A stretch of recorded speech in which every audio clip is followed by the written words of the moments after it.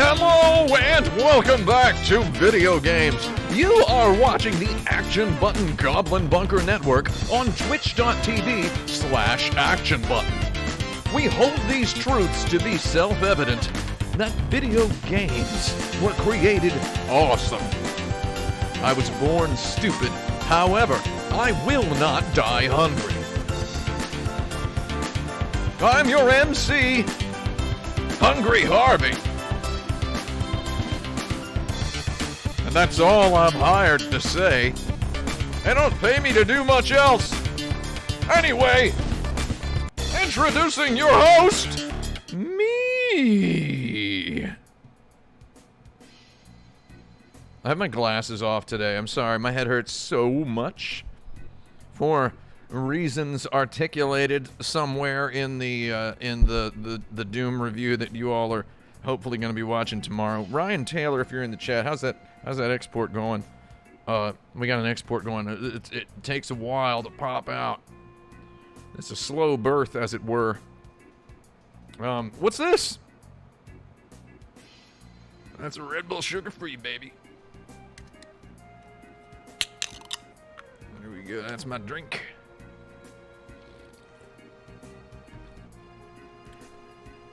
If I told you it was delicious, I would have to spend a long time explaining why I think that. So, I mean, it is delicious.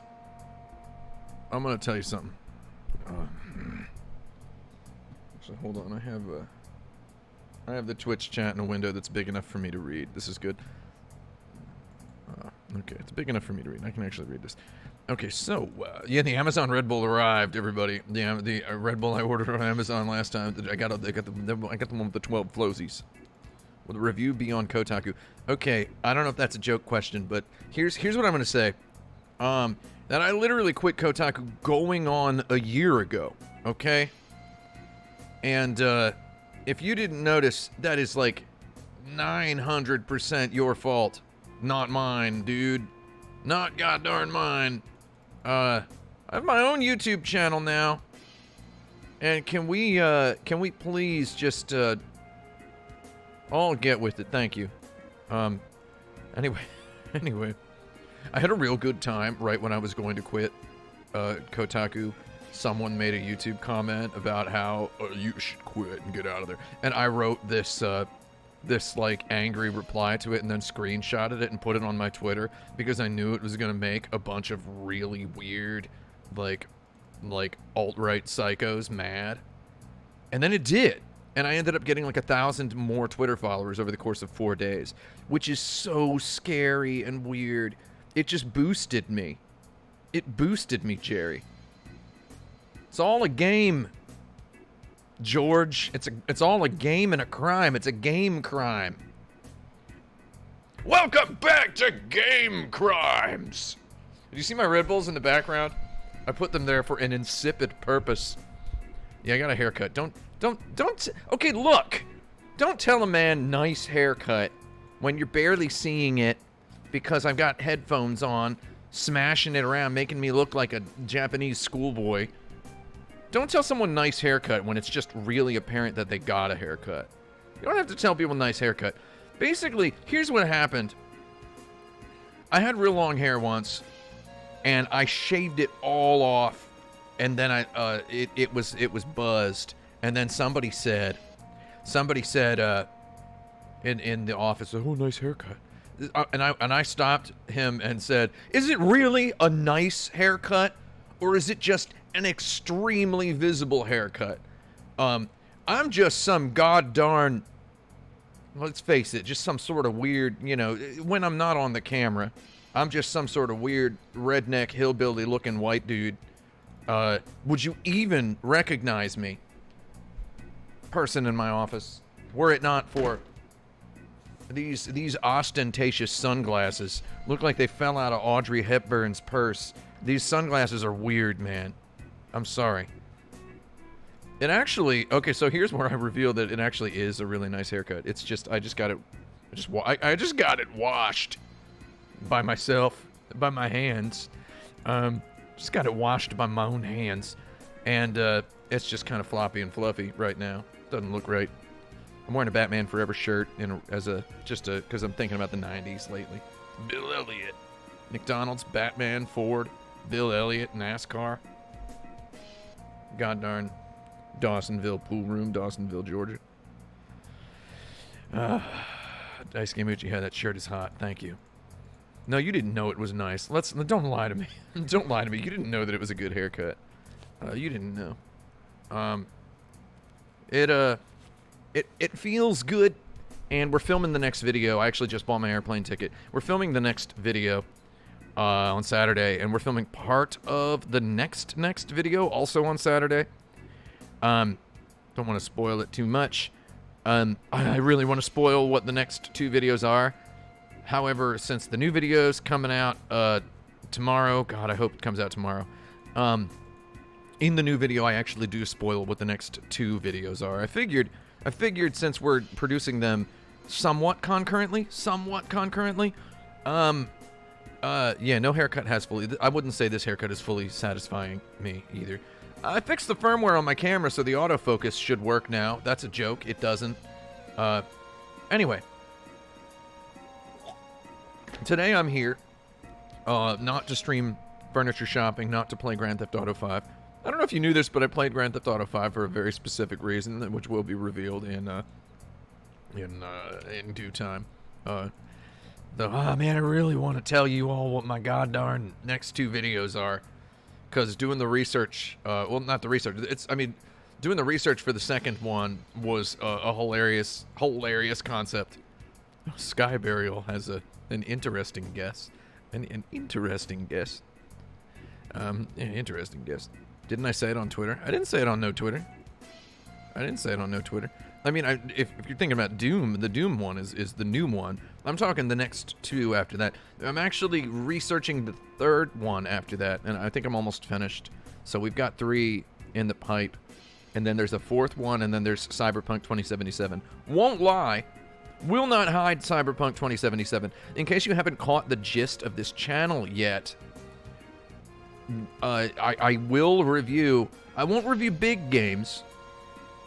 However, I will review huge games.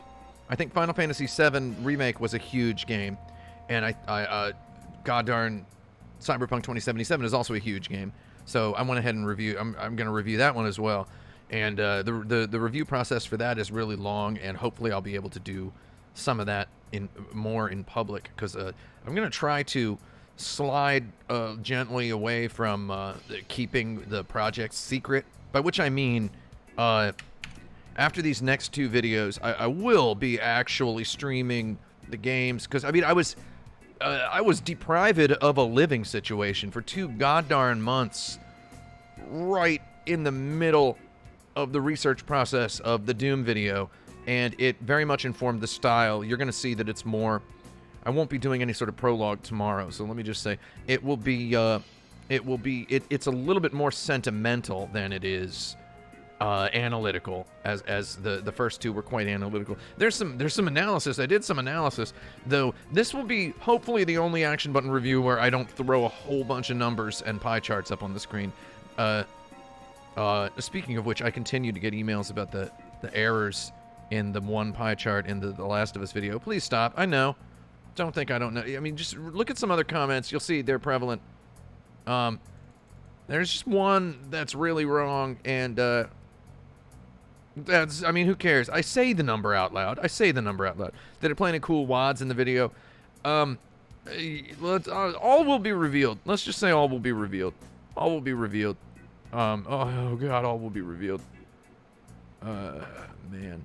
So, there's gonna be some, yeah, so, basically there's 2 more games. There's, another game, and then there's a 4th game, and then there's Cyberpunk, and I hope to have Cyberpunk, I hope to deliver it, like, on Christmas. Someone says, hate to be the schedule question guy, but will the next few be aiming for a regular release schedule, or do they just come out when they're done? The Patreon promises you 1 hour of densely scripted video content per month. I'm giving you 9 in 4 months. I think that's pretty good. But also, yeah, the idea is to have 1 per month. It's, the world is a goddarn rough place to do stuff right now. I don't know if you knew that. Remember the story from my my Final Fantasy VII remake where I said I didn't have a pop screen for the microphone until the very end. God darn it. And I mean, man, yeah, it was quite reckless and difficult. So yeah, it's difficult to do stuff right now. I didn't have a house for a while because I lived in a hotel. So the Doom video actually, I don't know if you watch the Doom video for a while, you'll see. Yeah, I know I'm out of focus. It's not my fault. This camera keeps doing that, and I can't fix it. I'll fix it later. So I'm not going to turn that light off behind me. No, I'm sorry. I got a goddamn optic nerve problems. Just look at me in soft focus. It's glamour shots today. I can't really tell what it looks like. Glamour shots, my friend. Glamour shots. Okay, so I got my eyeball problems. I won't be able to see my keyboard very well. Anyway, so not that I need to see the keyboard, if you know what I mean. Also, when we start watching the video, the lighting will look better. Like, watch when I open up, where's Sublime? Man, Windows updated last night while I was asleep, and I did not permit it. How does that look? Does that look better? Cut back over. There we go. So, yeah. So, basically what we're here to do today is we're here to watch some videos that I've made. I said we're going to watch them for the first time. By which I mean I actually did sort of watch this one. So, I mean, I watched this one, and of course I watched this one. I've seen these videos because I didn't actually watch all of this during the premiere. I was a bit busy with the businessy things, so I didn't actually watch all of the Last of Us one. I don't know if we're gonna get to that one today. I only watched the chat during the Final Fantasy VII review. So we're going to be watching these, and I'm going to be offering director commentary live and out loud. So if you would like to see these, we might not get through the whole video of any of these videos, though. I mean, just clicking around and looking at them, and we're gonna do a little bit of a fun time. Anyway, I feel like I should finish answering that schedule question. Yeah, there's going to be a whole lot. So you're saying you weren't complaining about the schedule? Yeah. There's the videos are going to continue. The idea is, I needed to hire someone to help edit the videos because I very much would like to deliver something of, I'm gonna say the quality. I'm not saying that arrogantly. I'm objectively the quality and density of the Final Fantasy VII review every month. I would like to do that. Quality, length, and density. I would like to give you a 3-hour video every month. It's just I need some help. And I got an editor this time. We have an editor, and we also have Josh Watson, who's also an editor. Though I basically want someone to do what I do at the same time that I'm doing it. So in other words, it turns out I've now spent well over 10,000 hours in Adobe Premiere. I realized just 2 days ago, I realized that I'm really good and fast at Adobe Premiere. So in other words, if I were applying for a job as an editor, I would ask for a high salary because you can't have good, fast, and cheap, right? So I realized I'm extremely good, and I could be a teacher. I could be a goddarn teacher, man. Oh man, I could teach Adobe Premiere. Now I don't know if I would be teaching you how to do it industry standard way, though I know I could teach you how to do it my way. And here's what I've learned, having been involved with the video game industry, having worked on video games. I've done some programming, like everybody's probably done like a little bit of programming. There's a whole lot going on in the world of technically skilled people. There's a lot of pride and technical skill, and it's all just accumulation is what I've determined. The technical skill is all just accumulation. You're building, you're leveling up, you're grinding. There's a lot of grinding in getting good at, for example, Adobe Premiere. And I've just ground a lot. I like saying grinded. I've just grinded a lot. And I can tell you that the way I do things allows me to produce hideously meticulous density in my videos, to a point where I have started appreciating the hardware that I currently possess. You know, when you Google, should I upgrade to 64 gigabytes of RAM? Will I see difference 32 gigabyte, 64 gigabyte RAM? And you get these Reddit threads where someone's like, literally no one can tell the difference between 32 gigabytes of RAM and 64 gigabytes of RAM. Like, okay, first of all, never say literally no one out there, because Lord, I can tell the difference. I can completely tell the difference between those two, man. Because when I put the extra 32 into this beautiful Ryzen system here, I loved it. And I'm going to tell you the truth. Thinking of getting a new computer just so I can have a 3090 rig, because I would understand what that does too. So that's I'm thinking of doing it. I'm thinking of getting a new computer in like less than a year. Oh, sneaky memer. You graduated from IU Bloomington, lived in South Bend all your life, and just moved to New York. I feel like I have this weird connection. Oh, neat. I'm going to South Bend, Indiana in 2 days. So if you're ever in South Bend at the same time as me, let's check out some food.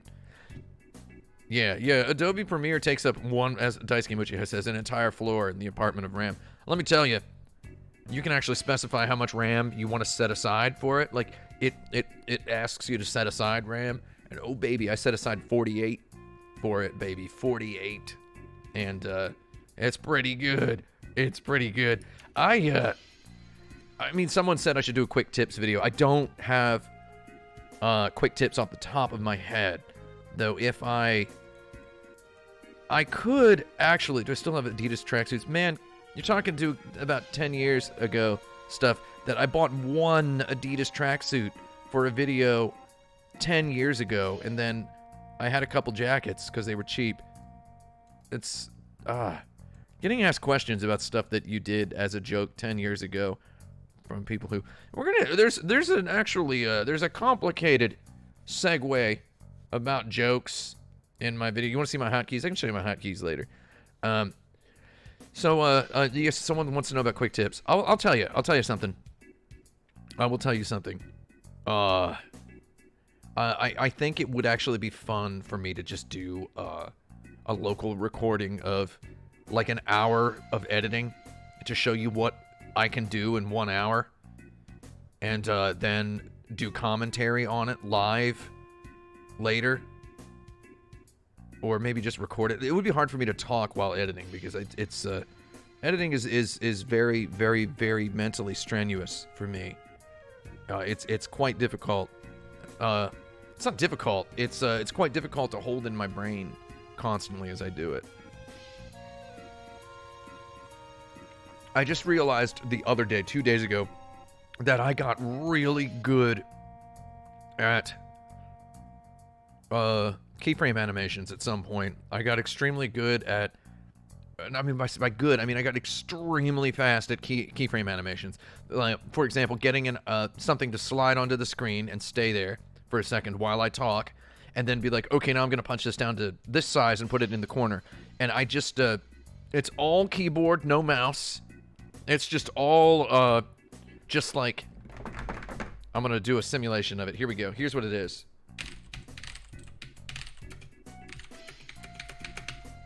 That's what it is.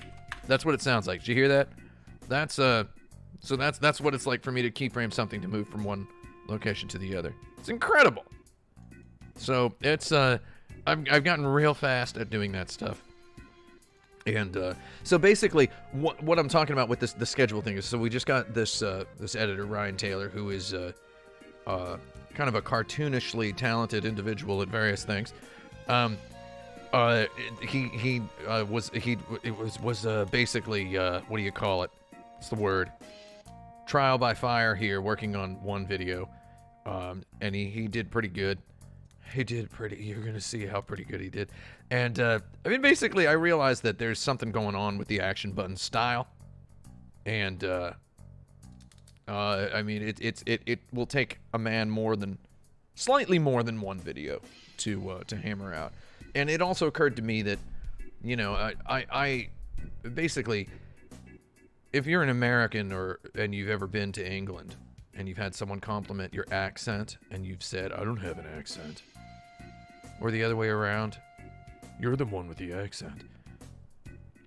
It's that kind of moment. So I think these videos have a style, some hammy style that I've done up that is not necessarily, it shouldn't be complicated for anybody to figure out. It's all just math, man. It's all just math. I mean, it is, though. It would have helped if I would take that math out of my head and write it down, which I've been doing. So I've been writing all the numbers down, the coordinates for like the sizes of objects, the proportions. And this little ticker at the bottom here is 135 pixels tall. You know why I'm 135? Somebody, why is my ticker at the bottom of the screen 135 pixels tall? Tell me. Somebody. Give it to me. What's the reason? You get a bunker dollar if you give me the reason that I chose 135. Dice Game Uchiha, you're close. You're close. Why is it 135?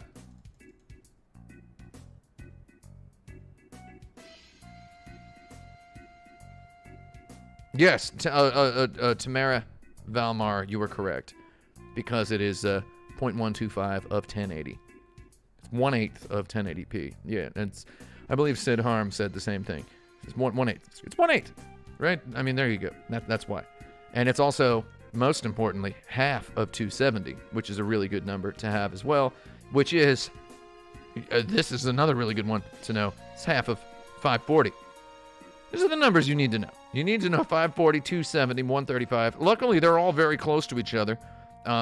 Multiples of 135 work very well for horizontal resolutions. Basically, you just start doing you just have all these numbers in your head. That's not really, that's kitchen stuff. Where do I stand on 480? Well, I love 480. 480 is 1/4 of 1080. So, or 1/4 of 1920. Sorry, it's 1/4 of the horizontal resolution. So, pretty good. Pretty good. So, we have all them numbers. Have we considered any Megami Tensei games for the Action Button reviews besides Persona 2, which you've given an affirmative to? All right, you're asking that question without having seen my Doom review. Please watch the Doom review and then think if you want to ask that question again, if you know what I mean. The Persona 2 review will be quite substantial. Quite a substantial review. Don't worry. It's just, when's it coming? I don't know. Probably not very soon. Probably not very soon. Do I have or have I at least used a 32:9 monitor? I got bad eyes, so I have a 21:9 monitor here, which is good. And editing in 21:9 is a wonderful experience, because I have my timeline all the way across the screen, and it's very nice, very nice. Anyway, so here's what we got. I want to watch these reviews for the first time. Meaning I normally just I export chunks. What do I mean by watch it for the first time? Well, here's what I mean. I mean that usually I chunk the video out. I chunk it, right? I watch it in chunks. I export one chunk at a time. I work on each segment separately. I stare at it until it's done. Usually I do the first one first, the last one second, and then I work my way in to the middle. So I don't usually ever watch the video all in one sequence in one sitting. Usually the way I watch a video is I will finalize one sequence, and then usually I have nested sequences that I plant together in one beautiful, very clean looking timeline. So I will I don't watch the videos. One of the things in the video industry, they always say, watch your exports, which is true. You should watch the video before you post it. Watch it once. I mean, I watch my segments individually and then tack them together. Okay? And by watch, I mean I'm pausing every 3 or 4 seconds to make notes or to fix things. Usually, I mean, I have a bit of a perfectionism. Believe it or not, my perfectionism does not cause me to take a lot of time making these videos. The thing that costs my perfectionism barely is a factor anymore in editing videos. It is barely a factor. The perfectionism is sitting in the little boy kid's table chair under the desk facing the wall. That's where the perfectionism is most of the time. I don't know what that means. The perfectionism does not enter into the video editing 99% of the time. for me. The perfectionism is just natural. I mean, because I know what I'm doing and I know what I like. What costs me a lot of time making these videos is just the research process, man. The research process is literally 90% of it. Okay? This Doom video's research process was enormous. Okay, so P. Gars is saying video editing lends itself to perfectionism. That's true by default. I'm just saying that my perfectionism has washed over my video editing progress, and I've transcended my perfectionism. I just know what I like, and I just throw it in there. I mean, I'm throwing it in there very fast. Very fast. So Kitsune Lane is saying, when I edit a loop or a trailer, 90% of it is finding footage and audio stuff. 90% of the editing process is finding footage, which is why the importance of, for example, when I reviewed the Final Fantasy VII Remake, which was a 50-hour game, when I reviewed that, I had 96 hours of footage that the logging was brutally important. I spent a whole week logging the footage. If you're working from footage like that, you have to log it. God darn it. We can do a video editing stream later. Video editing stream. We can do one of those. Though, you gotta log that footage, elsewise it's gonna be ridiculous to actually assemble the video. So, luckily Doom is a brief game that is quite beautiful to look at in almost any of its levels. So, the finding footage for that was basically you play the game with the music off, and then you just should I pair a loud part with this line or a quiet part? And you can end up just kind of ripping through it. Almost anything chosen for any clip in Doom is suitable. However, Josh Watson did a very good job picking some very specific clips, which I love. Josh Watson, did you know I accidentally said the name of the wrong level at the end of part 5? We won't get into what. I accidentally said the name of the wrong level, and then I sentence matched. It's an old YouTube term. I built a sentence where I say the right level, and it was very hard, and I loved it. And then I swapped your footage out to the correct level. You'll see if you can spot it. It's pretty good. I think it's the best sentence mix I've ever done. The best. It's really good. I mean, I did it fast too. I was like, I'll just see it and I'll just yell, I hate myself, and then I'll just do it. That's my mantra when editing a video. Is just go, I hate myself. Yeah, I said E something M something, when really I meant the same E but a different M, and also the wrong name of the wrong level name. I hadn't mentioned it. No, I had mentioned it elsewhere in the review. It's the only level to get mentioned. Well, one level gets mentioned many times. Everybody, place your bets now. Which level gets mentioned the most times? Which level gets mentioned the most times? Yes, P-Gar's Mad Max Fury Road was edited down from 500 hours of footage. However, Mad Max Fury Road had a script and a coherent narrative.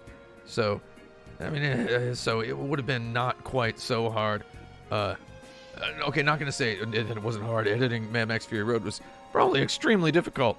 Speaking of Mad Max Fury Road, today we're going to be watching Death Stranding, my video review.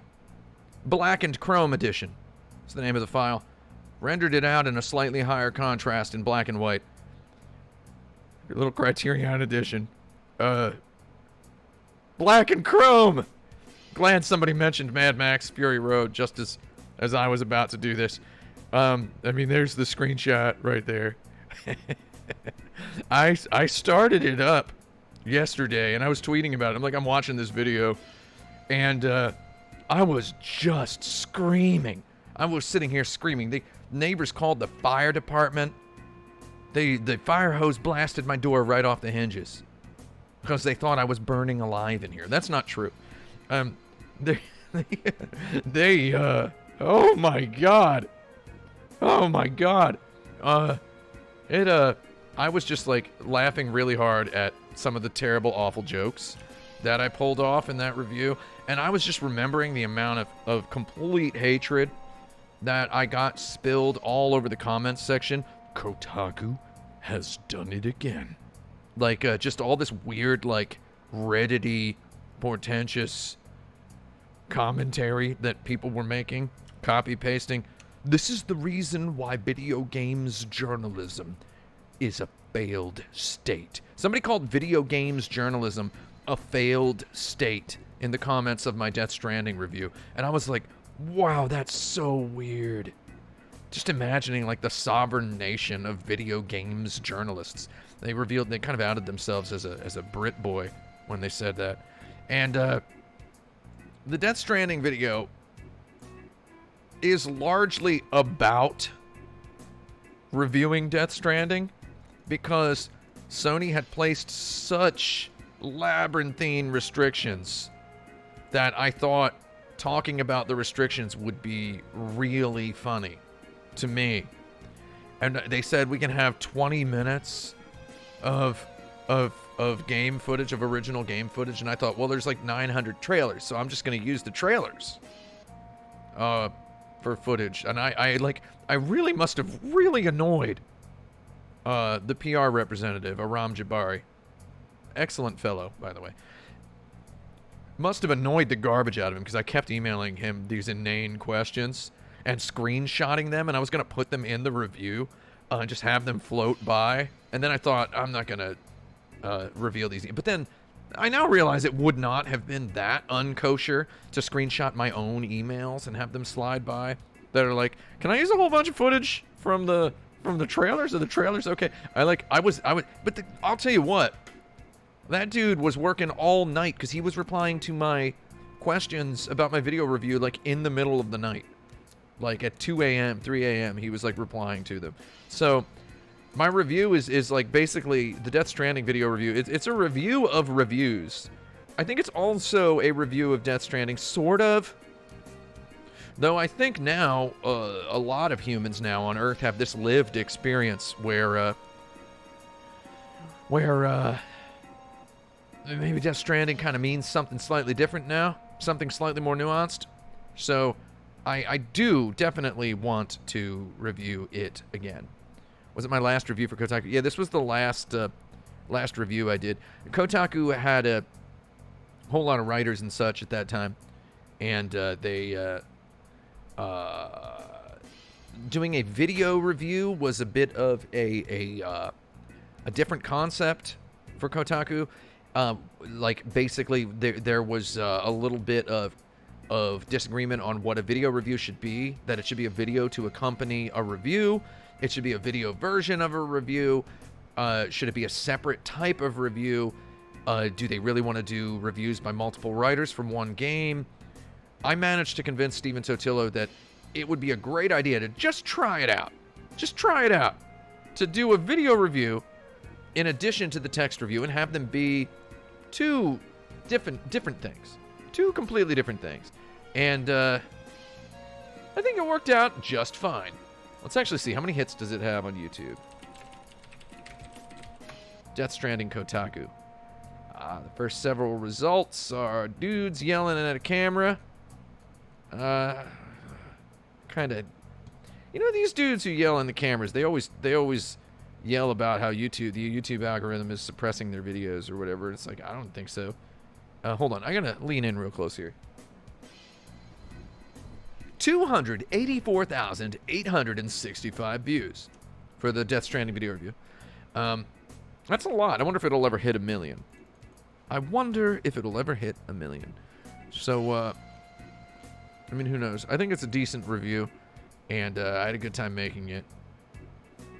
And I managed to bend every single... There are aspects of Sony's NDA that I bent to the breaking point in this video that you will never understand because they're that deep. I mean, I barely understand them myself. So, Fiompi says, I don't know if that's how you pronounce your name, that you like how my reviews basically usually function as a a how-to guide on appreciating the games. That was I actually wanted to have a series on Kotaku. So I don't know if you noticed, I did a lot of videos about games, right? And every single video that I did had to have some sort of a tag to it, right? Some sort of a tagline. So, something is blank, like to find some viral notion of the game and extract that and front and center it for a headline that will accompany a blog post that would contain my video. They wouldn't let me just call them all reviews because they had a very strict style guideline for reviews. So I actually had a really good show title that I wanted all my videos to just have this title. What do you think? You ready for this? For example, my Crackdown 3 video. Have you seen my Crackdown 3 video? So my Crackdown 3 video, I just wanted to call it, I had a title, right? So I had this title that I kept pitching over and over to Stephen Totillo, and it was probably a good idea for him to say no. Though my title that I wanted for all my videos was, and we're going to use Crackdown 3 as the example. This is Inside Baseball. You've never heard this before. My title was, and I pitched it again for the Crackdown 3. I'm like, okay, I know I've pitched this 100 times. Just listen to this here. I think it'll really work for the Crackdown 3 video because it is the motto I have in my head. This is what I say. It's at the top of every script that I wrote at Kotaku. The top of every script document I wrote, so that they're easy to find in my Google Docs. I used my private Google Docs, so I still have all of those. Didn't have to migrate anything. Use your private accounts if you've got them, so you don't have to spend several days archiving things when you're about to up and leave a job. The title at the top of all the documents, and I was like, this is the perfect name for this Crackdown 3 video. And again, it got kiboshed. It was How to Like Crackdown 3. How to Like. What do you think? Isn't that good? Oh, Milizione, the giant cop game? Yeah, I'll play that. I like it. It's weird. It's pretty weird. Yeah, so I think How to Like is a good title. I think that is a good title. It's like, that was my mission statement for every video that I made. Just so that I could keep pitching that show title. How to Like Pokemon was my Pokemon Why It's Good video. Was I pitched it again. Can I call it How to Like Pokemon? And the reason that show title was consistently kiboshed, they kept encouraging me to get a show title, and I looked at my contract, and it's like, if I make a show title, then it'll be hard for me to take that show elsewhere. You can't patent or trademark the word review, though. So I was like, well, then let me just call it The Review.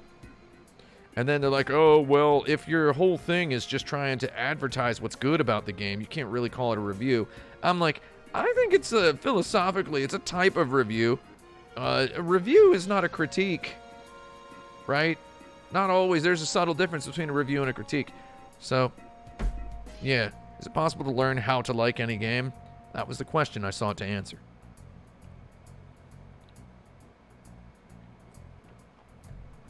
I think it's pretty good. Unboxing is not a review. No, let's not get ridiculous here. Yeah, my Kingdom Hearts 3 video review. That was a review.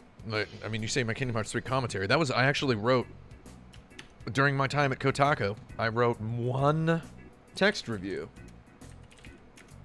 One text review. It was pretty good. You know, I'm also going to reveal here that Kotaku doesn't have hits. They don't have a view counter on the website anymore. Why do they not have a view counter on the website? God, that's so bright. God, it's so bright. Sorry, my eyes. I should probably put my sunglasses back on. Yeah, that was a review. How to find the fun. Yeah, see, find the fun is a grody phrase. I would like to do something with Polygon. If you're watching from Polygon, let me know. Chris Plant, whoever's out there. You know who edited that Kotaku Kingdom Hearts 3 review? Was Maddie Myers. Does everybody know Maddie Myers? Maddie Myers, excellent individual, that I was able to interact with, not very much at Kotaku, unfortunately, because she lived elsewhere. I remember sending that to her, just being like, I remember just kind of feeling like I just left something on the doorstep. It was so sad. I felt so sad because I'm like, I'm gonna try to write a normal thing, and then I'm like, nah. I got like one paragraph in, and I was like, I'm not gonna do that. Oh no, oh no, and oh no. Yeah, so that was pretty bad. And I don't know how she did it. She edited it a lot. Personally, I think the uncut review was okay. It had like she only cut like 1,000 words from it, but it was it's like less than I thought. I kind of thought, I told her just I mean, I redlined a couple segments. I'm like, just cut. You can cut this if you want. I don't know what it is. And she somehow put stuff together, and it was nice. Don't talk about my room, you jagweed, you piece of trash. I just moved into this. I've been living in a hotel for 2 months, you freak. I mean, these are boxes. I've just moved in, man. Oh, JK. Oh, is that the haters retreat, or is that a genuine JK? Is that a genuine JK? Or is it the haters retreat? I just moved in. I actually just started unpacking stuff today. Oh my god, do you all think J.K. Rowling's going on her recent psychopath tirades? I actually went and looked at her Twitter like yesterday, and she's still doing it. She's like doubled down so many times. You ever hear about how if you could fold a single sheet of paper in half 50 times, it would reach way past the moon? You know, there's something about doubling. So she has doubled down so many times. She's past the moon, is what I'm saying. It's kind of incredible. I don't even think she really cared in the beginning. I don't think she cared at all. I think she just, I think she was an ignorant person who made an offhanded comment and then got educated and felt bad the way a rich person does about being approached with ideological criticism from a person with 1/100th of a percentage of her goddarn bank account balance, that she felt so white personally insulted that she became this offhanded comment she made years ago. And I think it's just completely wild. Oh yeah, also, people are noticing a lot of stuff in Harry Potter. So here's what I think. I think she has held these bad opinions, these dangerous opinions, for a long time. Though I think she is now performing them so hard that she can't stop.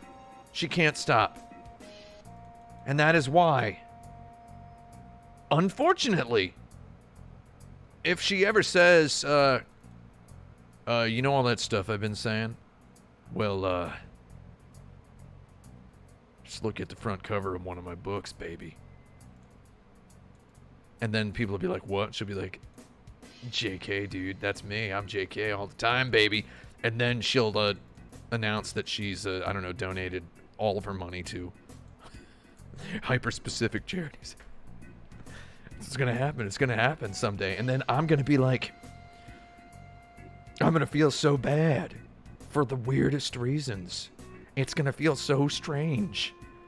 It's gonna be like, oh man, she was raising awareness all along.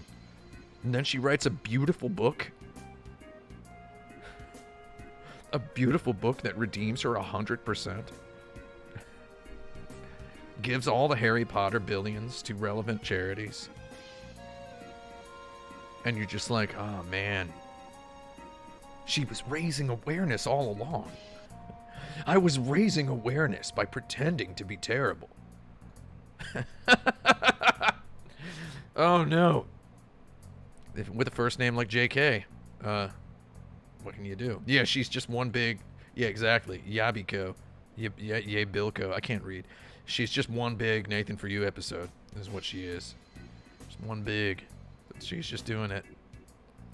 Oh, God. In case anyone is wondering, I mean, this is the problem. There's people out there. I realize there's people out there who can't tell if something is a joke or not, even when I say it. I mean, I definitely just want to clear the record. I definitely do not believe that that's going to happen. I do not think that is going to happen. I don't even know what we're talking about anymore. So I'm going to go use the bathroom, and then we're going to watch this Death Stranding review, because I done drank this Red Bull. It's not actually empty yet. I'm sipping. I don't know if you knew this, but Red Bull advertises itself as... Oh, I can't read in the dark. This is an eyeball nightmare. Eyeball nightmare. Anyway, it advertises itself as a lightly carbonated beverage. So, it's lightly carbonated.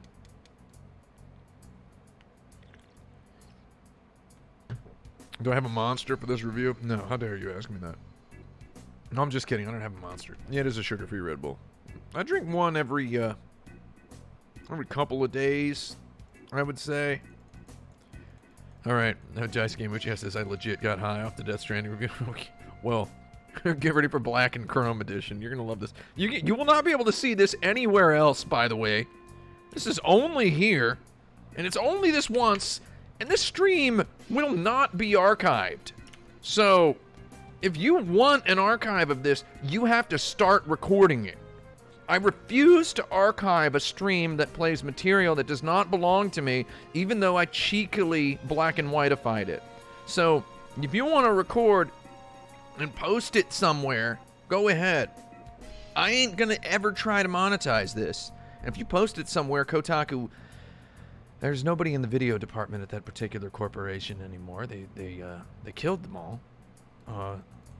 Though the robot still lives. I believe the robot that copyright strikes YouTube videos still lives. I remember one of my videos once had a piece of like a trailer of a game, and then minutes later, after I posted it, Kotaku's copyright strike bot copyright struck some independent YouTuber that had the same clip, and I ended up with my name getting dragged through the dirt on some Reddit thread about killing innocent independent streamers with fewer followers. And it's like, oh no, got yelled at, and I got all sorts of weird mentions in my chat, and I was just like, oh, I was so sad. Someone says, you really want to watch my Last of Us 2 stream again? I might actually just start playing The Last of Us 2 again. I don't have a TV, because I don't have any furniture yet, because my house is a goddarn mess. Did that work? Did you all hear that? Hold on. It's not working. Hang on. We're going to get it in there. Hang on.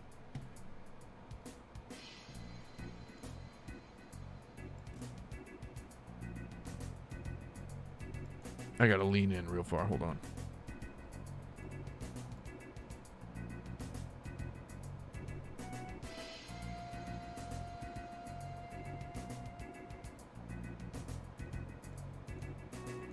Well, heck. I can't figure it out. Why is it not on there?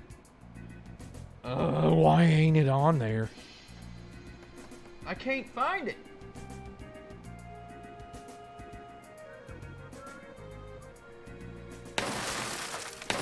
Is it working now?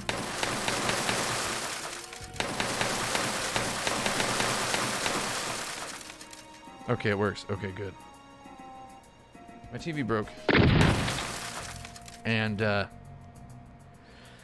thinking when I come back from South Bend, Indiana, recording my video review of... Oops, I almost said it. That's a joke. Of course I didn't. I wasn't going to almost say it. I have perfect control of every word I speak because I usually think my sentences through about 30 to 45 seconds in advance.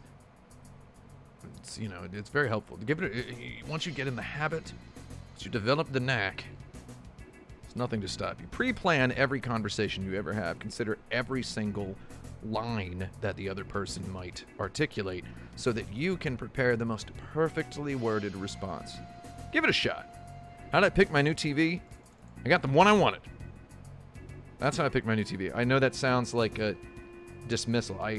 There's a TV I wanted, and I was just like, that's what I'm gonna get.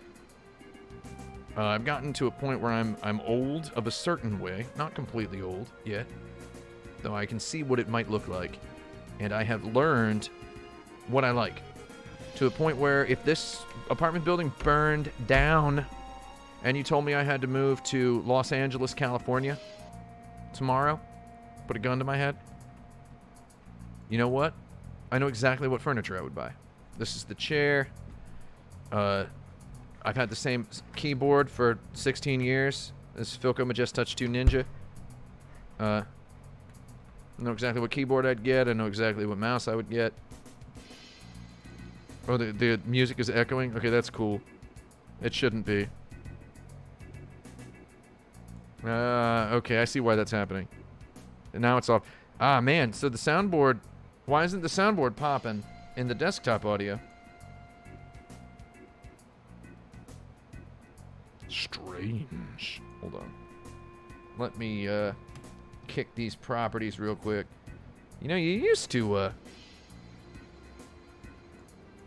you used to just, we used to just, what was I trying to say? When you open the advanced audio properties in OBS before, it used to tell you can't change this during a stream. Now you can, which is wild. So wait, what? I gotta open up my big boy chat. It's a giant screen. Okay, so the echo legit sounds good. Yeah, we're just gonna turn that off though.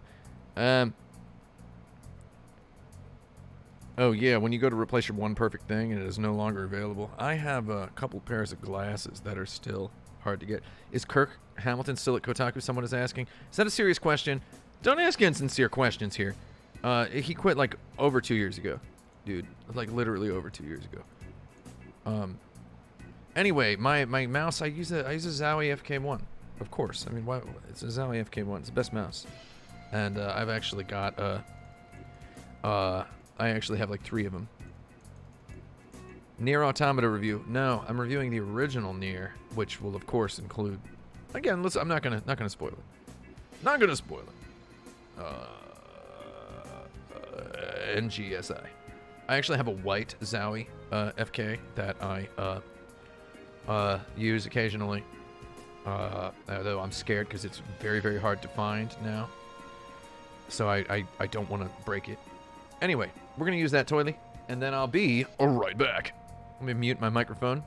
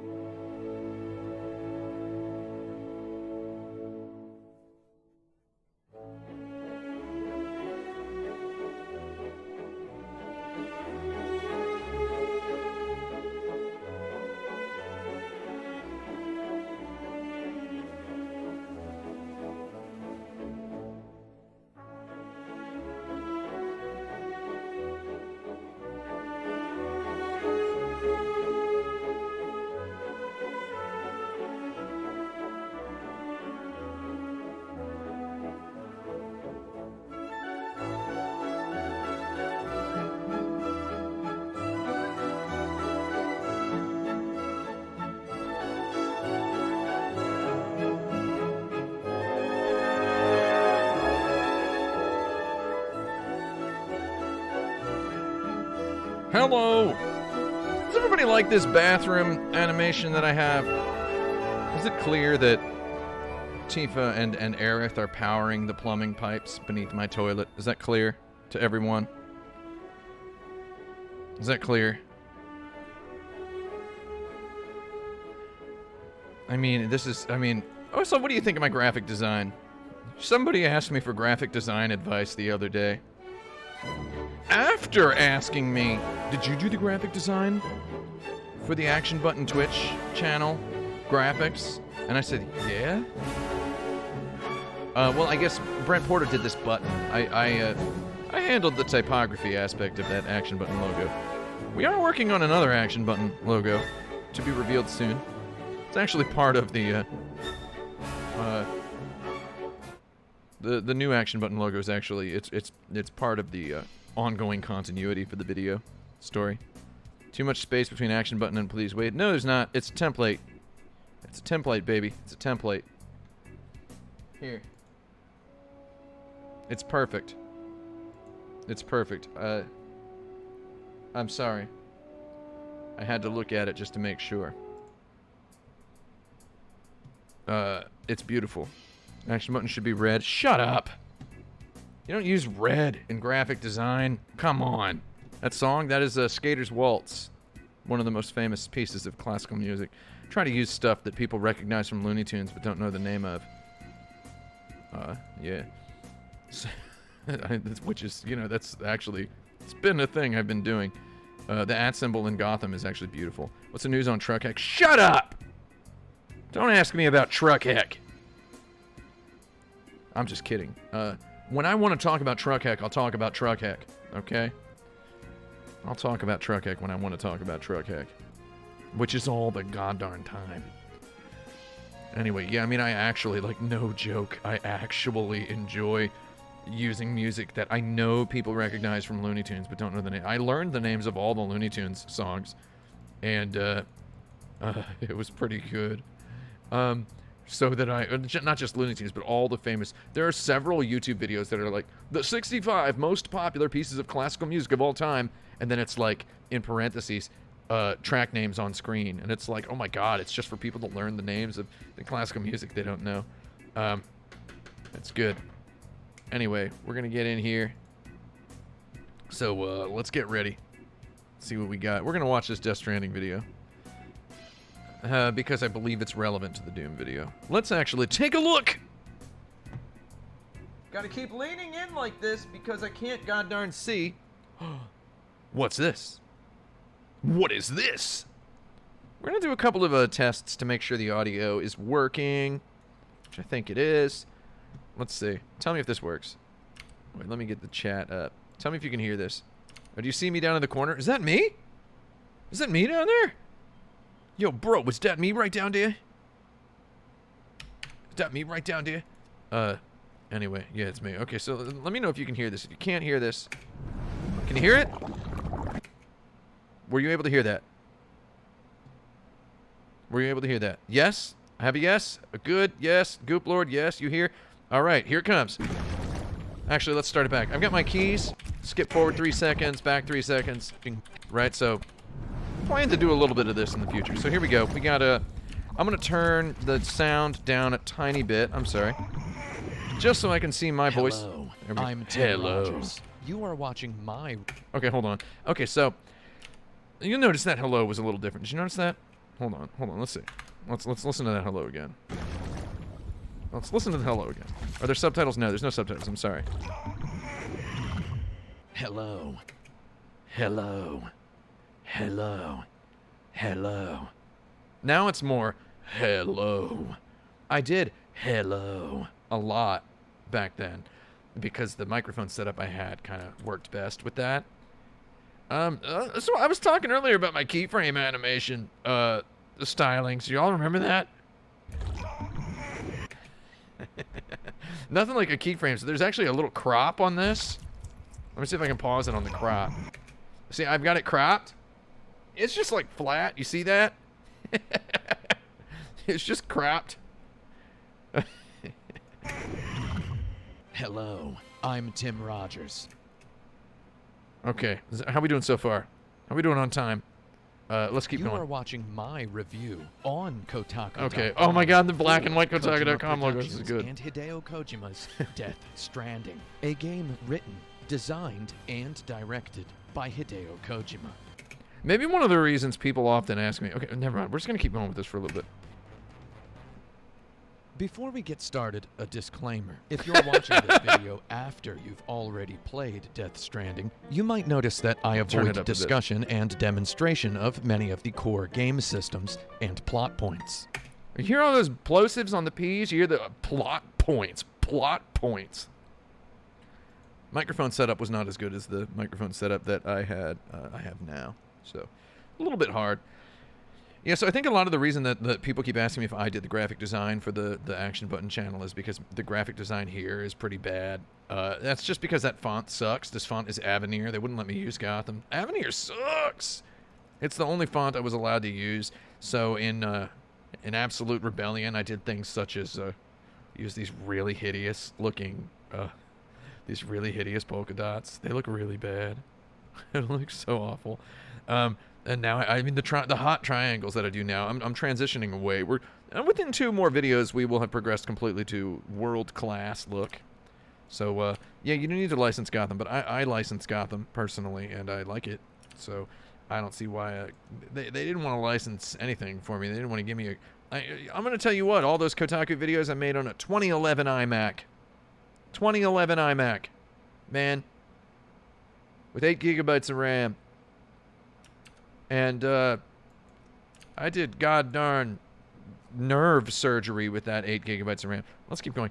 Okay, so I'm going to take it back a little bit. So I'm actually going to just, I'm going to try to watch this a while. So my graphic design is rebelliously bad. I won't comment on it too much more. Though it's just, I'm like, you're not going to let me use the font at one. I'm going to make it look like trash. Though I do actually like this, this drop shadow on a heavy stroke. This is like my 90s magazine look that I have.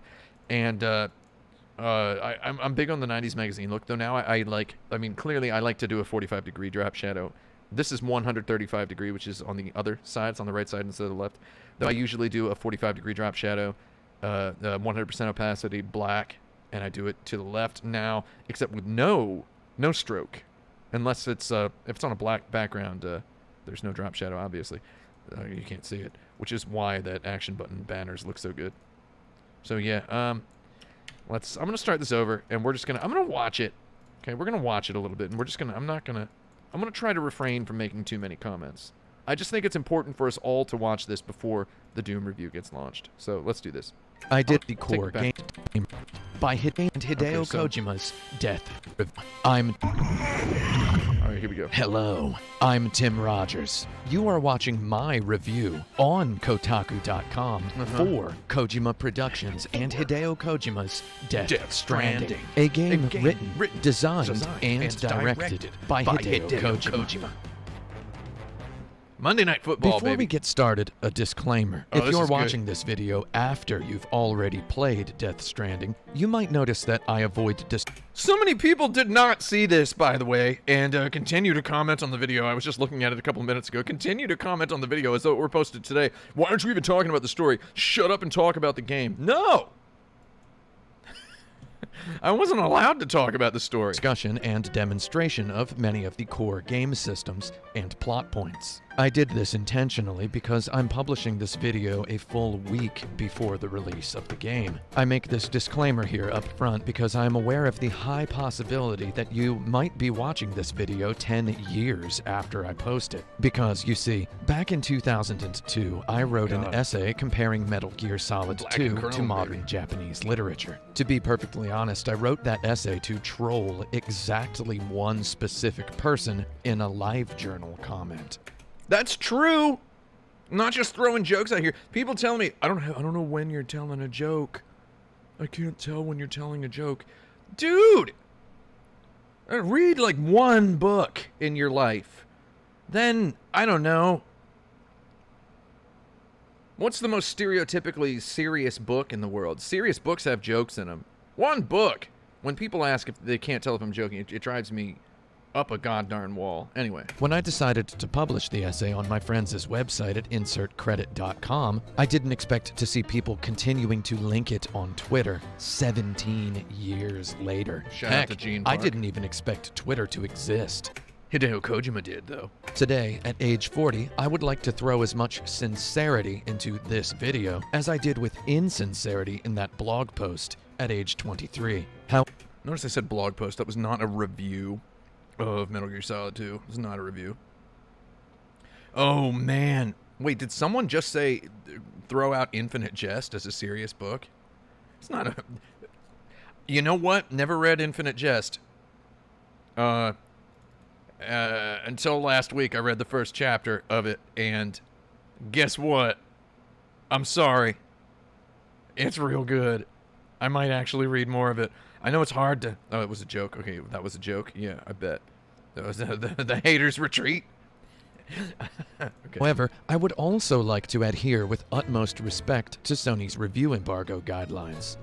Oh, see how I say here, I spoiled it. I'm going to use the same clip of Sam Porter Bridges urinating as many times as possible.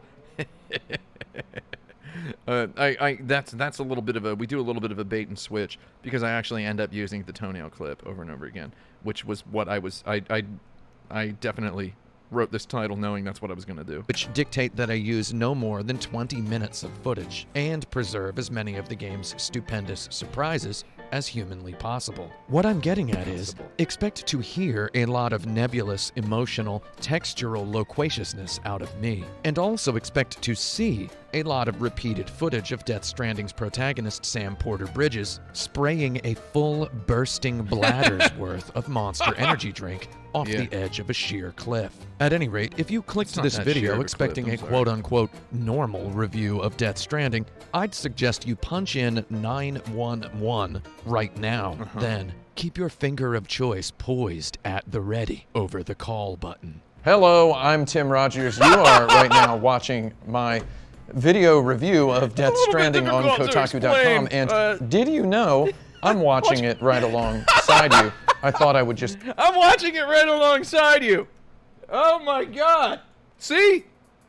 What am I talking about here? This is good. So, a lot of people have asked if these interludes are meant to be a... Like, so I actually got asked if these were like a joke. Like, oh, were you just doing that to cover your tracks because you realized your review is trash and you decided to put in these interludes? No! This was the whole thing, man. This was like the whole conceit of the review. It was the whole concept, man. That unfortunate facial hair. Anyway.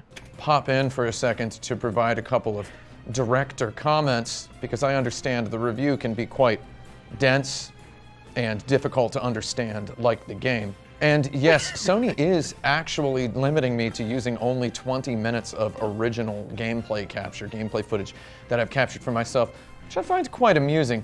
I mean, reviewing this game in general, only 20 minutes Hold on. So notice it says here that I only used 15 minutes of gameplay footage. So I actually did send a PR guy, what do you call it?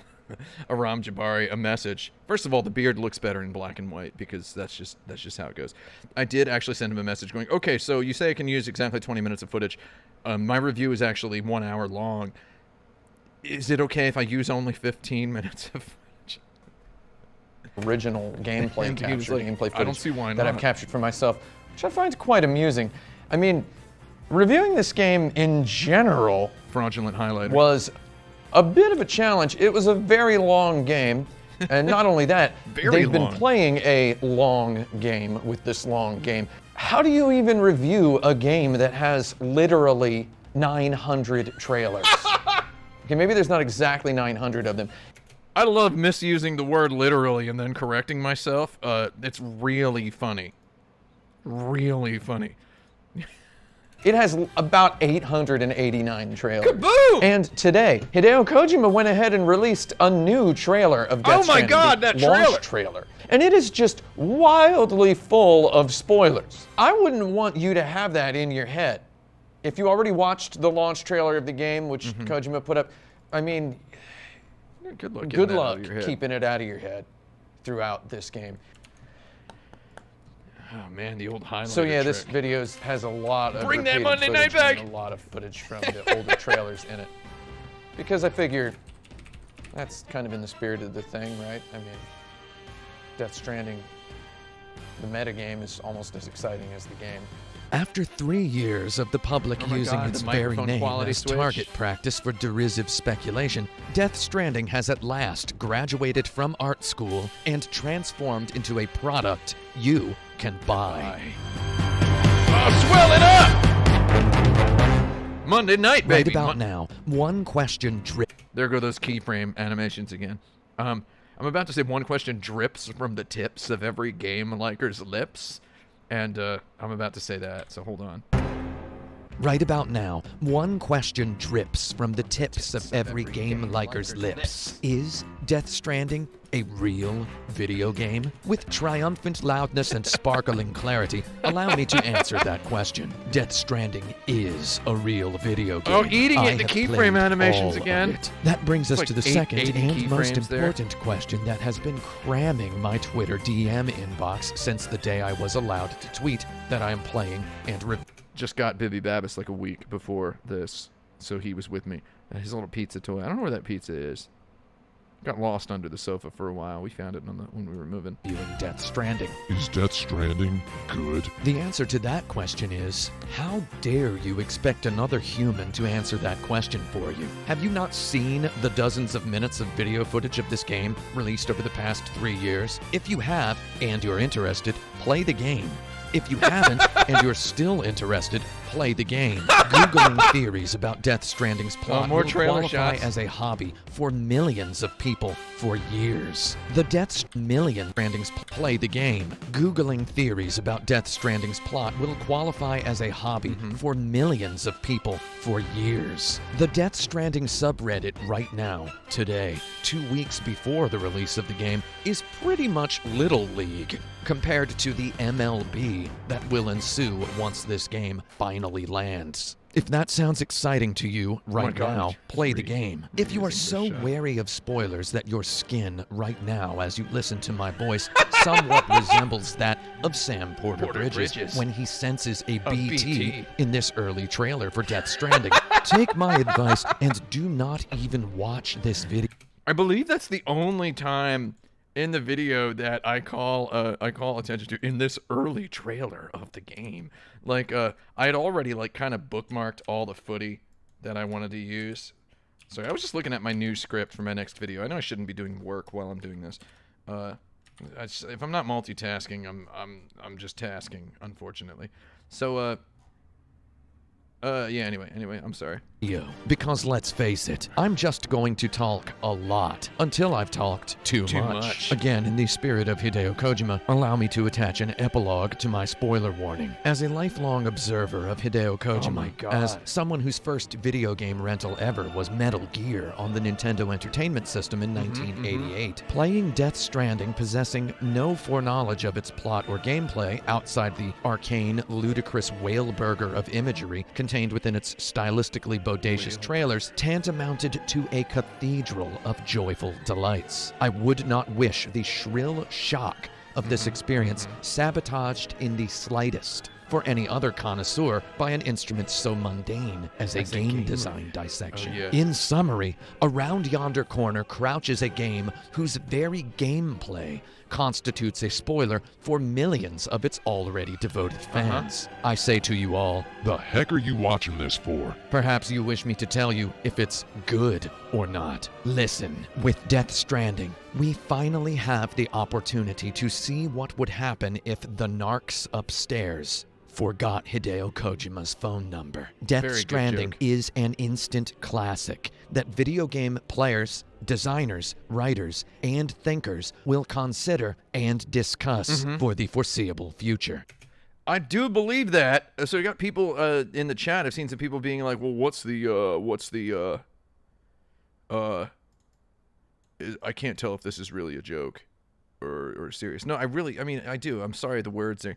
I mean, I'm having fun with it, though. I mean, would I bother having this much fun with this if I didn't like it? Like, no, of course not.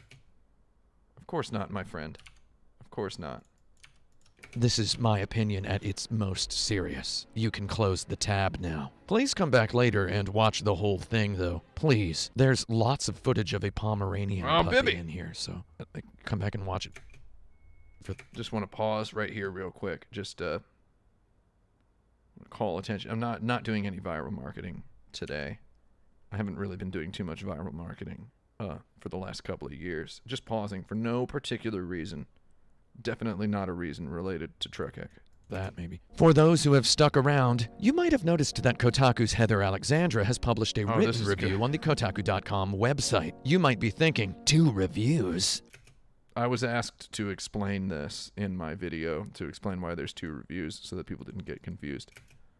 Your question has 2 answers. The first answer is that Death Stranding is a game so big, you would be a fool to review it just once. The second answer is, you're wrong. It's not 2 reviews. It's 6 reviews. Because my review is 5 reviews. In order to appropriately pontificate upon the game event that is Death Stranding and its ramifications, I felt the need to review it separately as a game, as a pet, as a film, as a book, and finally, as a piece of work by the artist Hideo Kojima. Tim Rogers for Kotaku.com Monday night is presents a video game Monday- review starring, designed, directed, written, and edited by Tim Rogers of Kojima Productions and Hideo Kojima's. I just want to say that I got yelled at by some humorless weirdo. I mean, okay, first of all, I got yelled at by more humorless weirdos because of this video than anything I have ever done in my life.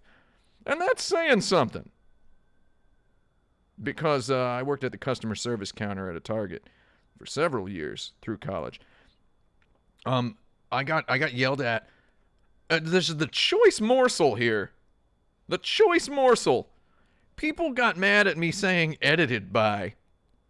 And I got yelled at by people. I deleted almost all of the comments that were on this. So I got yelled at for edited by. The edited by is a reference to Hideo Kojima having said edited by Hideo Kojima on his trailers, right? So he like at the end of one of the Death Stranding trailers, it says edited by Hideo Kojima at the end. So that's what this is a reference to. But also, the weirdest thing is that the majority of those weird, hateful comments were like, you shouldn't say you edited this video when clearly you didn't edit this video. It's like, man, I did edit this video.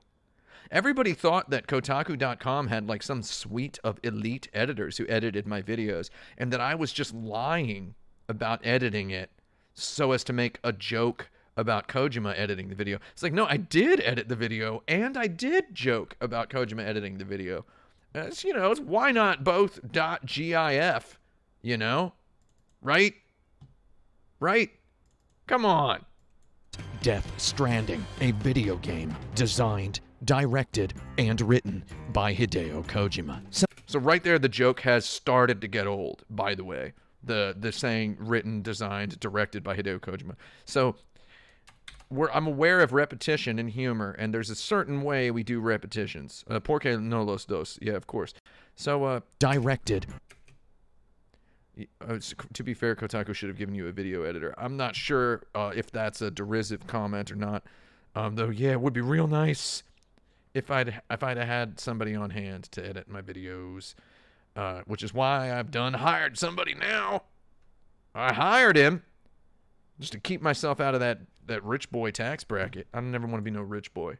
I never want to be no rich boy. And written by Hideo Kojima. Sony Interactive Entertainment sent me a download code for Death Stranding on Monday, October 14th, 2019. They told me I could send a tweet after 3 a.m. on October 16th, 2019, announcing that I was playing the game and composing a review. Okay. So this part got like 100 weird tweets from people, psychos, humorless weirdos, being like, you're just bragging about getting a video game for free. It's like, man, no. I'm not bragging about getting a video game for free. It's like, Lord. That's like, I mean, you're either 12 years old or you're going to kill somebody someday if you actually make a tweet like that at me for this. Like, clearly, I am not bragging about getting the game for free. It's like, Lord, they gave me a really, like, They told me when. They dictated the exact time I could schedule my tweet saying I'm playing the game. So, people need somebody's got to do some kind of master class in getting stuff. And put that on a Facebook ad. 19, announcing that I was playing the game and composing a review. Within an hour of sending my tweet, I had received 100 DMs. I keep my Twitter DMs open mostly so that brands can apologize to me. Okay, I got yelled at for that too. Most of the brands can apologize to me. Brands do apologize to you over DMs if you have over 10,000 followers and you make a comment being like, "This Dell monitor sucks." It's like you get Dell going, "Sorry, the monitor sucks. Sorry, the monitor sucks, Jerry."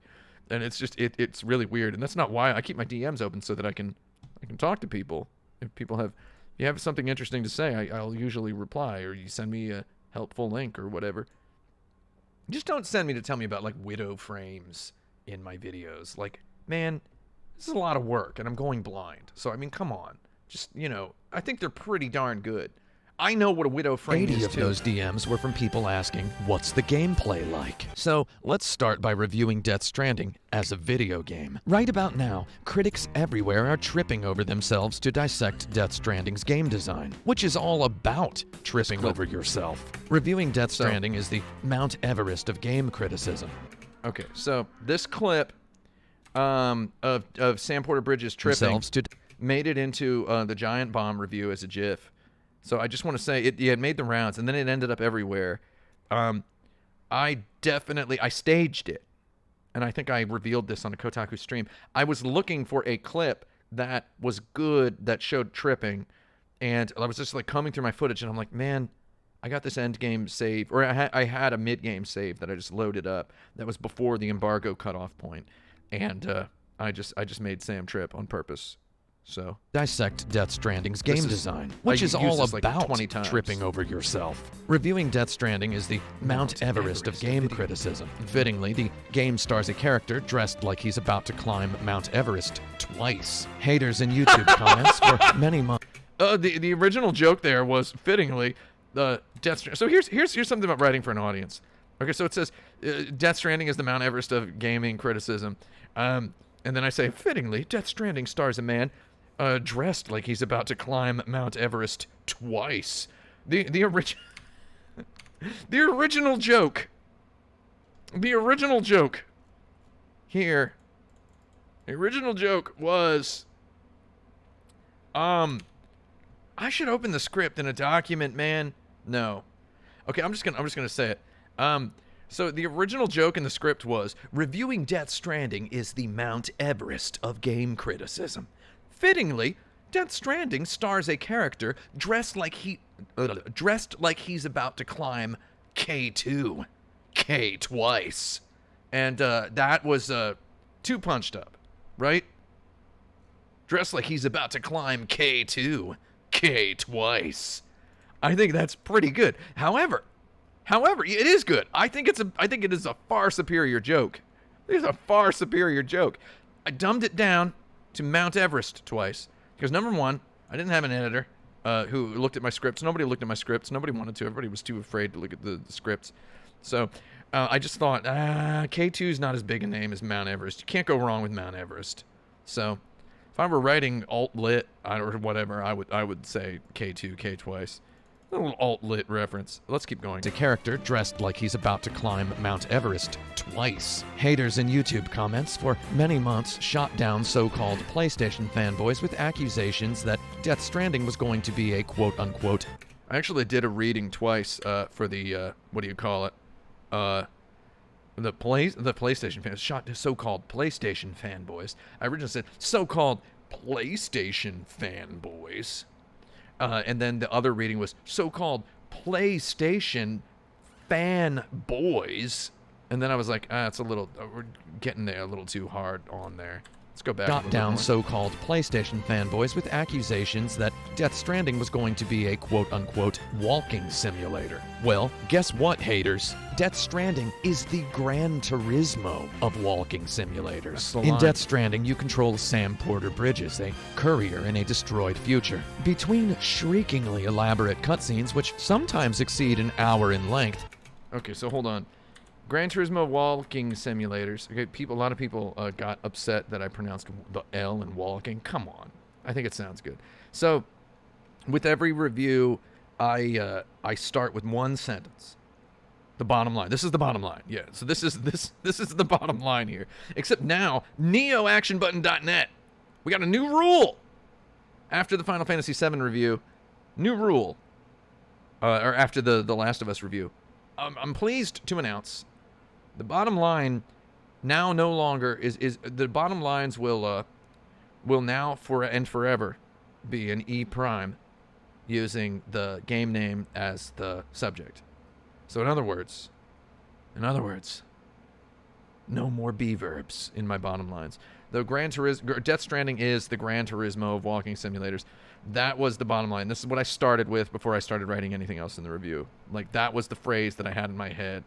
Sitting with Bibby Babbis. Bibby Babbis, very docile little puppy. Anyway. Turismo of Yes, walking neoactionbutton.net, simulators. of course. In Death Stranding, It's you coming. control Hold Sam on. Porter Bridges, a courier in a destroyed future. Between shriekingly elaborate cutscenes, which sometimes exceed an hour in length, Sam Porter Bridges trudges back and forth across untold miles of blasted terrain, carrying out thankless delivery missions for a wide range of clients, most of whom live deep inside underground shelters and perfunctorily greet him via hologram. If you think carrying packages, sounds easy, then you've probably never had a customs agent compliment you on your suitcase's impeccable organization while a dog sniffs it for drugs. That's true! Customs agent being like, I'm sorry, I have most of the script memorized. I'm sorry. I memorized most of everything that I write. It's horrible. Don't do it. Just don't develop any memorization skills. Kept you waiting, huh? Yeah, so the customs agent being like slap delay. So yeah, the customs agent was like, this suitcase is this is good. And I'm like, yeah, dude. Okay, anyway, let's keep going. For about the first 20 hours of my 80-hour experience with Death Stranding, I repeatedly found myself imagining Hideo Kojima in... I just want to say, shout out to all the psychos who dug their way. No, it was a customs agent in California. All this on the way back from Ireland, weirdly. Shout out to all the psychos who endured 10 minutes of this absolute shrill nonsense in order to extract the morsel of 80 hours and then start quoting it on Twitter and then start tweeting at me. The GameSpot says it took them 45 hours. And it's like, they don't play games like I do, I guess. I played it 80 hours. I don't care. A lot of that was capturing video footage. I mean, it's like, oh, is it really 80 hours? Can you confirm this? Can we see a timestamp? It's like, man, you people, what do you care? I think Mia Farrow actually did watch this review, believe it or not. I know that sounds like I'm joking, though. I have it on good faith that she watched it. Me and Ronan have hung out. I'm going to keep watching this now. Interviewing an Amazon delivery person in 2015 with the same enthusiasm I possessed when interviewing Hideo Kojima, director of the upcoming Metal Gear. Interviewing Hideo. This is a notion I actually got. Imagining Hideo with Death Stranding. I repeatedly found myself imagining Hideo Kojima interviewing an Amazon delivery person in 2015 with the same enthusiasm I possessed when interviewing Hideo Kojima, director of the upcoming Metal Gear Solid 3 in 2004. I imagined him with a voice recorder held an arm's length out. Isn't it depressing to just leave packages with a doorman or in a lobby? Has a customer ever thanked you personally? When a customer gets angry at the damaged status of a package, how does it feel to have the customer's words proxy relayed to you via your supervisor? Boy, it must be hard to mind curbs and steps when the box obscures your view of your feet, right? So how many times per week do you find yourself buying new shoes? When was the last time you upgraded your hand cart? Don't you miss just like buying things inside stores, surrounded by other people? Oh my God. Miss just like buying things inside stores, surrounded by other people? I do, actually. Kojima's trademark adolescent-like wonder straddles the Don't line look at the between toenail shut. Just meditation close your and eyes. You know what's obsession, coming. eventually burrowing I gotta deep read. between adolescent-like wonder straddles the line between meditation and obsession, eventually burrowing deep enough into the psyche of a delivery person to carve out a texturally unique game design experience. For 3 years, Kojima hyped Death Stranding to high heck with increasingly densely cryptic imagery-filled trailers, only to now release what is ostensibly an open-world QWOP-like courier sim with occasional freakish horror stealth. It's Metal Gear Solid for Silent Hill fans who just spent $400 on a GoRuck GR1 rucksack. Wonderful. Gotta say. $400 on a GoRuck GR1 rucksack. I really like that line because I actually did spend $400 on a GoRuck GR1 rucksack, and I will never need another backpack for the rest of my life. I actually convinced my buddy Jordan Vogt Roberts, director of the film Kong Skull Island and the upcoming film Metal Gear Solid, to purchase a GoRuck GR1. Someday, me and Jordan Vogt Roberts are gonna play F-Zero AX in an arcade. GR1 is $250. It's not $250. It wasn't $250 before. It's $250 now.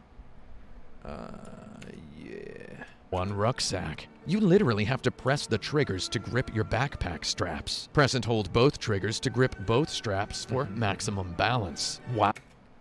Sam Porter Bridges would get beat up in a high school in the 1990s. Beat. Okay. Oh my God. To grip backpack. $400 Here, on a hold on. GoRuck Two-strapping, GR1 two-strapping. rucksack. This is a reference to two-strapping. Did you ever get yelled at for having both Who here went to high school in the 1990s? I don't think anybody got this joke, which is okay because I did and I love it. Two-strapping. You ever wear? Everybody in the 90s is wearing their backpack with one strap, right? You got it. Everybody, you got this joke? Okay, good. I don't think everybody got the joke because I see millennials out there now. It's two-strapping.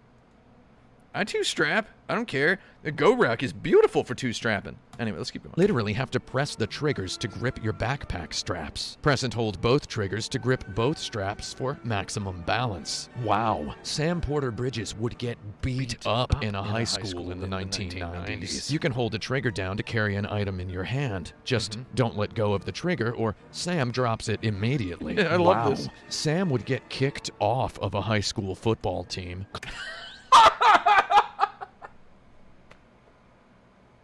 Two high school references. We're getting close to the point that I got to yesterday before I had to stop because I was having too much fun. The ludicrousness of imagine a running back who drops the ball every time he lets go of the R2 trigger on his PlayStation controller in a high school football team. It's really good, multi-layered joke. Very good. Very good. Let's keep going. Would get kicked off of a high school football team. Click the R1 button to operate a terrain scanner to make sure you'll be able to step somewhere without falling over. And you will fall over a lot. Sam Porter Bridges is an Uber Eats driver in a world where cars are a lot falling over. like this and line. you will fall over a lot. Sam Porter Bridges is an Uber Eats driver in a world where cars are made of al dente pasta. Death Stranding's game design Tony, interrogates the player into wallowing in its design with al dente pasta. Death Stranding's game design interrogates the player into wallowing in its representation of logistical mundanity. In Death Stranding, a character early on describes logistics as the biggest challenge faced. Oh, it says K2 back there. Do you see that? It says K2, yo. Hold on. I want to listen to this line again. Sorry. Don't look at the toenail strip. It's coming up. Mundanity. In Death Stranding, a character early on describes logistics as the biggest challenge facing mankind. Kojima looked at Amazon, UPS, DHL, and FedEx and asked, what kind of world would it be if delivery people were, in indisputable fact, the bravest people in the world? Incredible. Incredible. I didn't see the coronavirus coming. I mean, Kojima didn't see it coming either, though. Good line. Really good line. Really good line. Okay. That's Death Stranding, in which even the most analog stick friendly of video game players will likely struggle to keep the character running in a straight line with a comically tall tower of impossibly fragile, apocalyptically important cargo boxes dangerously wobbling on his back. If I told you 3 years ago that you would play a video game in 2019 that made you say good morning to a UPS guy, you'd probably have punched me in the stomach. After you finish trudging through Death Stranding's artistically, addictively miserable 20-hour on-ramp, you will have probably developed enough fastidious habits to utmostly respect any delivery professional. For example, allow me to capitalize on this opportunity to apologize for all the times I almost tweeted about how UPS has never once successfully delivered a package to my Brooklyn apartment. Never once. UPS always failed to deliver packages. They always failed. I always had to go to the locker. They never left them in the apartment. Even when I was in the apartment, they put a tag on the door and said it's in the locker down the street, which is like, fair enough, because I wouldn't have wanted to park on that street.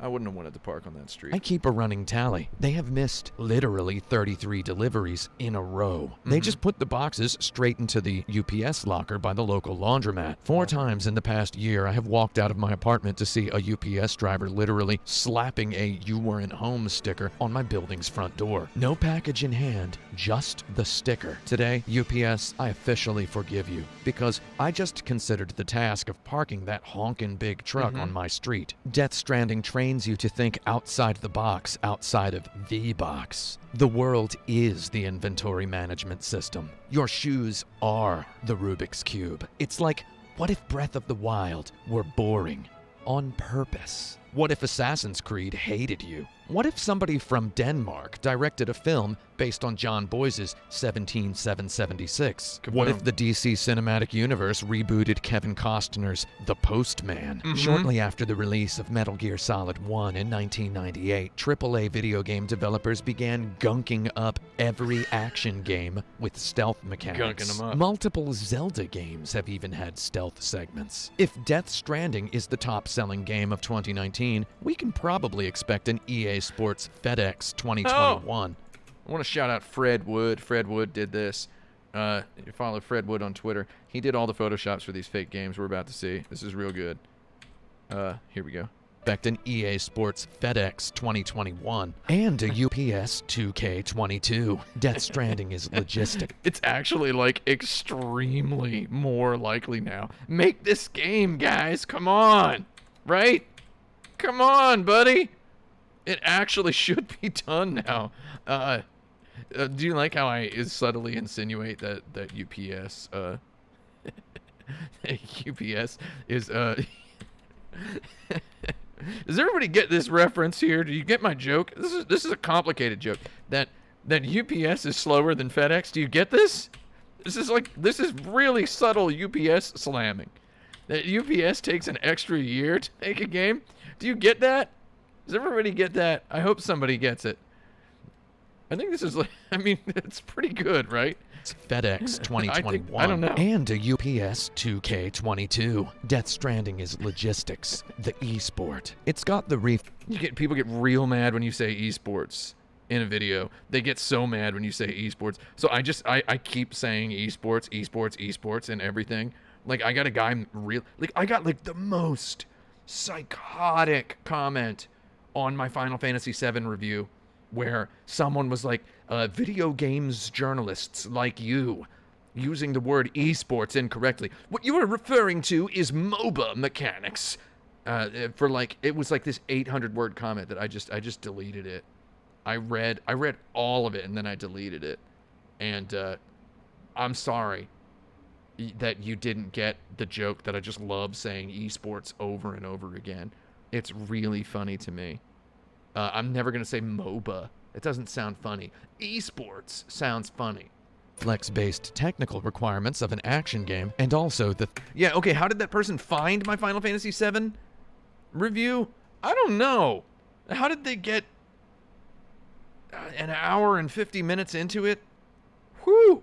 Not sure. I mean, maybe they clicked on the the chapter just to see what I said about the battle system. Logistics, the e-sport. It's got the reflex-based technical requirements of an action game, and also the thinking wizard's gauntlet of terrain mastery that separates video games from interactive contests. As you make ready to embark point A, it always behooves you to plot your route toward point B with extreme care, else you get stuck with depleted resources or beef it on a tricky incline and lose someone else's precious valuables. Your only tools for considering your route are your real-world memory of the terrain and the in-game map screen. Like much of Death Stranding's game design, the map screen communicates misery, probably on purpose. It's frustratingly...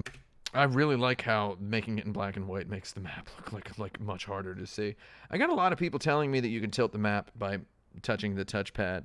And I mean, I did that a lot, though it's not in any of these clips, but I got so many comments on the video that were like, don't you know that you can tilt the map with the touchpad? And I'm like, yeah, it's still hard to see elevation, man, no matter what. And also, you can't argue with me here. Look how bad this is. It's not bad. I mean, it's on purpose. It's purposeful, though it's very low contrast. It's very low contrast, especially if you have optic nerve problems. And tilting the map did kind of suck. I just didn't do it in this because anything involving the touchpad looks really jittery and bad. Notice that when I record footage for video games, I'm always very like manipulating the analog stick like a camera person, keeping it very nice and clean so it looks nice. I have if you watch the Final Fantasy VII Remake video, you'll see tons of very smoothly controlled cameras. I have just hours and hours. You watch some of my streams, you would have seen me doing the hours and hours of just strolling just to use for B-roll.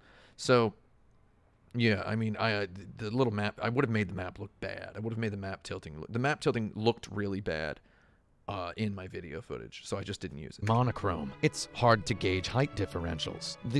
That was the line. I said it's hard to gauge height differentials. It is, even with the tilt. I'm sorry. It's okay. I actually like that. It's interesting. Slightest vector miscalculation might send you to the edge of a cliff, which you might unwisely, in your haste, try to rappel down using a climbing rope, which turns out to be too short. Like I said, the first Love 2 it. dozen or so I got that truck stuck there on purpose, by the way. I got it stuck there on purpose. hours of the experience give you pure misery, in which you painfully learn the habits the protagonist already possesses. I actually think that's a really interesting point. Something about the game player as an actor. I think that's interesting.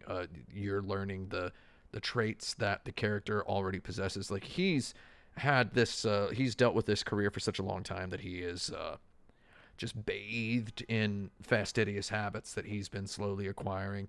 And the first 20 hours of the game teaches you, like gives you his life experience. I think that's actually very, I don't want to get too far into what my real review that I do next year, or start working on next year is going to cover. Though I really do think that is something Kojima was very, very seriously thinking about.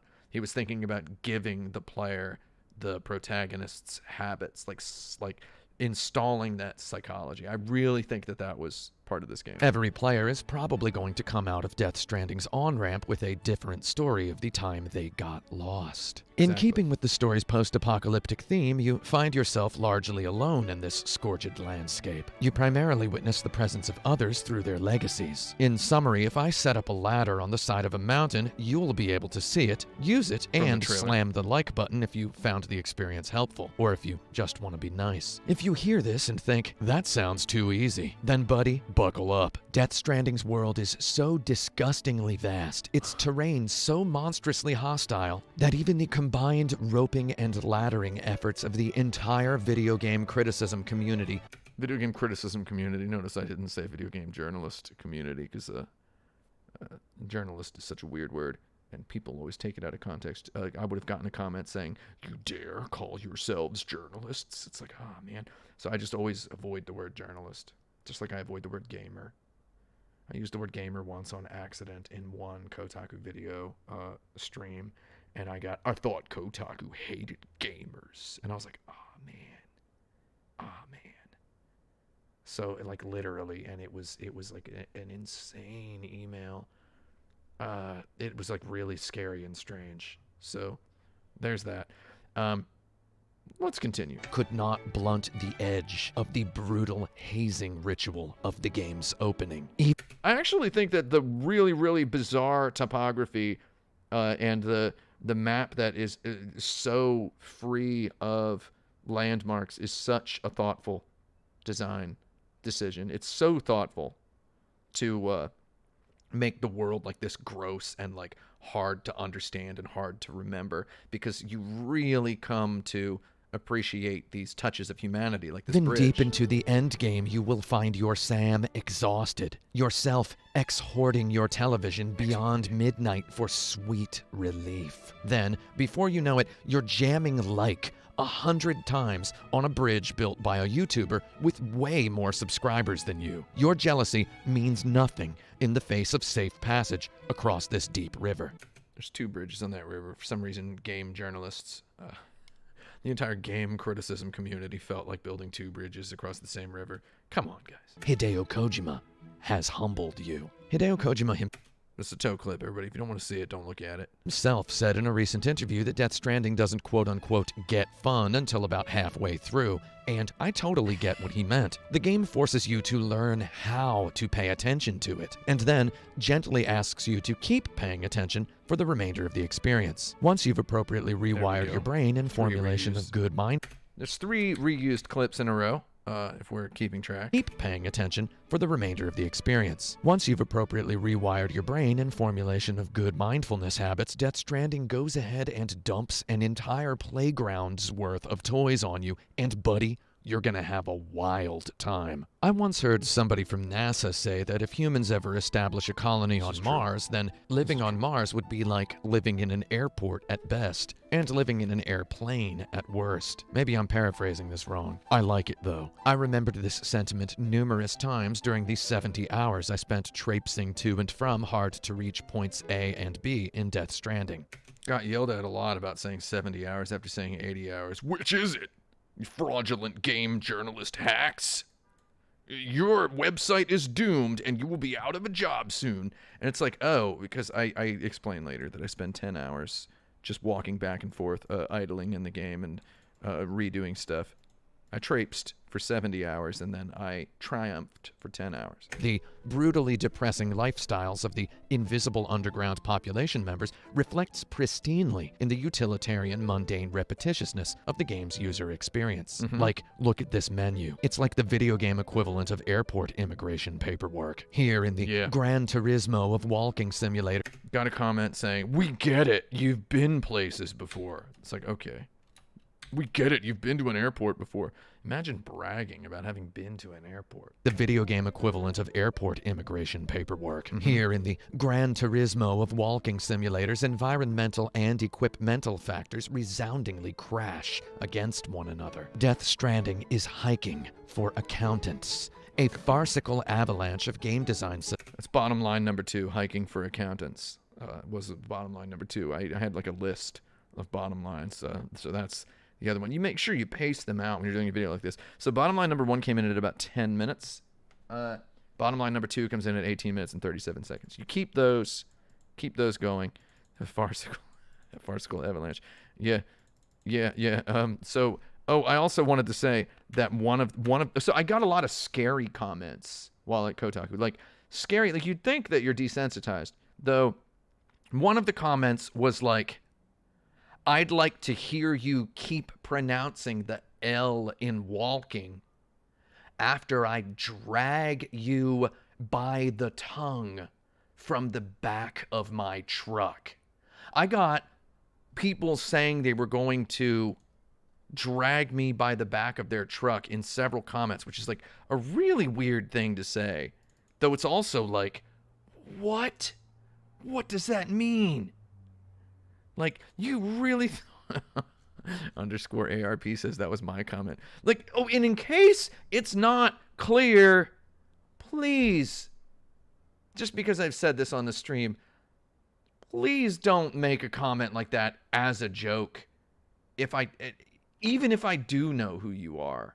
It's just like, that's weird. Don't, like, paste that exact comment in. It's just a little strange. A little bit strange. Did someone send a pipe bomb or threaten to send a pipe bomb? Someone once said, "Be careful what FedEx deliveries you sign for tomorrow," as a comment just alone. And I'm like, man, that's a bluff. That's a bluff. Anyway, I'm gonna continue. Yeah, you don't joke about any kind of assault. Accountants, a farcical avalanche of game design systems poking and prodding one another, piling ever and ever higher until they become a spaghetti mountain of a narrative unto themselves. Calling Death Stranding an action game is like the inverse of calling hiking boots rally shoes. I'm really not sure about that sentence. See, I don't really know what I was thinking when I wrote this rally shoes line, and I felt really weird when I was reading it, and then I thought I was going to cut it out when I was editing, and I didn't cut it out. I left it in there because I got a deadline and such, and it's easier to make a long thing than it is to make a short thing. That's true. A lot of people don't get that. Although It is easier to make a long video than it is making a short video. Takes a long time, man. You gotta like hone it. You gotta razor it down to make it like really nicely, like to put the brevity in there. It's like I can do brevity, but who cares? It takes time, man. Also, there's a whole lot of brevity in these videos if you just appreciate them one sentence at a time. There's just a couple of good sentences. I really didn't get that line. I did not exactly understand. I wrote it and I was like, I don't know about this. And then I had like I put it in green font so that I knew to think about it a little bit more later. It's still sort of punchy. Anyway. I just thought this would have been a really good opportunity to be like 2 years after getting over it with Bennett Foddy, Hideo Kojima turns out his own spin on sexy hiking. And then I could have shown Norman Reedus in the shower. That would have been funny. Or There's a great joke that, so someone in the comments was like, you joke about something that you could have added while you're adding something to the video. It's like, oh man, it's so weird to have to consider the task of explaining why that's funny to somebody. It's just really weird. It's like, I mean, the joke about this, I'm sorry, I don't want to spoil it, but this interjection here is actually scripted, so sorry about that. would have been, whatever. Between its distant narrative was beats, scripted. Death Stranding crushes you with addictively miserable logistical nightmares. Its landmark-defying expansive geometry mesmerizes would-be memorizers. Turgid full of complex Oh god, that's such a good comment, or a good sentence, hold on. miserable logistical nightmares. Its landmark-defying expansive geometry mesmerizes would-be memorizers. Mesmerizes would-be memorizers. Mesmerizes would-be memorizers. That's pretty good. That's, I just gotta say, I think that's really good. Turgid full of complex asynchronous online ideas seemingly born day one of Demon's Souls. Floppy with old-fashioned PC gaminess. Filthy with red-hot Octodad sweat. Death Stranding represents Hideo Kojima closing out this decade with his own sublime regurgitation of everything Minecraft, of every early access sorta janky survival game on Steam, of every one of the darkest souls. Death Stranding proves that if you go all the way in on something, you can make even a game that's literally entirely about fetch quests fascinating. I said fascinating. I think I wrote interesting, and then I said fascinating. That's one of my favorite paragraphs. It's one of my favorite paragraphs in there. Because, okay, so that's the end of the game review segment. And I remember whenever I get yelled at on Twitter for videos being long or articles being long or stuff being long, it's like, man, I wrote that paragraph. And that's the review. That's my game review. All the other stuff is cruft, and I know it. Though you're here to hang out, or you're not, right? You're here to hang out, or you're not. So I know that all the other stuff is just kind of crufty cruft, dusty cruft. Though that one paragraph is that's my whole review. If you needed, I mean, I've written little blurbs for magazines before. You can put that in a little review. and then you want to post that in like GQ or whatever, just on the sidebar, that's what I would send you. That's 150 words of a review. Between its distant narrative beats, Death Stranding crushes you with addictively miserable logistical nightmares. Good sentence. Its landmark-defying, expansive geometry mesmerizes would-be memorizers. Turgid full of complex online ideas. Seemingly born day one of Demon's Souls. Floppy with old-fashioned PC gaminess. Filthy with red-hot Octodad sweat. Death Stranding represents Hideo Kojima closing out this decade with his own sublime regurgitation of everything Minecraft, of every early access sorta janky survival game on Steam, of every one of the Darkest Souls. Death Stranding proves that if you go all the way in on something, you can make even a game that's literally entirely about fetch quests fascinating. That's my review of Death Stranding. If you need a review, you know, if you needed a review of Death Stranding, that's it, in one paragraph. What do you think? That's good, right? That's all you need. That's my review. So, I kind of like just doing the rest of the reviews, though, with a bunch of nonsense for fun, because that's how I entertain myself.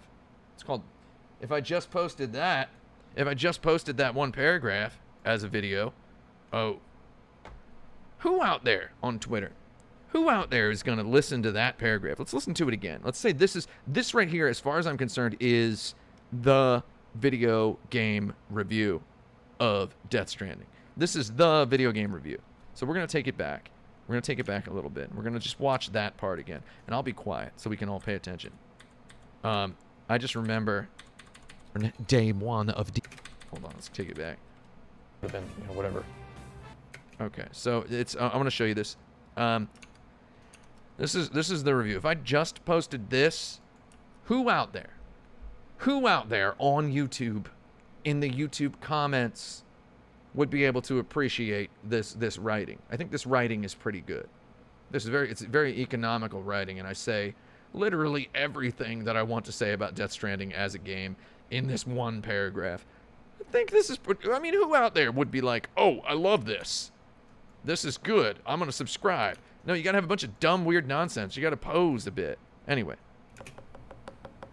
Between its distant narrative beats, Death Stranding crushes you with addictively miserable logistical nightmares. Its landmark-defying, expansive geometry mesmerizes would-be memorizers. Turgid full of complex, asynchronous online ideas, seemingly born day one of Demon's Souls. Floppy with old-fashioned PC gaminess. Filthy with red-hot Octodad sweat. Death Stranding represents Hideo Kojima closing out this decade with his own sublime regurgitation of everything Minecraft, of every early access sorta janky survival game on Steam, of every one of the Darkest Souls. Death Stranding proves that if you go all the way in on something, you can make even a game that's literally entirely about fetch quests fascinating. Right? That's it. That's my paragraph. That's my one paragraph that I was like, this is good. This is very good. This is very good. And that was it. That was what I did. Right? And I guess you had to watch for what? 20. You had to watch for 20 minutes to get there. So that's my impressively concise. Thank you. So that's it. Would you actually enjoy Death Stranding, Reptilian Samurai? Yeah, it's good. It's very good. There's a whole lot of playfulness. This review didn't even let me show like 90% of the cool stuff you can do in the game. Just didn't let me show it. They wouldn't let me do it. I wanted to show all the stuff you get to build, all the trucks you get to make. You can customize your truck. You can drive in, bust up little pop-up improvised communities of weird hoarders and scroungers. It's good. I think the zip line is actually visibly unimpressive, though when you use it, you do feel like a god. Let's continue. Going on to the next review. Number 2. Hello, I'm Tim Rogers. You are watching the Kotaku.com Pet Owners Review Oh my God, of Pet Kojima Owners Productions and Hideo Kojima's Death Stranding, a video game written, produced, designed, and directed by Hideo Kojima. I actually have to go to the bathroom. Can I go to the bathroom real quick? I'll be back and we'll talk about this game as a pet. I'm going to go ahead. It's going to be quick because I got it pressurized. It's going to be basically it's going to be some kind of a sneeze. I'll be right back. I just got to go sneeze.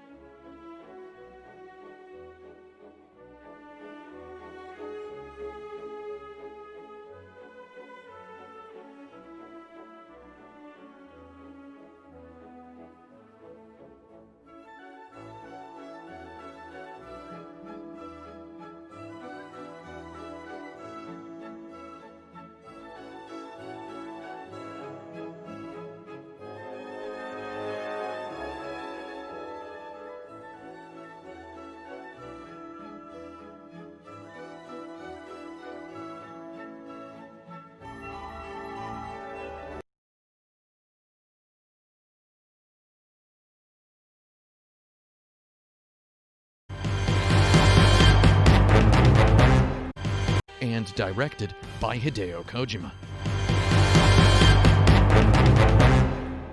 On Valentine's Day 2004, the 8th question I asked Hideo Kojima during our first 2-hour sit-down after I scammed Hideo Kojima's publicist into believing I was a writer for Wired magazine by publishing several articles in Wired magazine and then convincing the editor of Wired magazine to vouch for me was, Hideo Kojima, I just read the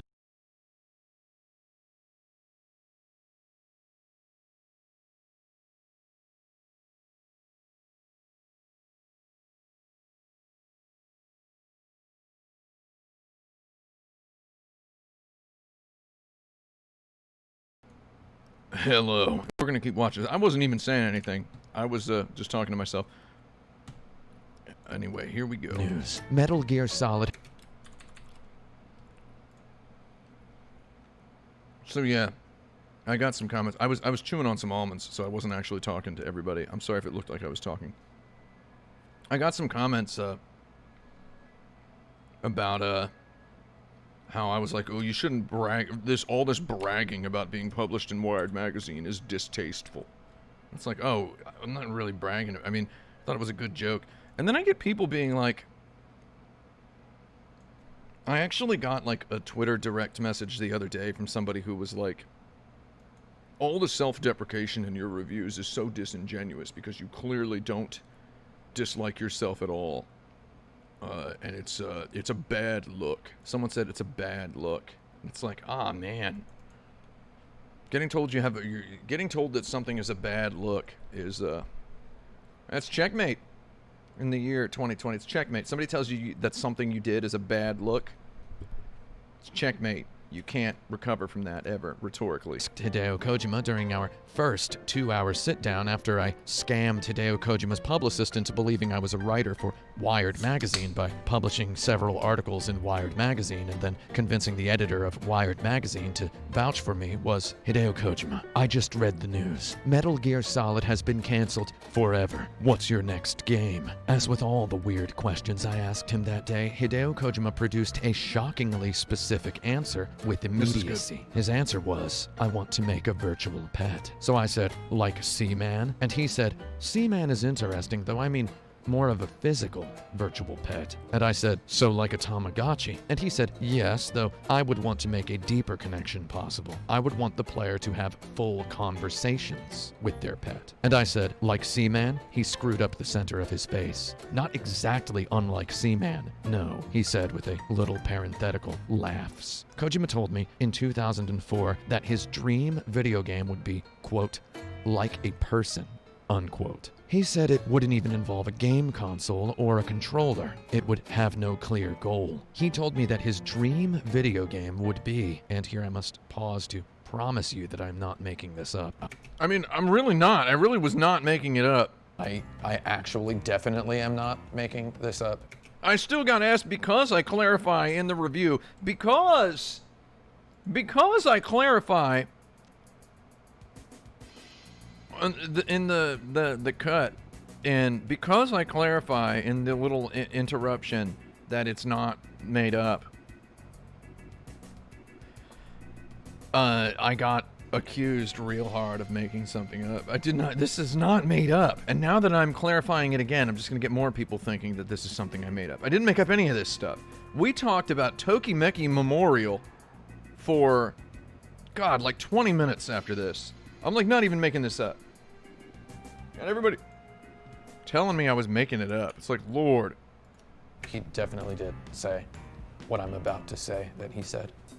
A small robot child. As the player slash owner slash guardian built a relationship with the robot child, they would become aware of a looming, lingering backstory. Eventually, a narrative catharsis would rock them and challenge their beliefs about reality. Yeah. Also, it would make you feel exactly like a parent. Parenting, Kojima said on Valentine's Day 2004, is probably the perfect game. He then summarized his ideal video game as a game that feels like a person. Kojima's games often present us tiny diorama worlds. Previews back in the day for Metal Gear Solid 2 gleefully presented the information that if you knock over an ice bucket in a kitchen scene early in the game, the ice cubes melt on the counter. I asked Kojima about this on Valentine's Day 2004. I was like, the ice cubes melt, though they don't melt in real time. They melt too fast, like the countertop is heated somehow. Kojima laughed. He said, well, it's not supposed to be completely realistic. It's more of a gesture.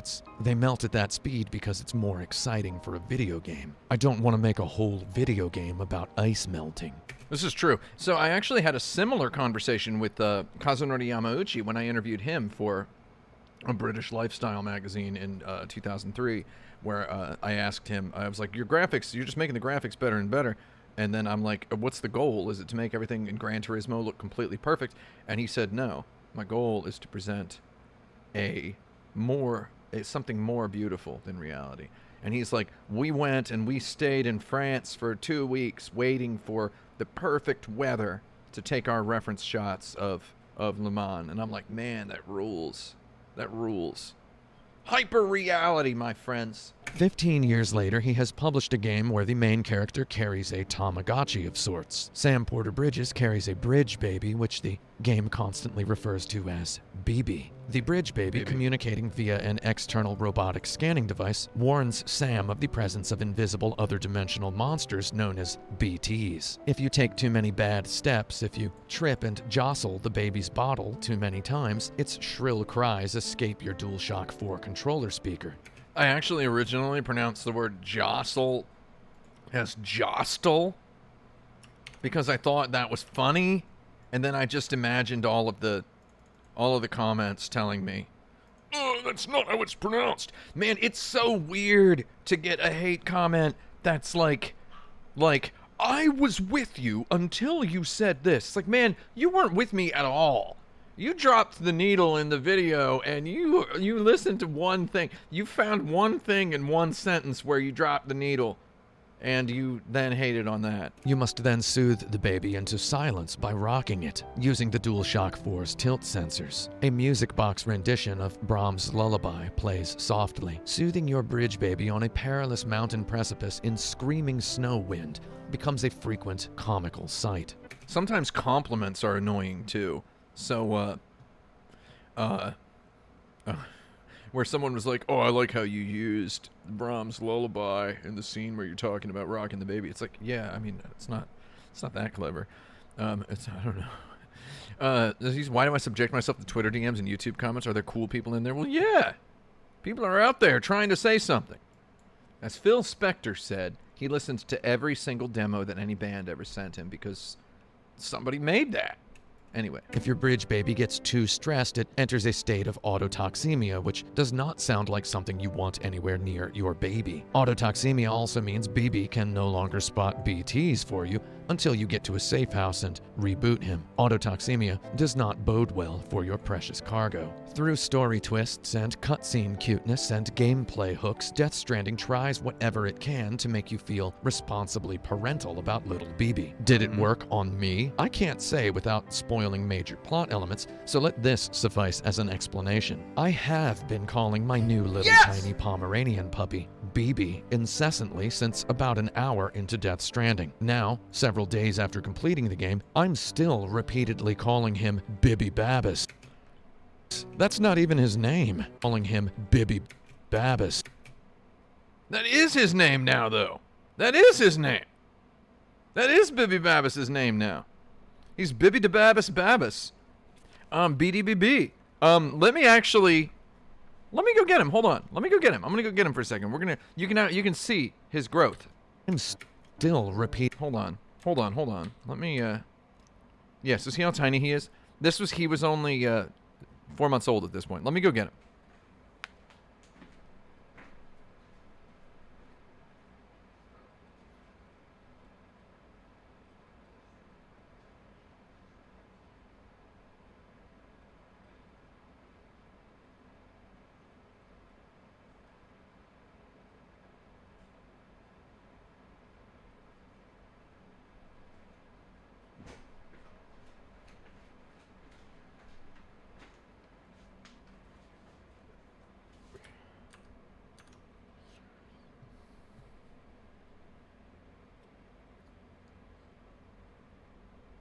Can't see.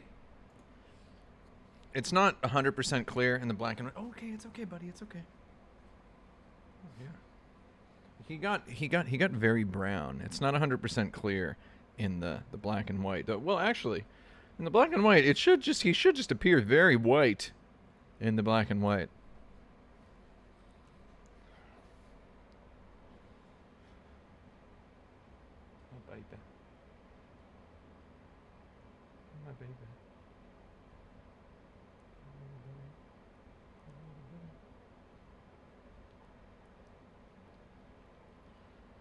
He likes when you do this.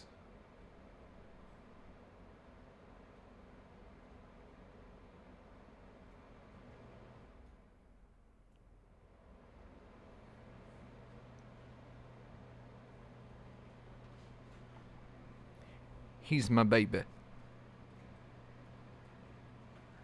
He's going back to Mimsy now. Wait, let me make sure the door's open wide enough for him. He's too weak to push the door.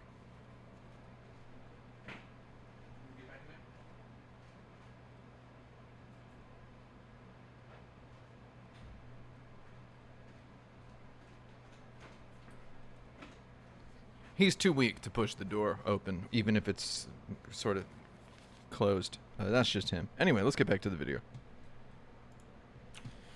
Little tiny Pomeranian puppy, BB, incessantly since about an hour into Death Stranding. Now, several days after completing the game, I'm still repeatedly calling him Bibby Babbis. That's not even his name. Interestingly, Sam Porter Bridges himself feels more like a virtual pet than BB. As he relaxes in a safe house after some excruciating work, you can rotate the camera to get a better look at him. You can make him make faces in the mirror. You can coordinate the colors of his backpack and suit. You can watch him take a shower. You can put on a hat. You can make him urinate. You can make him take a dump. Or you can confront him with that most difficult of choices, to drink Monster Energy or to put on sunglasses. I can hardly decide that for my real self. That was really hard to film. Because, I can hardly... Do you like my dissolve there? Right. I don't know. That was for pretty energy good. or to put on sunglasses. It was really. I mean, I tried to get the angle right. I did actually, and then the room was really, the little room that I worked out of was really, really ugly. So, if I got the angle correct from any angle of this awful table that was in there, there was like this weird like kidney bean shaped table in my little tiny like 6x6 foot room. It was terrible. Oh my God. Yeah. So it was awful. But I want to put it back on this because it's darker, easier for my eyes. Yeah, that was bad. Anyway, yeah. For energy or to put on sunglasses. I can hardly decide that for my real self. Unlike Red Dead Redemption 2, however, you cannot shave his face, which is a shame because he has worse facial hair than me. He's got worse facial hair than me. That was from my PlayStation 5 predictions video. I like cut that in. I had said it before. Worse facial hair than me. He's got worse facial hair than me. Like, look at this little rat fur glue spot here. On paper, all of this may sound like industry standard video game character customization nonsense, though Kojima and Norman Reedus do a wonderful job of selling Sam as a character and as a person. With glances, winks, and finger points, Sam gently caresses the fourth wall, and compared to Kojima's usual fourth wall sledgehammering, Death Stranding represents artistic restraint. Even inside the fourth wall, Sam comes across as more of a person than the typical video game character. Whenever he eats one of the large, bizarre water bears that serve as the... Got yelled at about using the word water bears in there. That's what they are. They're cryptobiotes. Water bears are a sort of cryptobiot. They can exist in a state of... They're basically immortal. They can exist in a death-like state for thousands and thousands of years and be brought back to life by a drop of water. Suspended animation. Those things are just, they're huge water bears. Whatever. I know what a water bear is. It's like, oh, just say sea monkeys. It's like, what? No, you know what a water bear and a sea monkey is? I got told to just say sea monkeys by somebody. Like, but they're not. Eats one of the large, bizarre water bears that serve as the game inhabitants' nutritional food of choice, he expresses disgust. He is constantly and sometimes profanely vocalizing disdain and pathetic frustration while traversing harsh terrain. He talks to himself when things are going well. He calls himself Sammy Boy. He speaks lovingly to motorcycles, especially when they're slightly faster than the usual motorcycles. Way back in 2004, when discussing the hypothetical game that feels like a person, I asked Kojima about Solid Snake's inventory system. I was like, so you can, like, take diazepam to slow the twitching of your muscles to help steady your aim with a sniper rifle, and the game builds such dramatic tension out of, like, these moments where you're lying on your belly underneath a car waiting for a bad guy's feet to come into view so you can shoot him in the ankle with a tranquilizer dart, though at the same time your guy has like literally about 900 pounds of military weaponry invisible to somewhere on his person. The logisticality and the video gaminess sort of clash there, don't you think? Kojima replied tersely, I think it's funny. I asked Kojima. He did say that. He said, he just said, I think it's kind of funny. And I was like, is it an intentional joke then? And he's like, well, I mean, it was a design system that it evolved that way it evolved that way, I guess, because it was the only way to do it. And now I just afterward, I kind of thought about it for a while, and then I thought, oh, that's funny. He like literally said he thought about it a little bit, and he figured it was funny. And it's great, and it's like, oh, you can laugh at yourself. And also, I mean, how else were you going to design a Metal Gear game without that? And then that's why you can buy guns over the internet during stealth segments and receive them immediately in Metal Gear Solid 4, because he thought that was funny too. He thought it was funny to build a labyrinthine explanation for involving a character who gets the guns for you and sends them to you just so that you can buy them from a menu mid-game. That's funny to him. So it's like funnier the more character building you do. If he was sick of people asking dumb questions like this, and he replied that no, he actually loved it, and he thinks about that sort of thing a lot. Yes, he did tell me that he liked that question. He might have been just being nice to me. I don't know. I actually have a photograph from that day that I first interviewed Kojima. Oh, this is true. This is true. I don't want to put it in this video. Maybe I'll flop it in right here. I'll put a little marker here. Maybe put that photo in there. Maybe give it about a frame. If you think you can pause it fast enough, you can see the picture of me. And Hideo Kojima, he put his arm around my back. He touched me. So many 15 years later, it's quite clear. So many people were like, I saw the picture. It's right here. Anybody, you can press E to go forward one frame. It's like, yeah, I know. I mean, I'm joking about the frames. I mean, of course, I don't care if you pause it. But, like, I got so many, like... Okay, so here's another thing. Got so many haters posting, like tweeting it at me. Being like, huh, found it! Now I'm gonna kill you. You know, it's like, oh, okay. And also, I saw earlier, Mannequin Yo said it's a shame that I remember things that dumb people said a year ago. You know, and that instead I should, what do you call it? I don't know. I didn't read your whole comment. That I should, I kind of stopped. I get a lot of comments like that, a lot. So I just want to say, I just remember literally everything. Right? And it's not really that bad. I have a pretty good time thinking about this stuff. I'm explaining it to people.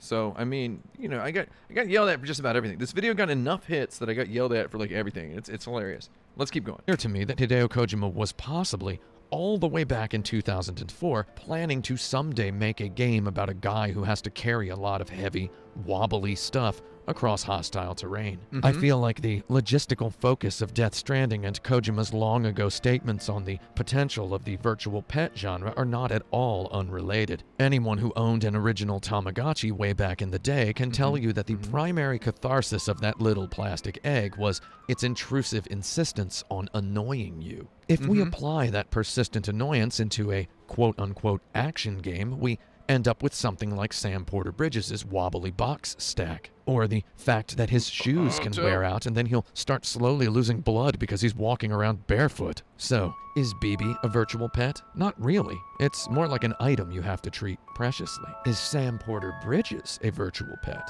That is a more interesting question. Sam is about as much our BB as BB is Sam's BB. Exactly. Seeing as you can make him drink Monster Energy, wear BB's sunglasses, all the way and urinate into a river, maybe all at the same time. I won't spoil it. I'd say Sam qualifies as a virtual pet. Also, you're going to watch him take a lot of showers. You can make him remove his own bloody toenails. You can make him massage his own shoulders, from which he derives much pleasure. Having said that, for the entire last half of the game, I went on a dumper strike. A dumper strike! I love it! This is real. I really did do this. I stopped going to the bathroom because I had enough items. That's what all Hideo Kojima games kind of like lose a bunch of stuff toward the end. It's you've sat with the game for so long that you don't really need all the stuff, right? You don't really need it, and you just like, oh, I'm not gonna take a dump. I just wanted him to say something about it, and I sent a message to. I sent an email to Aram Jabari at Sony. I was like, I'm really concerned that I haven't let Sam take a dump in 30 hours of the game, and he hasn't said anything. Can you get Norman Reedus back in the mocap suit and have him do a chocolate rocket dance? Patch it in there real quick. The game's not out for 4 weeks. I think you have time. Having to do a chocolate. I called my grenades the chocolate rockets, and then I was like, can you have him do a chocolate rocket dance? Which is just like, that's my phrase for a guy who's like squirming because he's got to take a dump. It's like, man, that's all I wanted.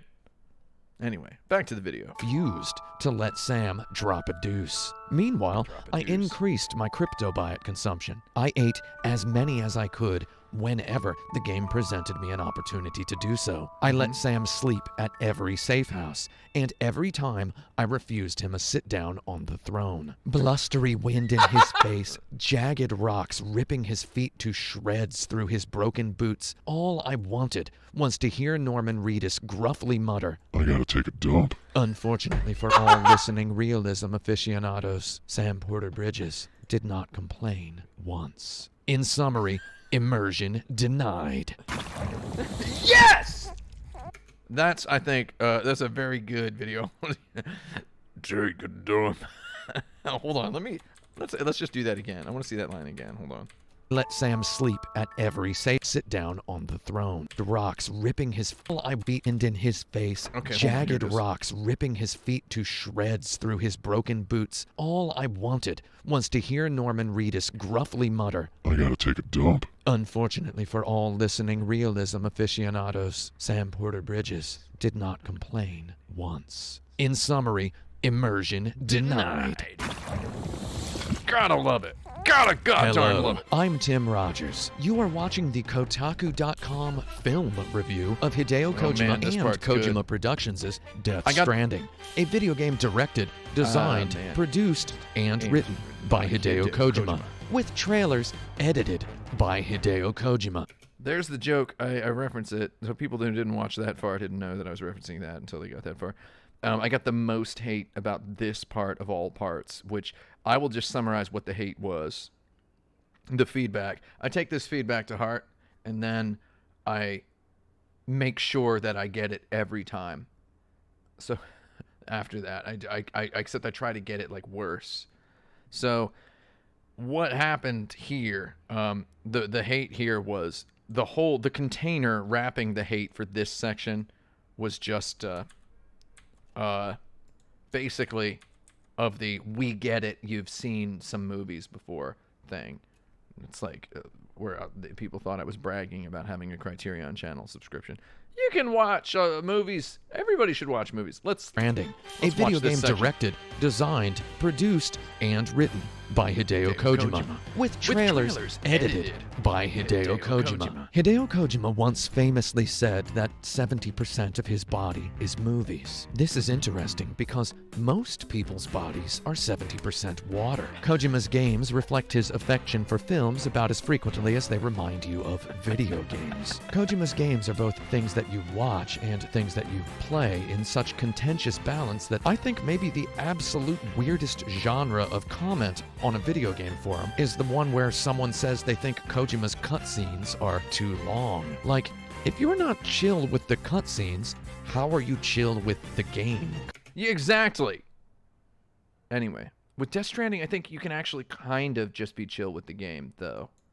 I think there's a part where you might not care about the story, and you might just enjoy doing deliveries and building structures and just driving cars and making roads. I think it's possible.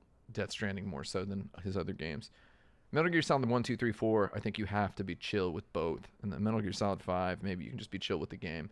And then this, I don't know. Cutscene and gameplay in a work of Kojima are so sublimely, inextricably codependent that stating a preference for one over the other seems like something a pathological liar would do. Aware of this derisive discussion in the wake of Metal Gear Solid 2, I asked Kojima on Valentine's. I got told that I was, somebody told me that I was shaming pathological liars by using the phrase pathological liars in an insult. So apparently, I removed that from my joke vocabulary because there's people out there who are pathological liars and are offended by the use of that phrase. Over the other seems like something a pathological liar would do. Aware of this derisive discussion in the wake of Metal Gear Solid 2, I asked Kojima on Valentine's Day 2004, point blank, do you like movies more than video games? He froze. Slowly, a grin crept onto his face. If you'd like to know what kind of grin it was, look at his Instagram. Find a picture of Hideo Kojima standing less than 4 feet away from Mads Mikkelsen. It was that kind of grin. After a microscopic hesitation, Hideo... So this was like, I just wrote this, and then I was like, oh man, I gotta go find a clip of this. I found these two pictures so quickly. I found them so quickly. And I was like, he really does have the, it was this face. I said standing less than 4 feet away, right? So this is great. Like, like this, I really did. My hunch, I wasn't even prepared to put a picture up if I couldn't find something. Though as soon as I did, I was just like, oh no. I was 100% right. You see the ugly airbrushed less than 4 feet thing? Oh my God. Oh, it's true. Like, this is the face. This is the face of a man who's just so happy. This is the face of a man who's smiling for a camera. Actually, hold on. Can we call up? Let me get my Instagram open here. Hold on. Show me all the blueprints. Show me all the blueprints. Show me all the blueprints. Show me all the blueprints. Show me all the blueprints. Show me all the blueprints. Show me all the blueprints. There was a picture of Hideo Kojima somewhere. So on my Instagram, he has a clearly different smile. Can I get it open here? Hold on. I have messages on.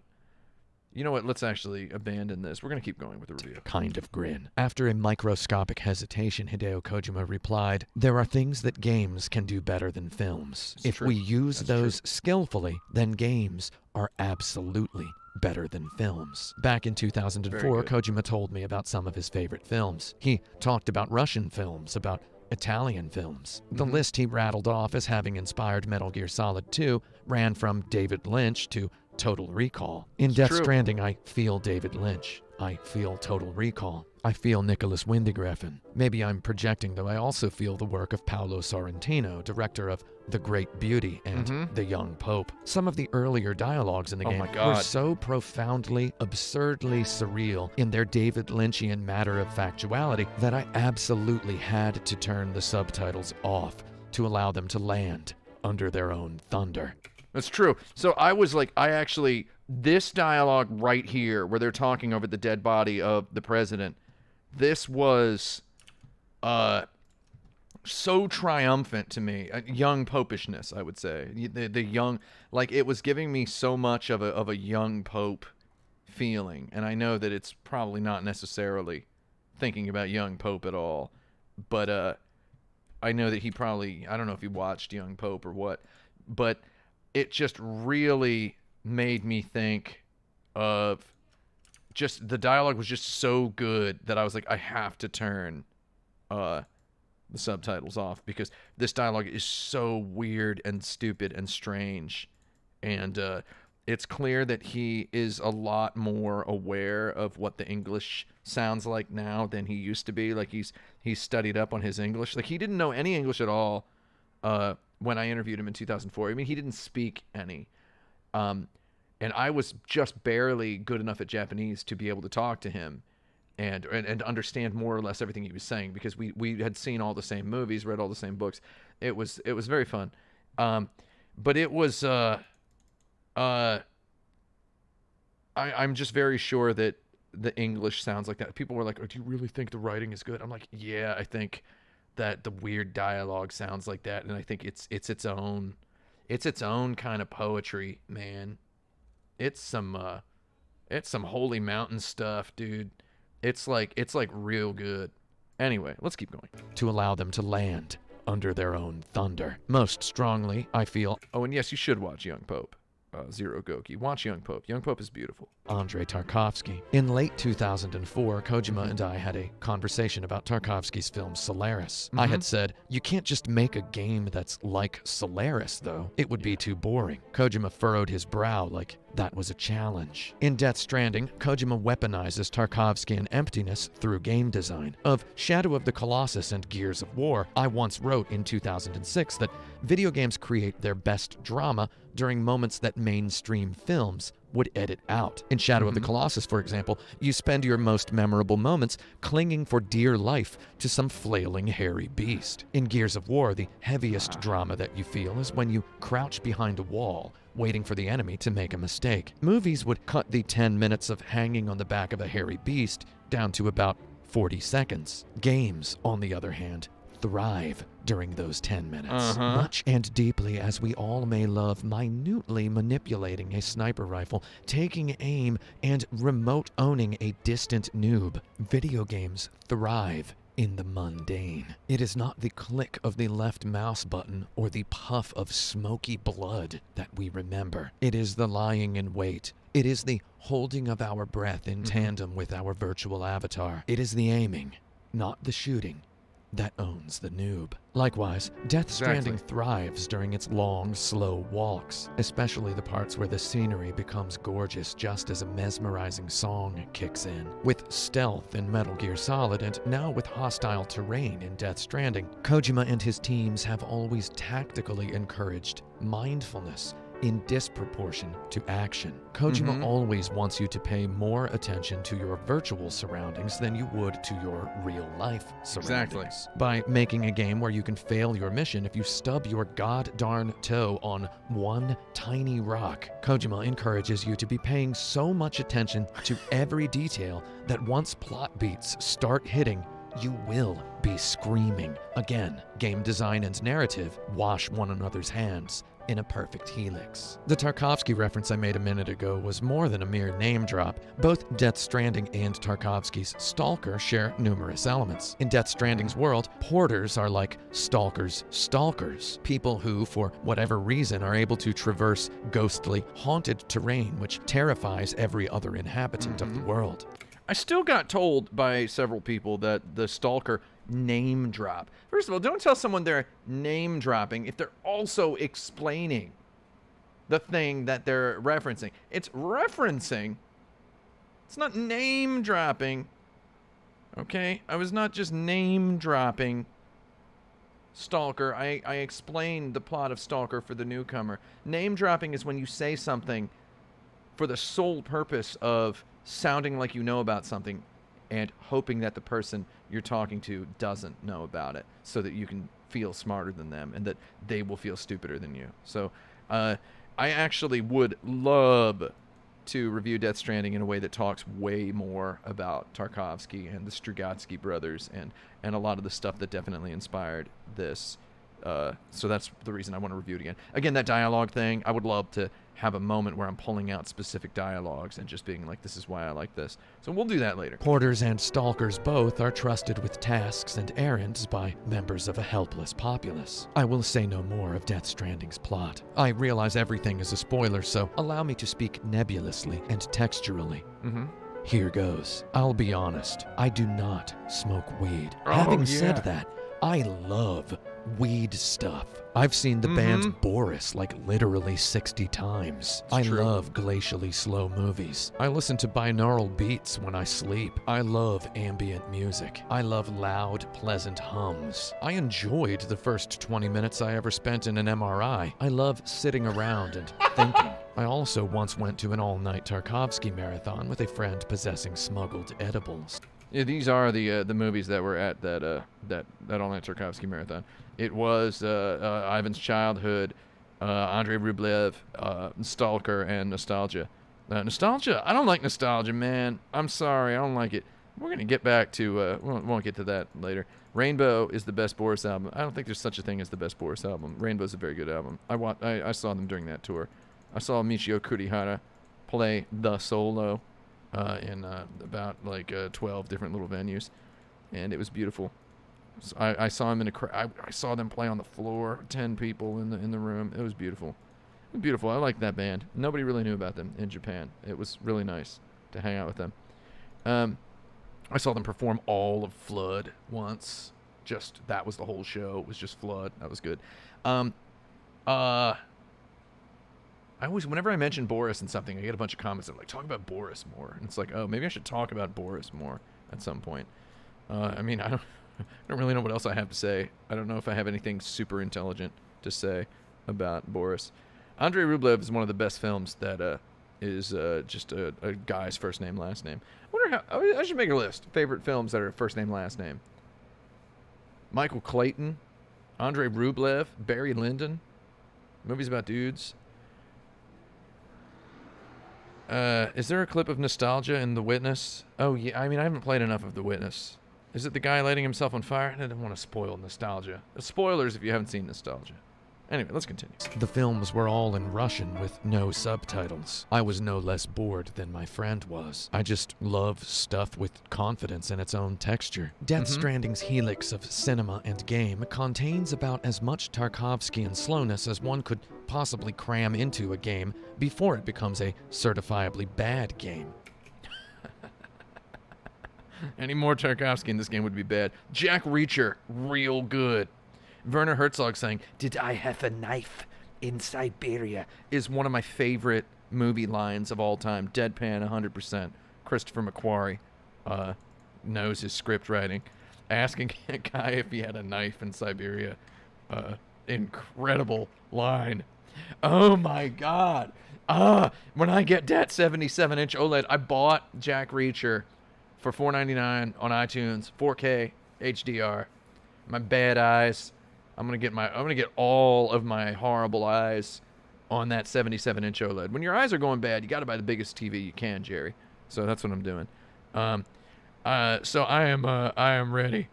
I am ready to watch Jack Reacher again. I'm gonna do it. It's one of the movies that's on my playlist. I'm gonna watch Jack Reacher and I'm gonna watch Brighter Summer Day. I'm gonna do a double feature. A Reacher feature. Definitely, I wish they would make a sequel to Jack Reacher. I would love that. They should have, man. It was so good. That movie was so good, dude. Yeah, watch Jack Reacher. It's, I don't like to use the word underrated, though. They didn't make a sequel to Jack Reacher, you liar.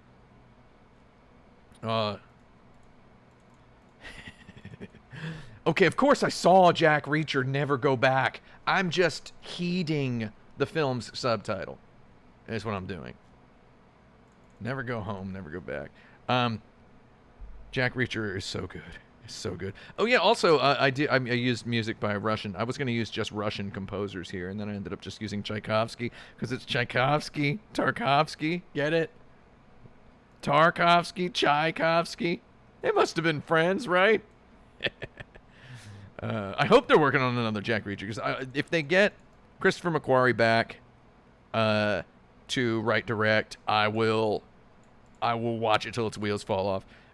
Christopher McQuarrie is my number one recommendation if you want to follow somebody really good on Twitter. He's real good on Twitter. I haven't seen him on Twitter lately though. I wonder if he's okay.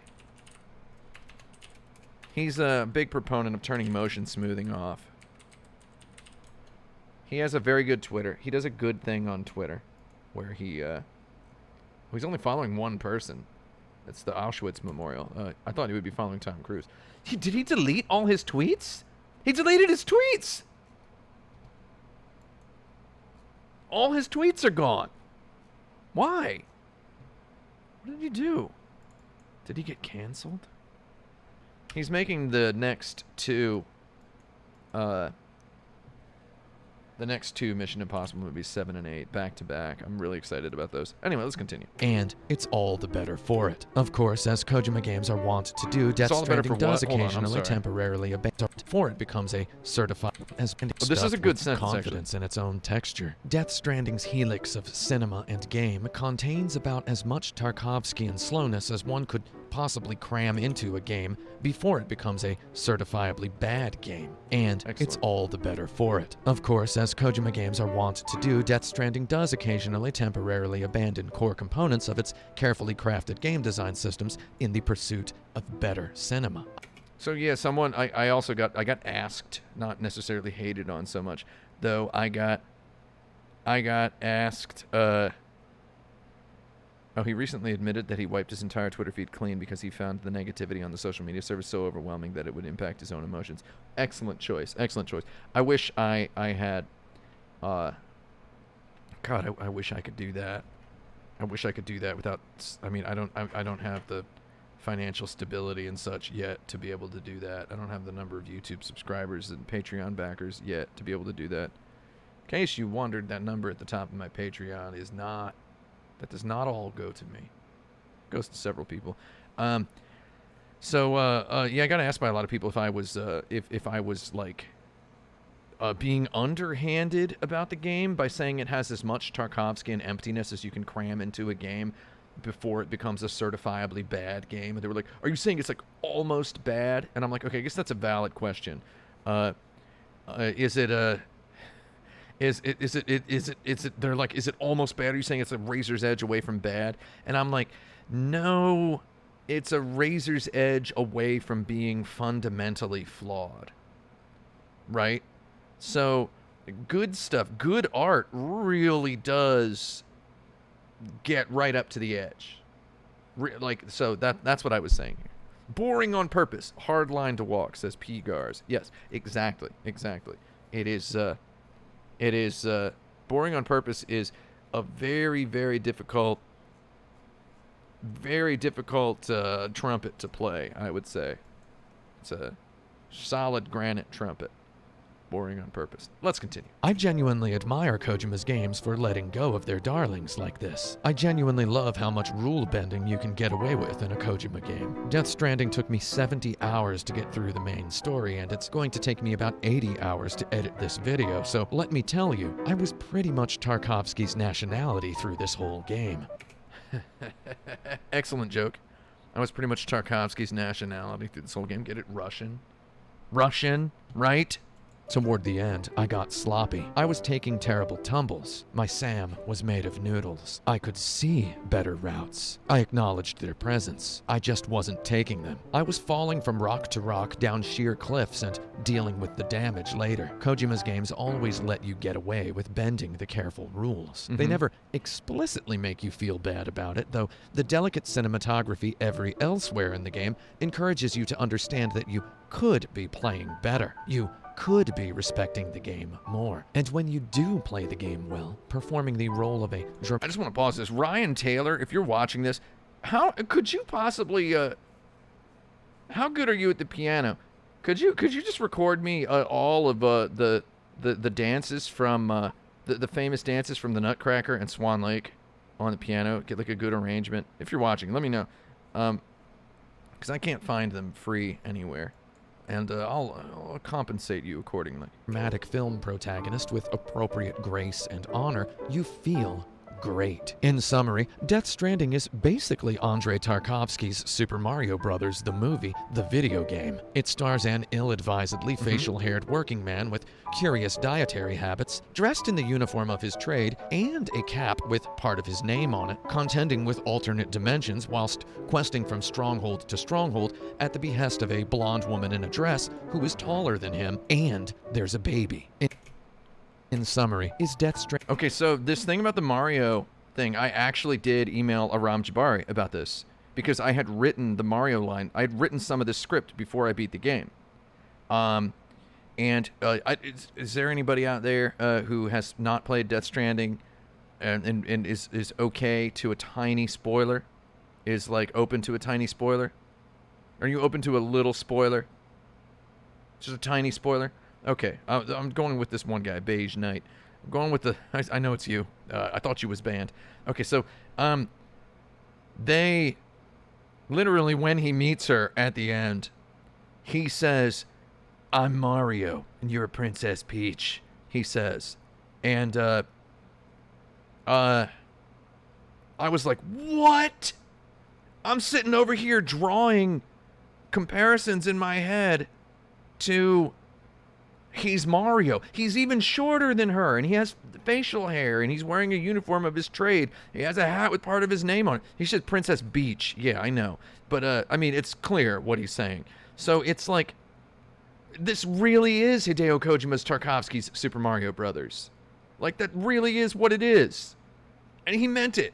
I feel like so many of the Mario references, a man dressed in the uniform of his trade, Hideo Kojima had said to me in the interview we did in 2004 that Metal Gear Solid, he sees it is a game about a warrior. It is a game about someone who was raised as a child soldier. It is about cloning. It is about an elite, tough guy. Though it's also, I like to think of it as a game, he said, I'm paraphrasing him, he said he likes to think of it as a game about a working man. So, there you go. A working man. But, yeah, this really is Tarkovsky's Super Mario Brothers. I'm supposed to give somebody an unmute hand gesture. Go ahead and unmute. This unmute. What's the unmute? I don't know. Unmute. You can say it in the chat. You can unmute now. We're back. And him, and there's a baby. In summary, is Death Stranding a good film? In short, no, it's not, because it's not a film. It's a video game. Also, if we're comparing it to a film, even in its cutscenes, the pacing is a nightmare. So what I'm saying is, it's less of a film and more of a book. Yes! Segue. Hello, I'm Tim Rogers. You are watching the Kotaku.com book review of Hideo Kojima and Kojima Productions' Death Stranding, a video game authored by Hideo Kojima.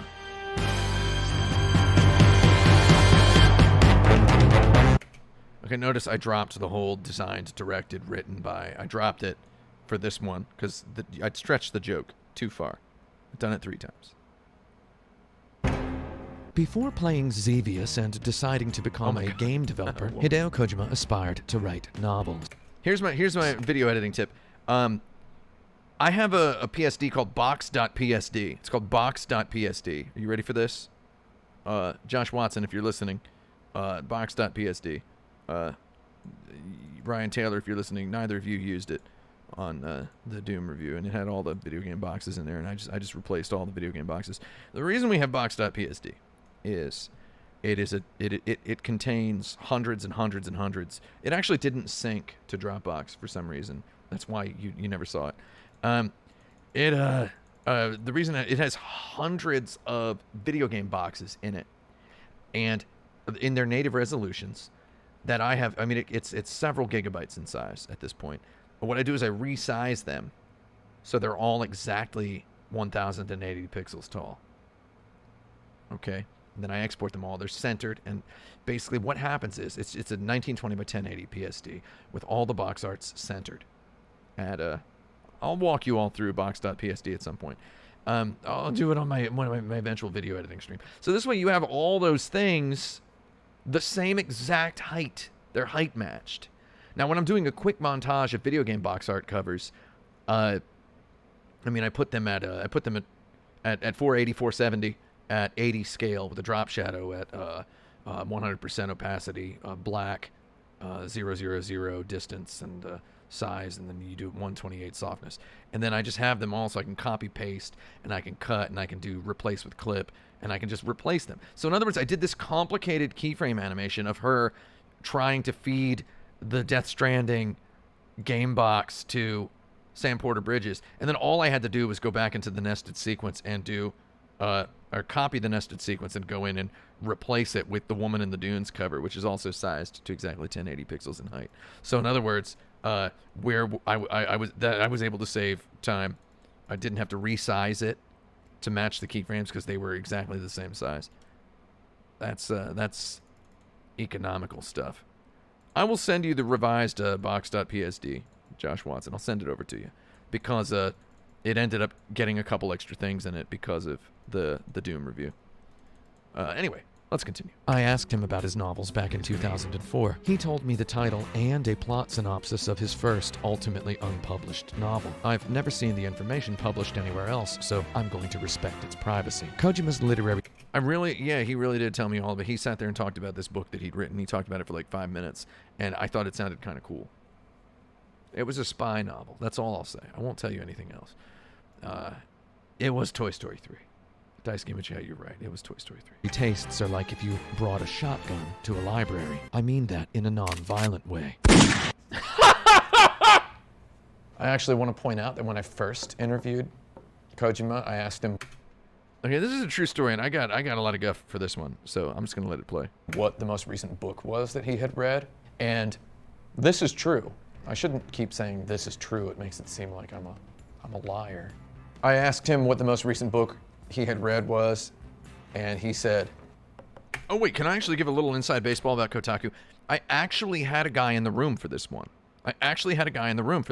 Which usually when I was sitting in front of the camera and I was talking to somebody off camera, there was nobody off camera. Like, I had to set it up myself. It was, anyway, see my hair here? He actually made a little motion with his hand. He made a little motion with his hand. He went like this. He like mirror imaged it for me to show me that I had my hair had fallen down. Nobody had ever done that for me before. I really need something like that in the future. I look okay in this video, too. I don't look so bad. I look pretty bad in the Doom review. I'm sorry. I had a complicated living situation. I'll promise I'll look a lot better in the review of... Oops, I almost accidentally said the name of the next game. I'm sorry. That's a joke. Of course I didn't. Of course I didn't. Anyway, let's go. Read was, and he said... Oh, no. He said it was the goddamn Da Vinci Code. And he said he loved it. And I thought that was really funny. And I've told people that privately for like a very long time, kind of as like a joke. Here's the thing. I've read all of the Twilight books. I've read all of the goddamn 50 Shades books. I have Well, we have 50 Shades of Grey right here, too, because it's black and chrome, baby. also read all the great Russian literature. I've read every work of Jorge Luis Borges. We can't judge Kojima on his goddarn having read the Da Vinci Code because I've read the Da Vinci Code, and maybe you have too.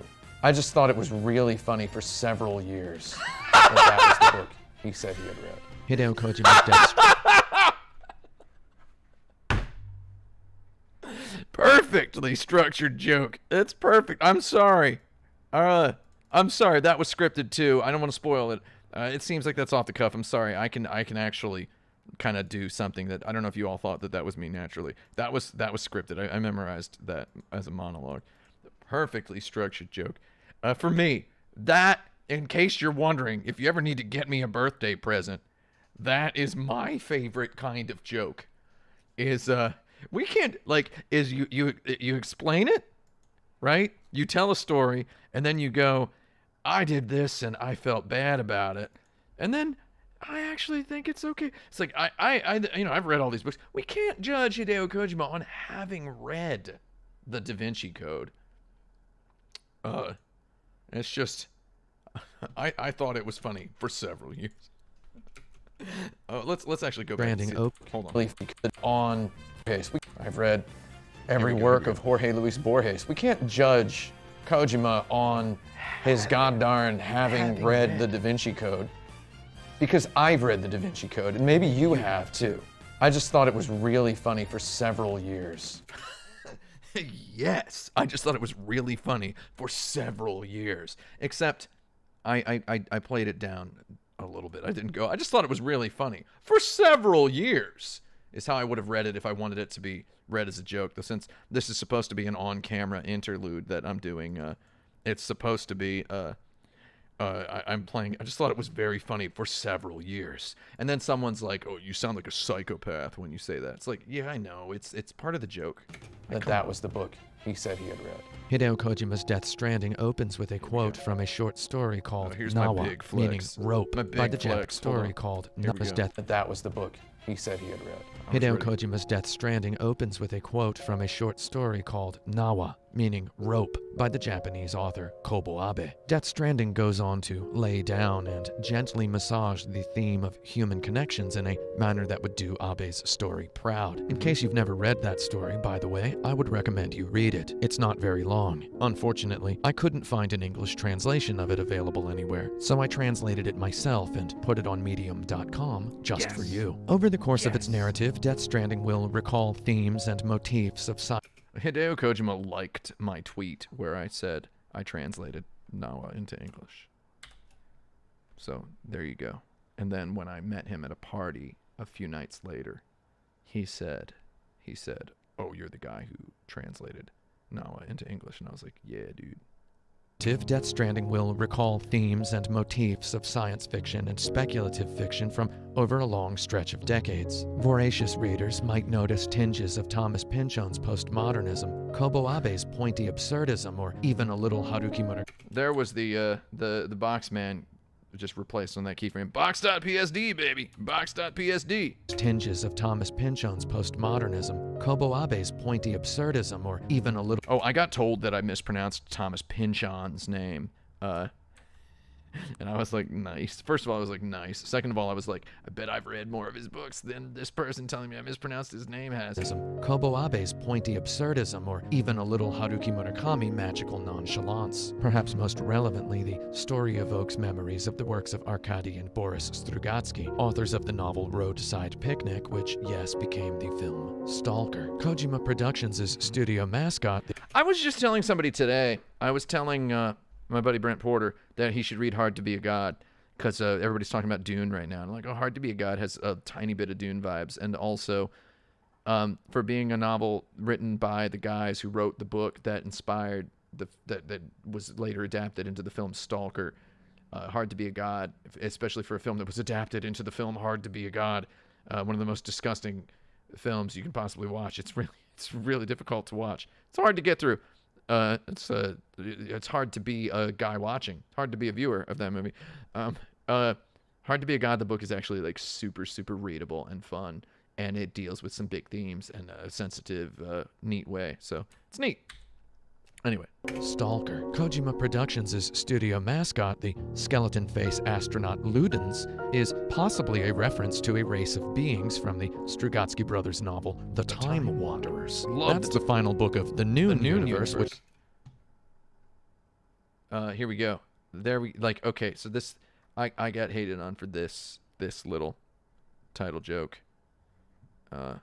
This little title joke. To that one guy in the comments who's going to say, I'm showing off.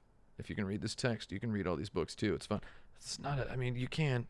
I did get a guy going, he's talking about books you read. Yeah, we get it. You've read books. I'm like, oh man, you can read them too, dude. I'm recommending specific ones by name. I don't know. Does that not interest you? You can read some books. So many incurious video game players. So many video game players with no curiosity. It's weird. And it's fun to read. You can just do it however you want. You can sit around. Includes the novel Hard to Be a God, which I would recommend for everybody, not just people who are looking to play Death Stranding. Yeah. Okay, so there we go. There's the Hard to Be a God recommendation. Yeah, I think it's a really good book. And it's got big concepts. It's got some neat speculative concepts combined with science, like high science fiction of a Star Wars variety. Also combined with like good medieval historical romance. It's very, very, very good. I hate the word very, but that's what it is. For everybody, not just people who are looking to play Death Stranding. Kojima's works also often relentlessly exhibit what newspaper critics of mainstream genre fiction like to describe as a page-turning quality. As the sun came up in the real world during Death Stranding's closing moments, I remembered that this is a pattern with me and Kojima's works. I can't seem to finish a single one of his games without pulling an all-nighter at the end. Once the story starts to wind down and you think you're going to finish the game before bed, it starts unraveling in a Niagara Falls of fancy exposition. I can say with pristine confidence that I have finished every game Hideo Kojima has directed since the original Metal Gear Solid While the Sun Rose. We could dissect Death Stranding's pacing and themes. We could scrutinize dialogue and discuss the intersection of fantasy, science fiction, and speculative fiction represented by this game's dizzying frisbee of a plot. However, it's not fully possible to assess Kojima's writing as literary fiction. For example, once you've seen the gorgeous cutting-edge graphics of the blasted, barren, terrifying, cold future landscapes, you'll give up wondering how the author might have stylistically depicted them in prose. Yeah, so this is actually a really, really, I think this is a really, when this occurred to me, I was like, oh man, this is a really interesting thing to talk about. That if I weren't working for a website that I had to just get all the clicks, all the clicks, I had to maximize views, I would want to just talk about this. I would want to talk about, people always say the book was better when a movie comes out. The book was better, right? And I mean, we got this Dune movie coming out, so this is perhaps an evergreen point. It's like you can't really know the book if you saw the movie. The movie spoils the book in a way. There's like something actually interesting in there, saying once we've seen the cutting edge graphics, we give up wondering how the author would have described them in prose. It's like maybe we don't. Maybe that's stepping a little too far. Didn't get any hate comments about that part, probably because everybody agreed with it. No, probably because they probably because they didn't care about that part. It wasn't sensational enough for them. None of the clicks were because of that part. But yeah. I think there's something going there. About how a game can't be literature, and how literature is a specific brain texture. Maybe I'll get into this in the Action Button Death Stranding review. Let's keep going. So we arrive at a possible new equation defining narrative video games. Games equals movies plus books. Fiction, of course, is not the only kind of books. So let's talk about Kojima's undersung status as a non-fiction author.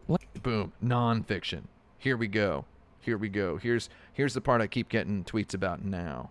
I keep getting tweets congratulating me on the prescience of this portion. Lately, I see a lot of people pointing to Kojima's Nostradamus-esque prescience expressed in the closing moments of Metal Gear Solid 2, which contains a monstrously long lecture dialogue regarding the loss of humanity via what we can see in hindsight might have been a perfect prediction of the rise of social media. Death Stranding tells many tales of caution regarding our modern society. It shows us a population who lives deep underground, who shuns human contact to the point of ubiquitous asexuality, who wait entitled for package deliveries from a person braver and stronger than they are. It shows us a world where science has literally proven the existence of an afterlife, and spiritualism is therefore no longer quite as valuable. Death Stranding speculates boldly upon a future where Amazon is God. They could have called it the Bezos Ultimatum. For example, the first time I saw Sam's windowless underground private bedroom, my immediate thought was that I would definitely live there right now. As the story continued and I visited dozens of similar bedrooms, I started to wonder exactly how bad am I supposed to feel that I would definitely live here. It bears repeating that Kojima said in an interview recently that the game does not quote-unquote get fun until about halfway through. He was specifically referring to the slow-paced, repetitive, Bennett Foddian struggle core gameplay of the opening chapters, in which the player is helpless and weak. Yes, in later chapters you unlock better gear, you get robot legs that let you run faster. Soon you can fabricate vehicles, you can collaborate with players online to build roads across the whole continent. We could do it if we just got over ourselves and took time away from the main quest to deliver materials to one road node each. And yes, the game does eventually give you weapons with triggers which fire projectiles. The first half of the game is miserable from more than just a tactile design perspective, however. The writing constantly assaults you with new terms and words. Death Stranding's glossary rapidly becomes a hostile terrain in and of itself. One quickly becomes as... Just use the phrase "in and of itself." I don't like that phrase. I shouldn't use that. I didn't mean to say that. Glossary rapidly becomes a hostile terrain in and of itself. One quickly becomes as lost in the library of dictionaries required to comprehend Death Stranding's world building as they will become lost in Death Stranding's world itself. You could generate 100 Kojima bingo cards and not get a bingo within the first 20 hours of this story. It's that dense. Bring a hacksaw because you're gonna need it to get through this jungle of vocabulary salad. There's a character literally named Bridget Strand. Bridget as in bridge it, as in put a bridge over it. And there's a company called Bridges, which is connecting America. If this were any more on the nose, it would be a nose. Someone in the comments, I believe, I got several people in the comments being like, well, actually, the way characters are named in Death Stranding is kind of true to the old English tradition of naming people after their job. Bakers are called Baker. I'm just trying to think of another example. And I'm like, oh yeah, that's true, but also the president's name is Bridget. I'm talking about first names, man. Goldsmith, Smith, Shoemaker. Yeah. Videographer would be a decent last name. Finally, you might want to keep a phone charger near you on your sofa because you're going to burn out your phone battery looking at Wikipedia. Just go ahead and look up aphenphosmphobia right now to get it out of the way. Of course, I already knew what aphenphosmphobia meant for a really complicated reason we do not have time to get into.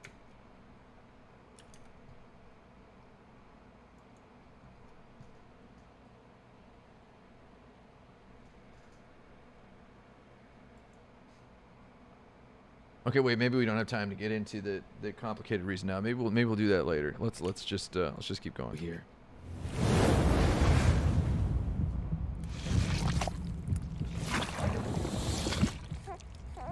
Hello, I'm Tim Rogers. Hello. You are watching the Kotaku.com Hideo Kojima review of Kojima Kojima review. Productions' and Hideo Kojima's Death Stranding, the new video game designed, produced, Wait, hold on. directed, Hold on, and hold on, written hold by Produced and Productions' and Hideo Kojima's Death Stranding, the new video game designed, produced, directed, and written by Hideo Kojima.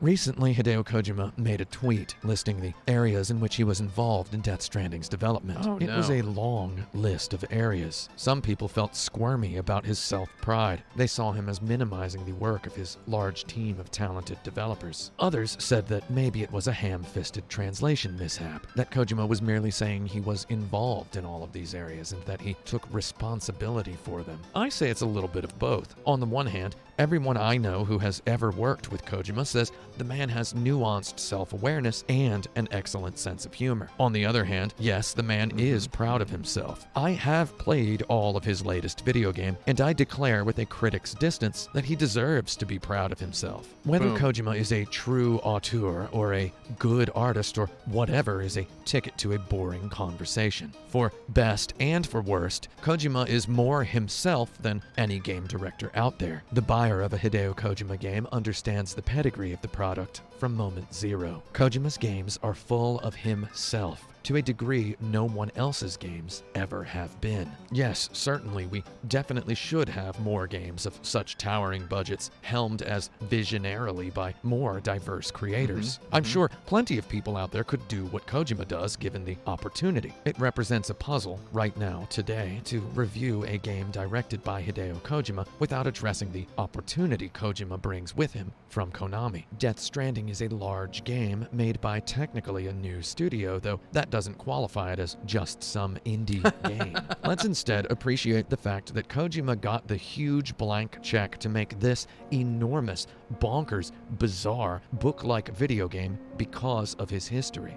I just want to say it is pretty wild and it's pretty cool that goddarn Sony Computer Entertainment or whatever it is they're called now, Sony Interactive Entertainment, that they gave Kojima all this money to basically just staff a studio and make a darn game like this. That they're like, yeah, just make whatever you want. They were willing to let him make whatever he wanted. That's kind of cool. I wonder how much they interfered or offered feedback or whatever. I wonder about that. Kojima has paid slow dues over many decades. Even ignoring the due-paying element, one would struggle to write a lecture about narrative design without describing Kojima's early contributions to the art. Hideo Kojima has been around. Death Stranding represents him being around louder and clearer than ever before. For years, we've derided Hideo Kojima for his games' problematic elements or hammy dialogue. Whatever cogent observations he seemingly made in the past, we all beheld with awareness both of his luxurious habits and of the possibility that luck might have led him to the place where he ended up. I, for one, have always given him the benefit of the doubt. I've seen him for what he is, and Hold on, let's go back. We've just about exhausted the editor's patience with reusing the same 20 minutes of clips. So in the interest of visually variating the video, I went outside and filmed my own original footage. Man, so the fact that I'm walking around with toilet paper, a toilet paper backpack, I gotta admit, is pretty incredible. And then shortly, a couple months later, there was no toilet paper nowheres. No toilet paper nowheres. And it was bad. I was wearing my Buzz Rickson jacket, somebody was like in the comments, again, somebody in the comments was like, oh, that outfit, I know it's supposed to be bad cosplay, but that does not look like a Death Stranding character at all. I was like, man, you want me to go out there and buy some acronym clothing? Like, spend $1,400 on a pair of socks or whatever? It's like, that's just weird. Do I look like a rich man here? Wearing my jacket that will last literally for 1,000 years? The doubt. I've seen him for what he is, an honest man hanging on to the creative spirit of a 12-year-old, a spirit that I too once had, which I perfectly lost somewhere along my way between then and today. I have seen all of Death Stranding. It feels surreal to type that sentence because for the longest time I too presumed it would never emerge as a real game. I have seen all of Death Stranding. I sat in my cold living room with my little Pomeranian bridge baby on my lap, weeping like a weirdo at the song that plays over the credits. I knew then that right now, right this minute, some critic somewhere had already typed the sentence, Hideo Kojima has done it again. In the interest of subverting cliches, I won't type that. Even though here I it just is. did. Instead, allow me to declare with finality that Death Stranding has done it again. In the interest of subverting cliches, I won't type that, even though I just did. Instead, allow me to declare with finality that Death Stranding is the most Hideo Kojima game Hideo Kojima has ever made. It is a game so bursting full of a person and their ideas that one needn't even focus on the exact texture of the ideas to appreciate the gesture of the spectacle. This game is enormous. There has never been another video game. Texture, gesture, spectacle. Oh god, I love it. I love it. Also, can I just say these triple black Nike Vapor Max Pluses that I'm wearing, I wore them till they wore out, and I actually just bought another pair. Are they in this room? Where are my shoes at? Where are my shoes at? They're still in the box. I just had them. They just got delivered a while back. The sweatpants are they're Nike Tech the Tech Fleece sweatpants. I like them.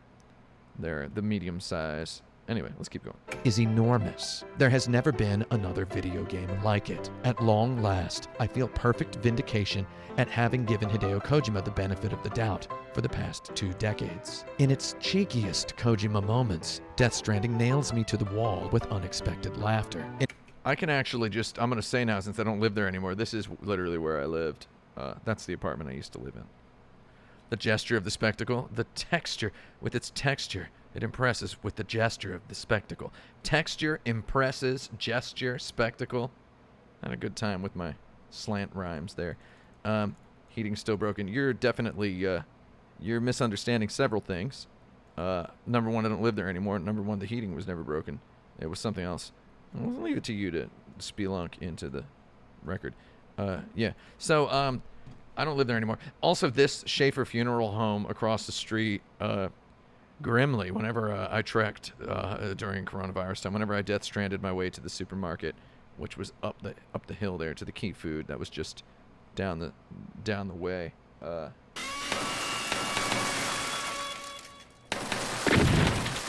That was what it sounded like to go outside during the coronavirus time. So while I'm making my walk to the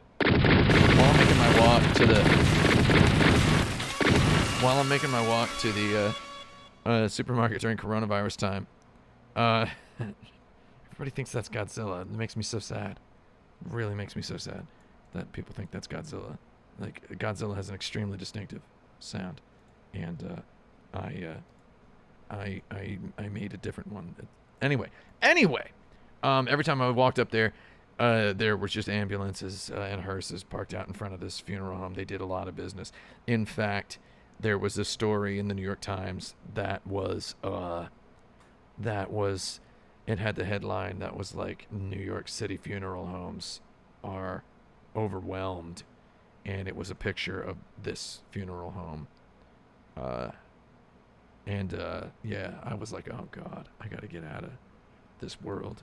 Anyway, let's continue. In its most "where are you going with this, buddy" moments, it slaps me hard in the face with the density of its personality. In its quietest moments, it inspires an awe I have never seen Kojima attempt. In eschewing Metal Gear Solid's perfectly polished geometrical level designs for I got a lot of people telling me, oh, you accidentally left the not actual game footage thing on there. I was like, no, that was just kind of a bad joke. Kojima attempt. In eschewing Metal Gear Solid's perfectly polished geometrical level designs for sprawling, unknowably vast, fascinatingly empty-ish open-world terrain, Kojima's range as a creative director impresses me. In its punctuations between contemplations, Death Stranding punches me in the stomach with a dozen feelings at once. As per my manipulation, the virtual cable guy inside my television finishes a perilous, slow traversal of another stretch of way.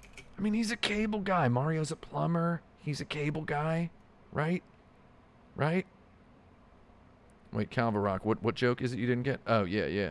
Inserts his magical key at the bunker outpost computer terminal, boots up the network, and brings other players' structures online. Right there, materializing in front of me, is a safe house with 9,000 likes already, built many hours before me by a critic at a video game publication who probably didn't have to dink around for 6 hours, 20% of the way through the game, to capture footage for a video review. Here at last is the latest shot fired in the battle of Hideo Kojima versus the United States of America. We have crossed the frontier, and look, someone has already set up a McDonald's franchise. The very nature of a Hideo Kojima game dictates that one critic alone cannot review it. The true review of a Kojima game is the endless conversation and speculation perpetrated by its players. This review takes years to compose. Kojima's games are treasure troves. We can't simply get the experiences out of our system the way friends driving home from a movie theater might. We need a book club.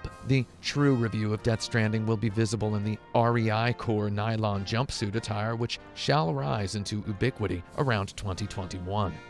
I still think that's true. I feel so... I mean, there's going to be cheaper versions. I mean, acronym stuff costs thousands of dollars. I think that ubiquity around 2021. I feel so much more than the tangential words I have spoken in this review. I can't speak most of what I feel because I don't want to diminish your experience. This review feels empty without my gushing copious spoilers at you. I won't do that. So once again, allow me to speak nebulously. With Death Stranding, Hideo Kojima says something genuinely important about the discomfort and discomforting nature of a destroyed future. Did you play Metal Gear Solid 4 in 2008? If so, did you like it? For 3 years, we, the game likers of the world, have crouched down in the crown of weeds at the base of Hideo Kojima's alabaster tower, eagerly licking every downward trickling driplet of the maple syrup of what the heck and the agave nectar of gimme some more. Whether Hideo Kojima is an auteur,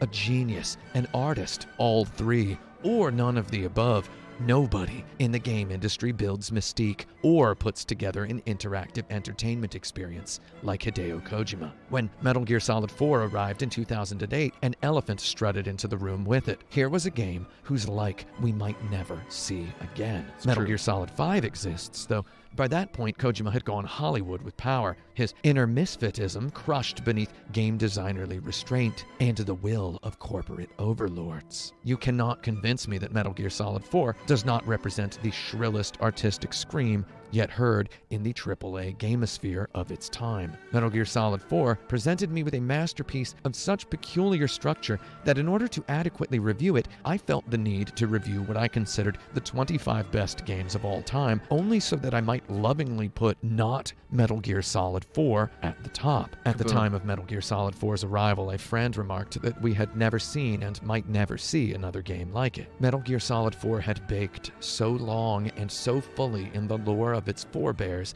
that it transcended self-importance and teleported firmly into the territory of self-necessity. If Metal Gear Solid 4 had been any more self-absorbed, it would have been invisible. Metal Gear Solid 4 in 2008 presented us the most roundly robust, thorough collage of a game director's psyche we had ever experienced.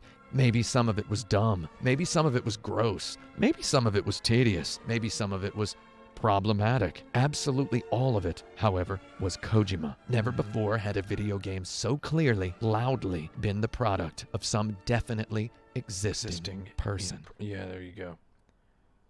Existing. Until Death Stranding. Death Stranding, transcending even Metal Gear Solid 4, shows us pure, loud, sticky wet, piping hot Hideo Kojima. If you've ever fancied the notion of grinding Hideo Kojima into a fine powder and freebasing him, the first 2 hours of Death Stranding might liquefy every bone in your body. Heck, that's only if the Kojima Productions studio logo splash doesn't flat out kill you first. The ensuing game deals us up again and again what we expect when we hear Hideo Kojima's name. A whole teacher's petly bonker bucket bounty of stuff fragments. Some of it dumb, most of it fun, lots of it weird, and absolutely all of it deep-rooted into a concrete foundation of game designerly fundamentals. It begins, it middles, it winds down and down and down, and then it comes to an end, and, well, look. I've been critiquing video games on some kind of a professional level for 20 years now. I have written reams of text about the works of Hideo Kojima alone. I got my first freelance writing offer because of a stupid essay in which I compared Metal Gear Solid 2 to the work of Japanese author Kobo Abe. I'm not about to shake the criticism tree and let platitude fruits bonk me on the head about Death Stranding, a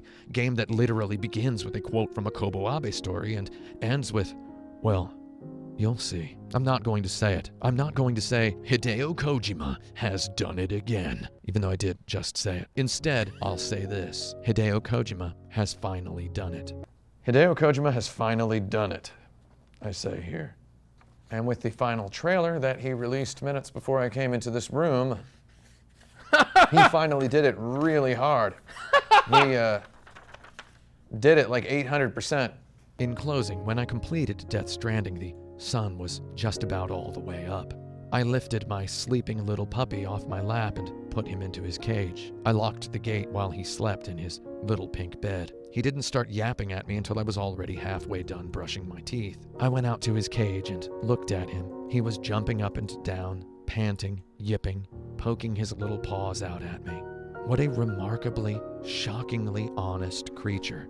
All he wants in the world is to be palpably near another warm, living creature. I crouched down and looked the sweet beast in the eyes. I apologized to him with human words. I told him he had to sleep alone until he learned how to not take a dump in my bed. He couldn't understand a word I was saying.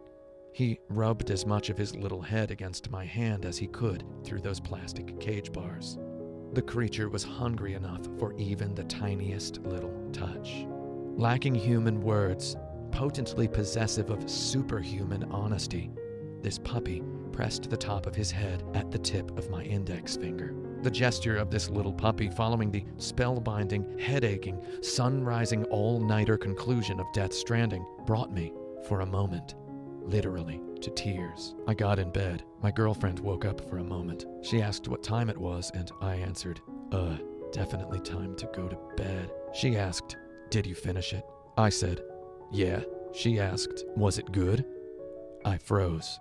Hideo Kojima once made a famous analogy to steak. He said the PlayStation 3 was like a steak you can have at a fancy restaurant. The Xbox 360 was like a steak you can eat at a friend's house, and the Nintendo Wii was like a steak you make yourself at home. With Death Stranding, Hideo Kojima has finally made a game that is like eating 60 pounds of vegetables at gunpoint. Does a silky slab of meat and a triumphant pile of potatoes await afterward? I won't say. In summary, wow. I need the dumbest game possible right now. Dude, that Star Wars Jedi Fallen Order game is right around the corner. And Pokemon. Wow, I can't wait to level up some Pokemon. Anyway, that's all I've got. Thanks for watching. I'm Tim Rogers. I was born stupid. However, I will not die hungry. Video games forever, Kotaku.com. Oh, yeah. Oh, also, the game has Conan O'Brien in it. Did you all see that? Did you see that? Kojima tweeted about that. It was on Conan. I just want to let you all know we here at Kotaku.com found Conan O'Brien in the game before they revealed that Conan O'Brien was in the game. Heather Alexandria did up a little clip of finding Conan O'Brien, and we were going to post it eventually when we were allowed to post it. So Kojima stole our clicks, basically, and Conan. I mean, of course, they weren't going to just put Conan O'Brien in the game and then not say that he was in there. See, I've got these monster energies here. These actually are not mine. These belong to Eleanor Phi at Gizmodo. She orders them and has them brought in. Monster Rehab. I've actually never had this one. It's the Monster Rehab. 10 calories? It's not bad. Actually, this one is mine, this purple one, and it is ice cold. Let's go ahead and take a sip of this. I've actually never had this purple one. It's got 0 calories. Ultraviolet, it's called. Not kind of not something you really want to put into your stomach because it makes you think of radiation. So.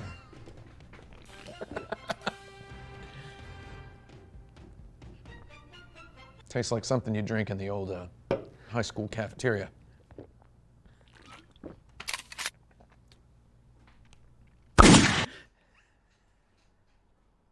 You won't stop telling us stories about that damn reactor.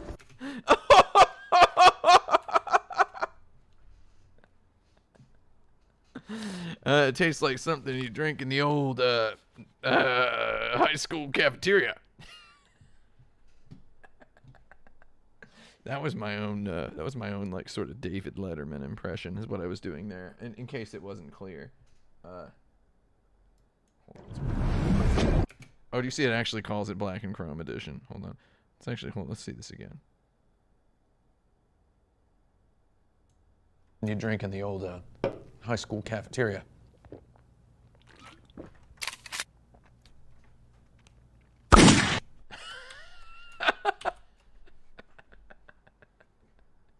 Tastes like something you drink in the old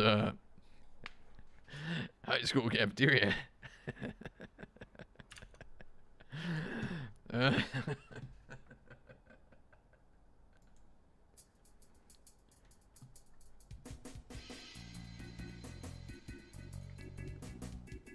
Oh, it's actually 8 p.m.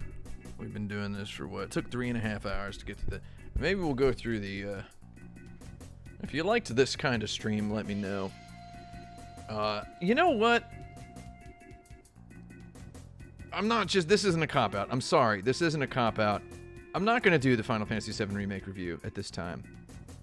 Because I think it's too fresh for me.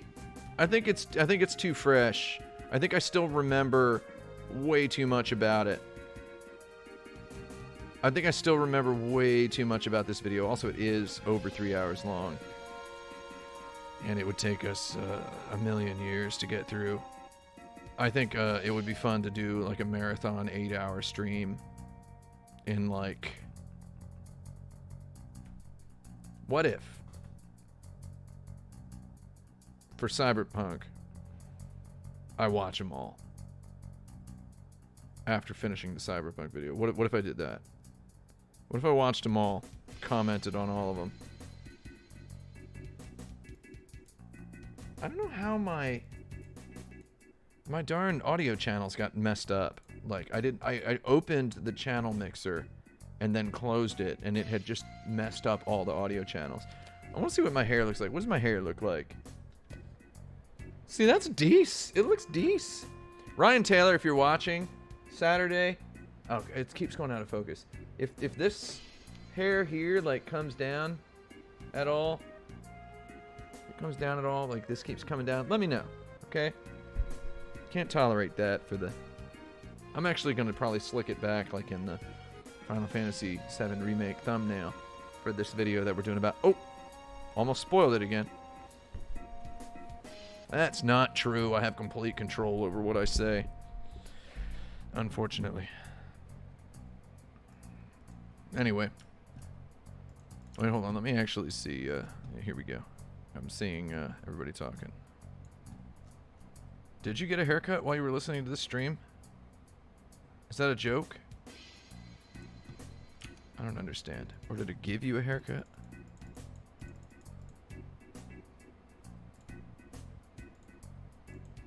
Okay, so, oh, I gotta go to bed. I slept last night for like 8 hours. It was pretty good. You ever do that? You ever do that? Whoever does that, let me know. Let me see what we got. Pop open Steam.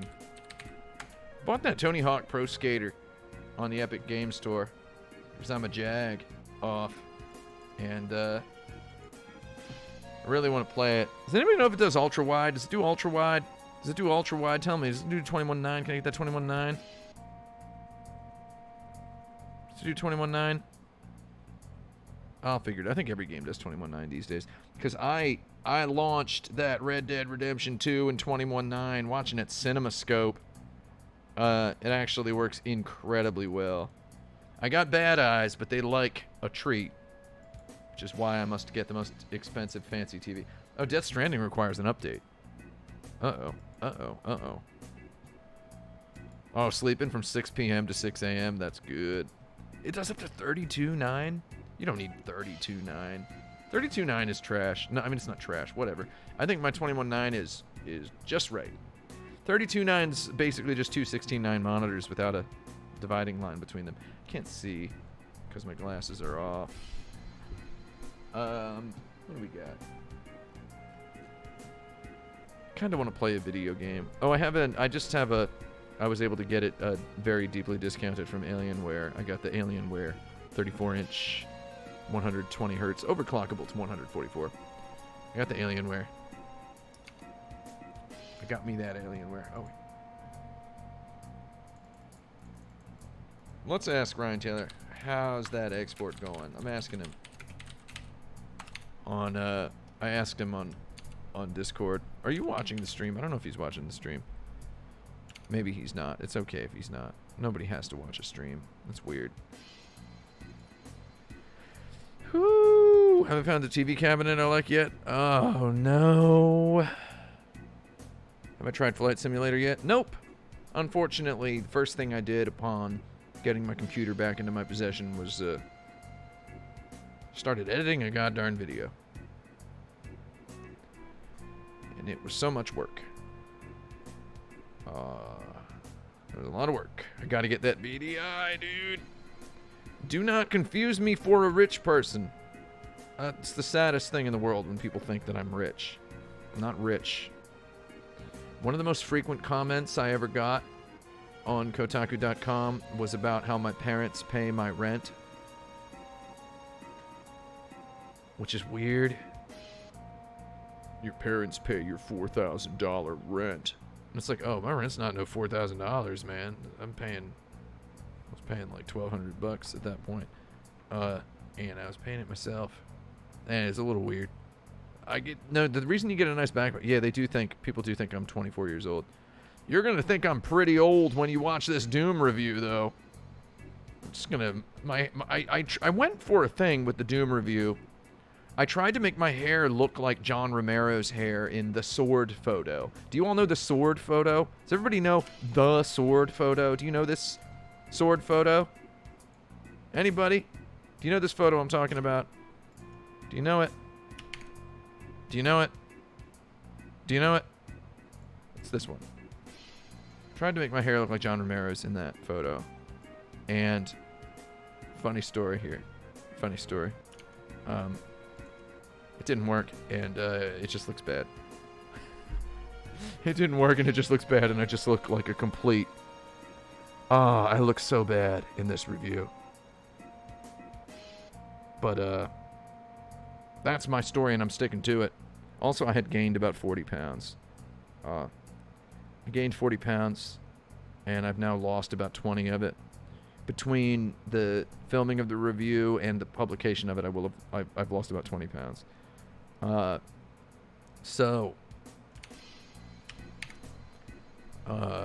look a lot different in the Doom video versus the epilogue. I look very different, so you're gonna have to just deal with it.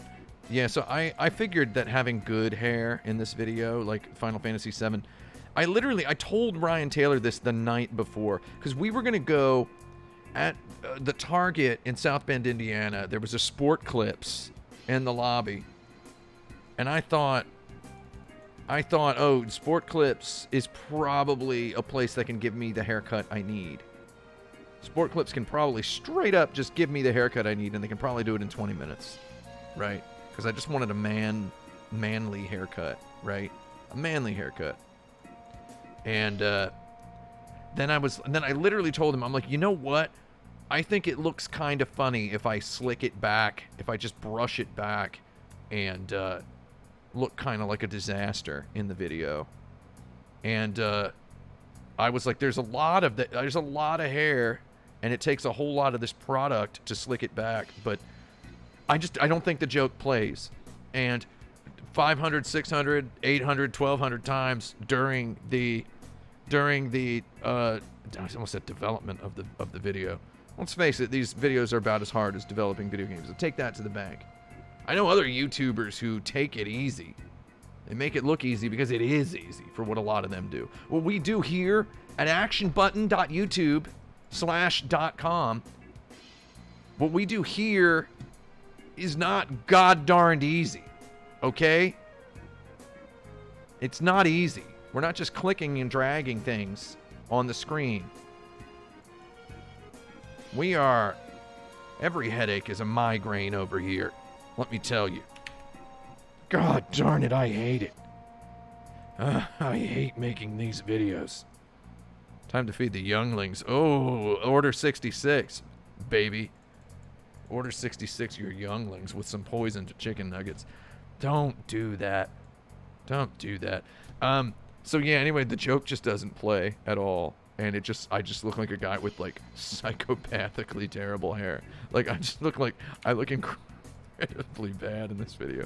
The next one I'm gonna look good. I promise. Because I got my haircut. You see this? See how fresh that angle is? I think this is like the best haircut I've had in years. You know who cut it? My hair barber, for the past 3 years was a barber in Williamsburg, New York, which I went to because it was very close to the office I worked at when I worked at Kotaku.com, making the tacos. Making the tacos. Making the tacos at Kotaku.com. So yeah, making those. And I went over there, and it was fast and easy to get over there. And I was able to get the haircut. And also, my barber was exceptional. She was an exceptional barber. And if you happen to live in Los Angeles, California, and would like a barber who can give really good haircuts that I unfortunately, on purpose, did not do justice in my Kotaku videos because I went in there with my hair looking gross. I love hair-related jokes. If you need those, let me know, because she moved to Los Angeles. So I, instead... And if you're watching, I didn't tell you about this yet. I'll let you know in an Instagram message. I went to the barber that taught her how to cut hair, and got her to cut my hair instead. And wow, very, very good haircut. I'm sorry, it was a little bit better. It was just basically what the previous barber did, except better. Like, see how it's like holding its shape here? This is just like fresh out of the shower and then sleeping. See, it's got this little like, if I comb this is gonna look amazing. The shaping is all just perfect. The blending is perfect, Jerry. Like the way it curls up here, I haven't taken a comb to it yet because I'm waiting. I'm waiting to enjoy it. So it's like there's just the perfect amount of hair in the front. And it's like usually I get my haircuts and I'm like, oh man, I don't really understand. Anyway, this is a $50 haircut. It's not super expensive. If you need to know the name of the barber, let me know. If you're in Manhattan, let me know. So I live in Manhattan now. Did you know that? New York, Manhattan. Oh, the sideburns? Yeah, there's like just about enough of them. Whew, my eyeballs hurt. Actually, hold on. Can I, do I still do that crazy hair routine from that? I never did that crazy hair routine from the Kotaku article I wrote. I hate to burst your bubble. I'm sorry. I've been possessive of a peculiar sense of humor for a very, very long time. So, sorry. I'm gonna put these eye drops in. I use the flip-flop between. I flip-flop between sustained. Can we get a focus? I flip-flop between sustained balance and blank tears. We're gonna try these on. Hold on.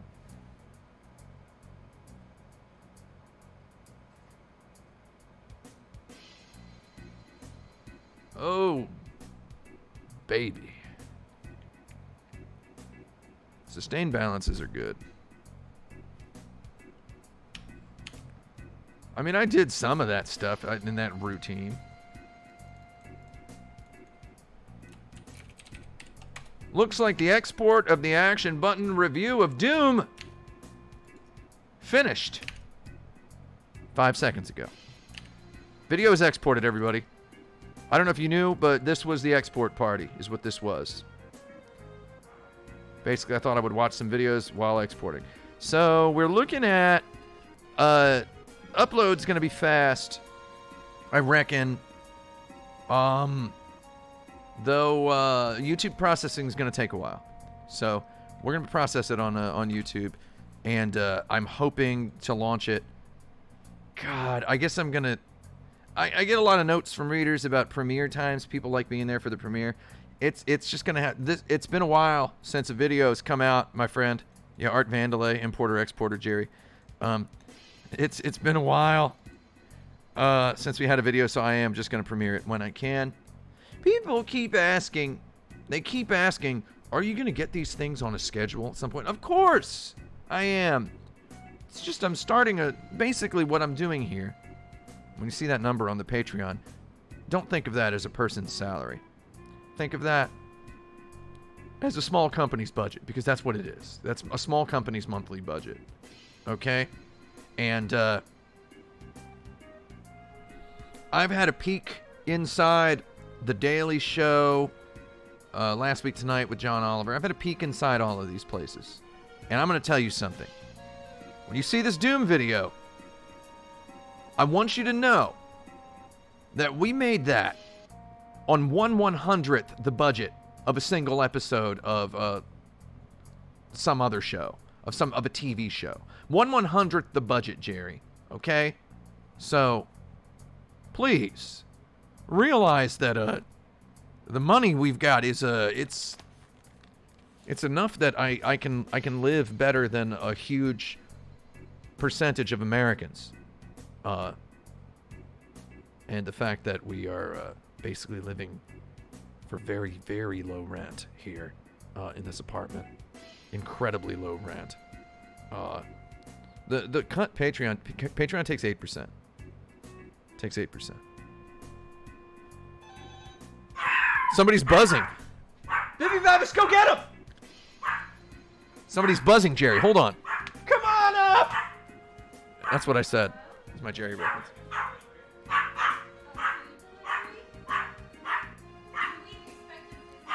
Did somebody order food for me? Shouldn't have posted my address in the chat. No, nobody ordered food. No, there's no food. Bippy Babbis. Bippy Babbis! Come here, my baby. Come here, my little boy. Come here. Come here, precious. Okay, you know what? That dog's a deadbeat. He's not coming over here. Bite the neck! I'm trying to teach him to bite the neck. I'll know I've succeeded when I wake up dead. I saw some people commenting on John Carmack's arms the other day. Have you not read Masters of Doom? He worked out. He was like a serious workoutaholic. And I think he still is. I believe, I would not be surprised if he still lifts a lot. Like John Carmack was at the time of Doom's creation, like he was a very, very a stereotypical computer programmer. He lifted weights. Well, he wasn't. Okay, no, sorry. The stereotype of a computer programmer is a little bit flawed because they were people more like John Carmack than whatever Poindexter you see when a Hollywood movie needs to, put somebody in there and call them a programmer. Like they were I mean, John Carmack was huge into cars. So the whole stereotype of hotshot rock star video game developers buying Lamborghinis or Ferraris, I don't go into this in the review, so it's not review spoilers. That was like, that's all from Carmack. Carmack bought a Ferrari. Like, it was like one of the first things he like bought with like any money in like his whole life. It wasn't just an extravagance and a luxury for him. It was like, finally he had the opportunity to buy the thing he needed. He bought it as as a matter of fact. Like he needed a Ferrari. He like actually had like all of these reasons for like just buying a Ferrari for like hyper utilitarian purposes. So it's kind of neat. Yeah, he got his Ferraris customized before he drove them from the dealership. There's no such thing as a Ferrari dealership in Texas, probably. He drove them from the import shop straight to a custom shop to get it tooled the heck up. Like, he was like, oh, this car can handle Bibby. The buzzer is buzzed, so he's just going to be barking for like 20 minutes now. So yeah, I mean, he bought a Ferrari because it was the only car that could like handle the idea he had. He wanted some big boy turbos. Yeah, I played a bunch of the Doom WADs. I played the Castlevania WAD, the Sonic Robo Blast. I played a bunch of Doom WADs. We don't go super into them in the video. I mean, there's some good footy of them popped in there. Though, yeah, I mean, there's a little bit on the WADs. I don't want to talk too much about Doom. Can't talk about it. Yeah, read Masters of Doom. It's fun. It feels like you're reading like a long IGN article. Not in a bad way. It's just kind of, it's very journalism-y. But also, there's like these direct quotes where they're like, John Romero then said to John Carmack, I want to make a game that's fast and more bad butt than any game anyone has ever made. The kids are going to go crazy. And it was like, oh, clearly this was extracted this is not like transcribed documentary footage. It's like very clearly, you know, it's very clearly interview. There was an interview and he said, oh, I told John Carmack I wanted this, and it's just put in quotation marks. And it's like, oh, okay, I mean, I guess that's cool. But also, yeah, I like that book. It was very nice and fun to read. And I talk about it a bit in my vid. I'll talk about it in my book.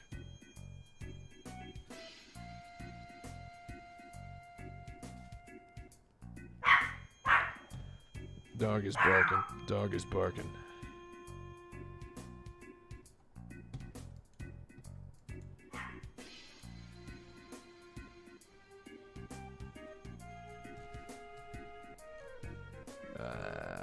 Anyway, I got 8 messages. Who's messaging me? Somebody's messaging me on Facebook Messenger. I think this is probably about time for the bottom line. Yeah, there's no bottom line. Man, I can't read this chat. Man, OBS, can you just make the chat? Let me make it bigger. I have to have an exported thing. Oh, yeah, I like that story about the lady who had to do the 3DO port of Doom. Good story. Gabe Newell did the Windows port of Doom. You remember that? It's pretty good stuff.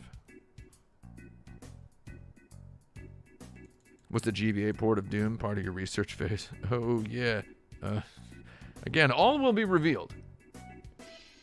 My phrase lately, my catchphrase is, we'll find out soon. Okay? We'll find out soon. You'll find out what I did. It's actually not, I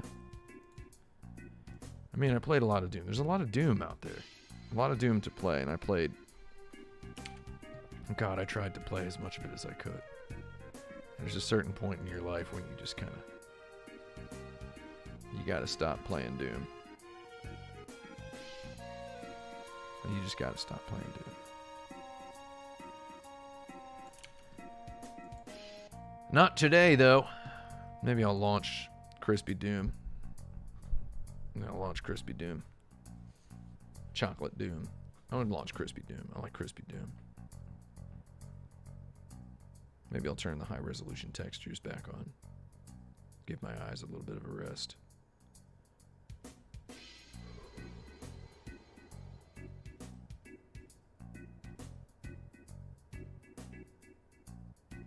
I think it's time to go. What time we got?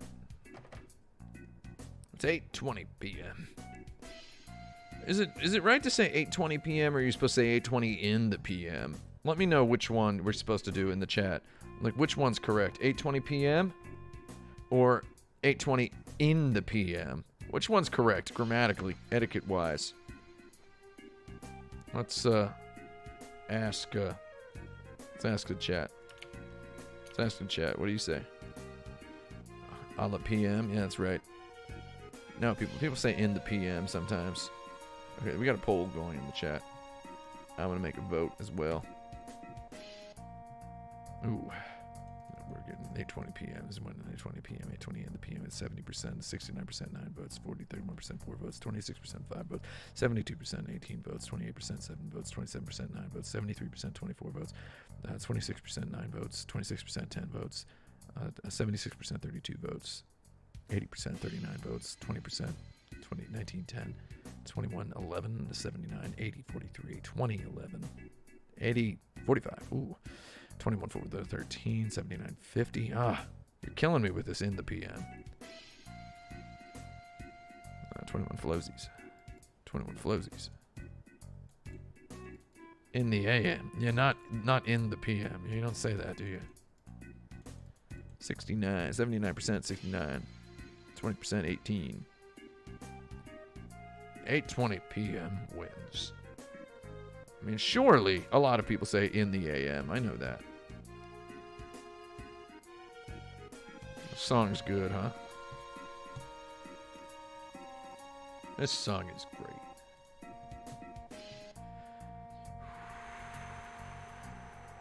Well, boyos, it's time to die. By which I mean, me go bed, I think. Is it bedtime yet? Bibby. We just finished watching a TV show last night. We were watching, I'm not going to say, I can't say because it's research for one of the videos that I'm doing, so sorry. But now we have to watch another show. And I have to watch another show. And I don't know what to watch. Because I started to I mean, I'm done with the research because I already wrote the script, so. Netflix Castlevania. I want to watch something I don't mind watching on a TV that's not great, because we have a grandma's TV here, which is decent. But it's not as the TV that I'm going to buy. It's not as nice as the TV that I'm going to buy.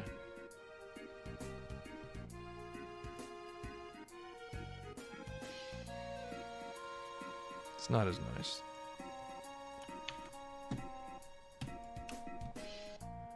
I haven't watched High Score. I've heard High Score is, what do you call it?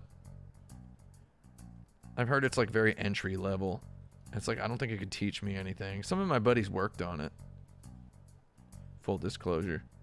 Here I am not advertising it for them. No conflict of interest needed, my friends. I feel like I don't really need to watch it. I feel like it's just going to tell me a whole bunch of stuff I already know. What about the review of the remake of Final Fantasy? I don't have time to... That's 3 hours. It took us 3 hours to watch a 1 hour video. I'm not going to watch a 3 hour video. Halt and Catch Fire, I've watched a little bit of. It's kind of cool. What else? I'm just scrolling through your lists. High Score. Midnight Diner. Midnight Diner's okay. Shinya Shokudo. I watched a little bit of that, and I thought it was okay. BoJack Horseman, I can't chill with. I don't like the jokes. People tell me it gets good. I'm like, okay, I don't know. Trailer Park Boys is depressing. To me. I don't know why it's depressing. I've watched enough of it to get depressed enough. Last time I caught your stream, you had just bought a TV. Lol. I don't know what stream that was. When was that? Like 2011? It's, I haven't bought a TV.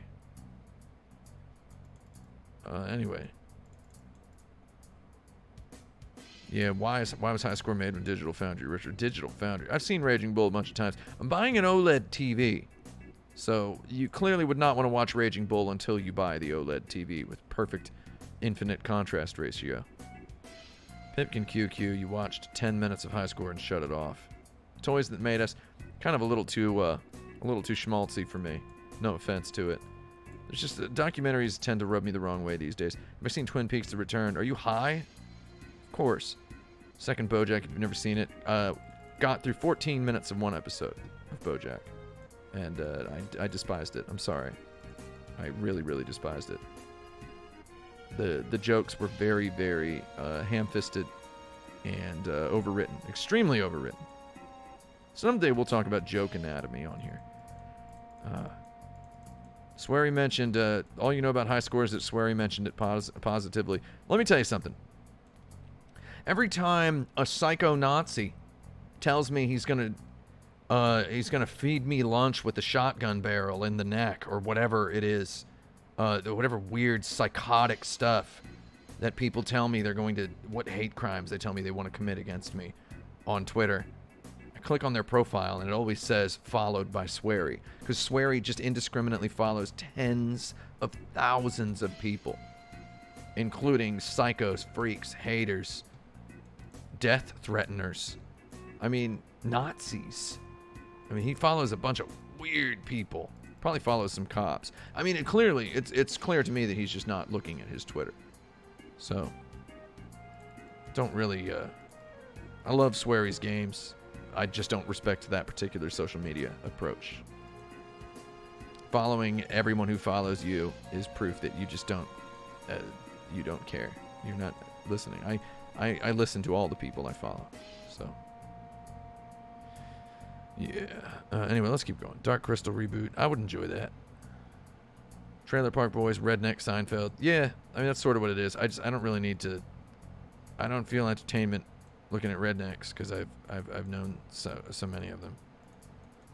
Halt and Catch Fire gets way better after the first season. Yeah, it's on the list. That Agretzko show that's a big no from me. I'm sorry.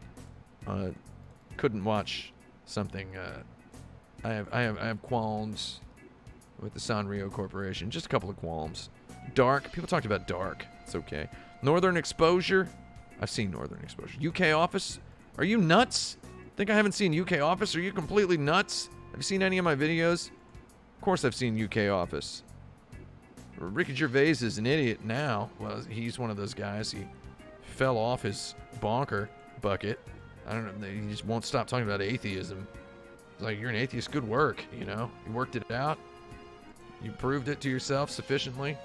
That's nice. I mean, I don't believe in God, but you don't see me tweeting about it. Like, who cares? Why identify with something you don't do? That's ridiculous, mate. Okay, what else we got? BoJack, less of a comedy than people think it is. Oh, I know exactly how little of a comedy it is, because, yeah, I know it's about depression or whatever. That it's a carefully examined study of depression and anxiety or whatever. It's like, yeah, I mean, I can't get over the jokes. I'm sorry. Mean-spirited, Tomas 2 says about BoJack. Fleabag. Of course I've seen Fleabag. You nuts? I hate to keep asking people if they're nuts. Of course I've seen that. Fleabag Season 1, I thoroughly, roundly despised. The whole looking at the camera and going, can you believe this is happening to me? Thing got old. Got old the first time. It's incredible when something gets old while it's still happening for the first time. That's amazing. And I hated the first season of Fleabag.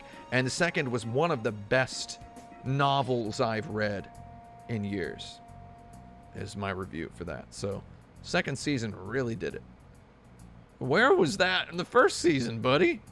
Where was all that? Anyway, what do we got? They brought the TV to your apartment when you were streaming. I didn't buy that TV, you jerk. They were giving it to me for free.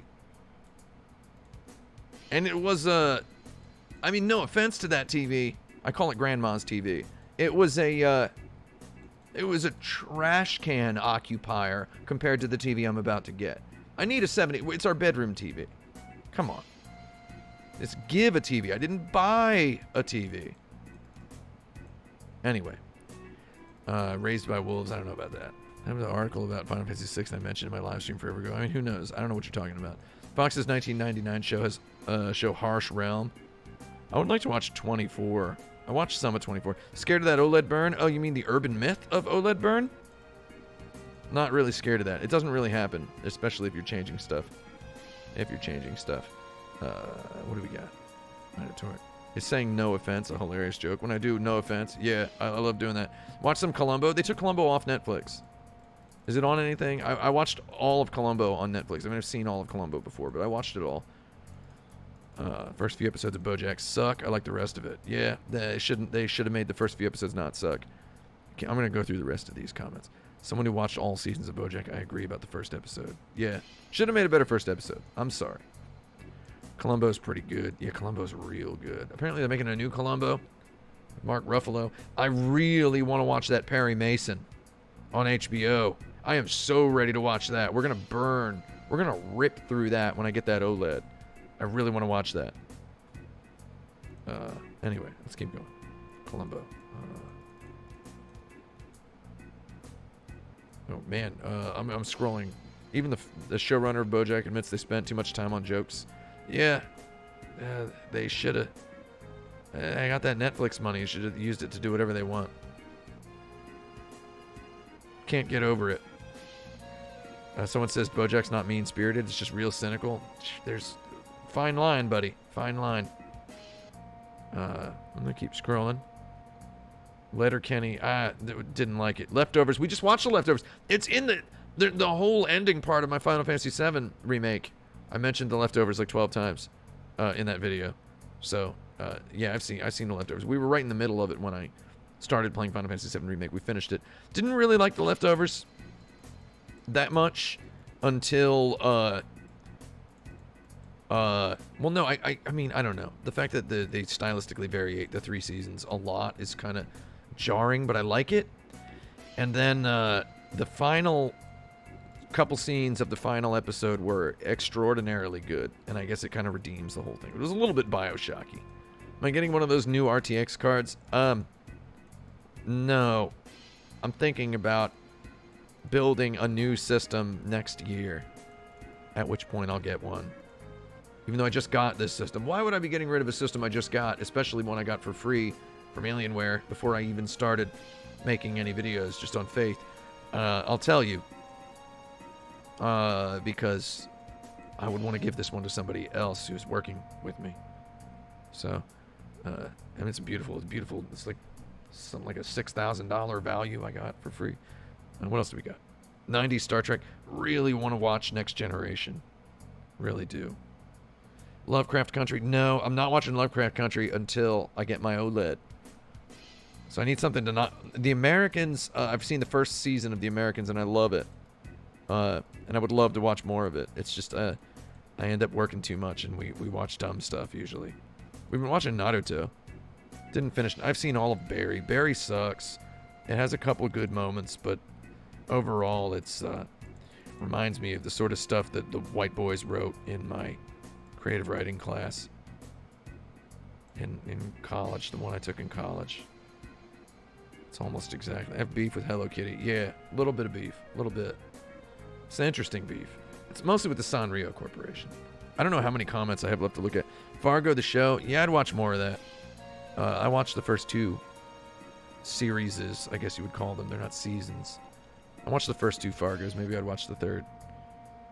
I watched the first episode of the third one. The new Charlie Kaufman on Netflix. Again, got to get the OLED first to watch the Charlie Kaufman. We've seen The Good Place. Yeah, but we ended up not watching the final season yet. So we'll watch that when it's available on Hulu. Is it on Hulu? If it is, maybe we should just watch that. Should blow through it. We actually ended up... I was mentioning Lost a lot while we were watching The Good Place. And then when we finished what was available of The Good Place, we ended up just watching all of Lost, which was fun. Hannibal's a good one. Hannibal's on Netflix now, right? I'm going to think about it. Might actually check out which Formula 1 documentary on Netflix. I've seen a couple. BoJack fans love to tell you it's not a comedy, actually. I'm like very... Formula One Drive to Survive. Yeah, that one's good. Love stuff about cars. Broad City. Of course I've seen Broad City. That's good stuff. Watch Broad City on my computer in my office. Formula One Drive to Survive. Good title. Bad documentary. Yeah. It is a pretty bad title. Yeah, I think Devs could be a good show to watch. I'm thinking about Devs. Maybe we'll just continue watching Naruto. Because we stopped after a while. Naruto's good to watch on the subpar television. My television, this grandma's TV that we have, has kind of bad black levels. And I've got the problems with contrast lately. So the OLED, because of my optic nerve problems. So the OLED's going to be really nice and like relaxingly for me to see.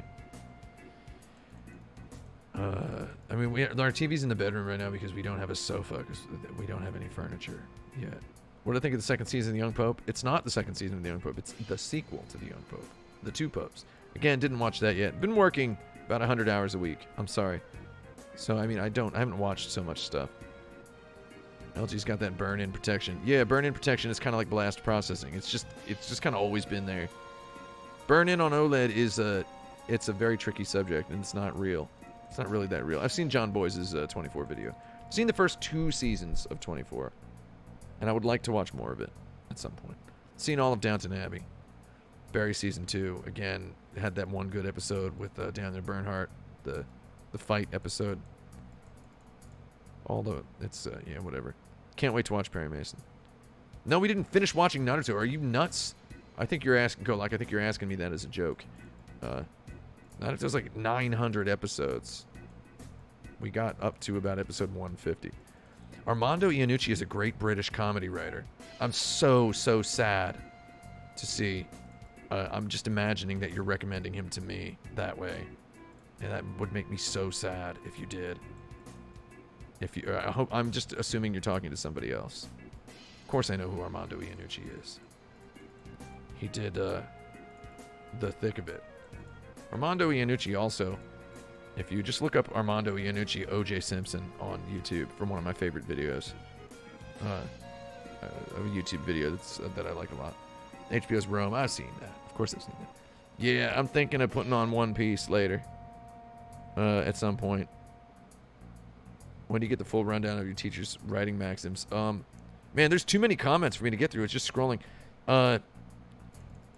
Later. I gotta keep them secret. Star Trek Lower Decks, no. Maniac, whoo! The only show I've watched every episode of, and then, in an act of protest, decided to just not watch the last episode. It's incredibly well made. Just, again, it feels like creative writing. It reminds me of my creative writing class. Watchmen, of course I've seen Watchmen. Watchmen was good. Rewatch Lost, already did. Cobra Kai, I kind of was interested in that because it seems to pick up off of the fan theory that Daniel was the real bully. I Think You Should Leave with Tim Robinson. I've watched every episode of that like 6 times. So, Scott Pilgrim versus the World. Never seen that. Read the comic. Frasier, Fargo, Monster Girl Doctor. What? Babylon 5. Frasier. Babylon 5's good. DS9's good. Scrolling fast. Crazy Ex-Girlfriend. Sharp. Oh, I've seen all of Sharp like 12 times. I watch Sharp a lot. I chill with Sharp real hard. I bought it on my Apple TV. Good Place Season 4 is on Netflix later this month. That's good to know. Yeah, Hannibal's definitely an OLED show. It would look real good on OLED. That LG C10 is going to look nice with the lower resolution content. It's going to look nice on it as well. Senna, I've seen Senna. Atlanta, I've seen all of Atlanta twice. I like Atlanta. What else do we got? Venture Bros. Couldn't really chill with Venture Bros. Couldn't chill with Venture Bros. New Pope. I'm scrolling fast now. Downton Abbey's for narcs and classist boot kicks. Boot kicks? Downton Abbey's hilarious. I mean, not. It's interesting. Veep was great until the political culture left it behind. Veep is a little bit petty sometimes, but I guess I like it. I watched all that Avenue 5 show. I actually talked about it on the Insert Credit podcast 2 weeks ago. I talked about how I liked that stupid show. I watched it with the coronavirus. I watched the first season of Homeland, and I sort of liked it. 30 Rock, I don't think I can rewatch because... I don't think I can rewatch 30 Rock because I don't like the musical score. And I think it's overproduced. Kaboom. Bloodsport. Yeah, I'll watch Bloodsport for the 560th time. Cobra Kai's on Netflix? Wow, YouTube's whole thing didn't work out, huh? Is the original Karate Kid on Netflix? Because I would want to watch that as a refresher. Yeah, Debs, definitely. Definitely. The Deuce. Yeah, I watched a little bit of The Deuce. Just scrolling fast. Interesting. Oh, I've seen all of Dark Place, yeah. Yeah, I've definitely seen Gareth Marenghi's Dark Place. Oh, I'm at the end already? All 3 Karate Kids are on Netflix? Well, heck. Oh, well, heck. Well, heck. Dark Place is chill. You know what I like is Jam. Have you seen Jam? Everybody's seen Jam, probably. Jam's one of my favorite things. If you've never seen Jam, check out Jam. Just one of the best things. I don't want to spoil my taste too much. Blue Jam, Jam, whatever you want to call it. It's all about Jam. I've seen Fishing with John. Yeah, Fishing with John's cool. Fishing with John's cool. Anyway. I'm going to go ahead and let y'all go. It's just right about that time of the night when we walk Bibby Babbis over to the West Side Market. And we get some tasty soups or whatever it is we usually do. Anyway. Nathan For You is streaming, I think, on Hulu. If you want to watch Nathan For You, it's the best TV show of the decade. Yeah, Mob Psycho is pretty cool. I've watched Mob Psycho. Anyway. Yeah. Good night, everyone. And hopefully we'll see you here. Ending around this time tomorrow with the Doom review. We'll be premiering it on YouTube, so youtube.com/actionbutton. Anyway, goodbye. I gotta press the button.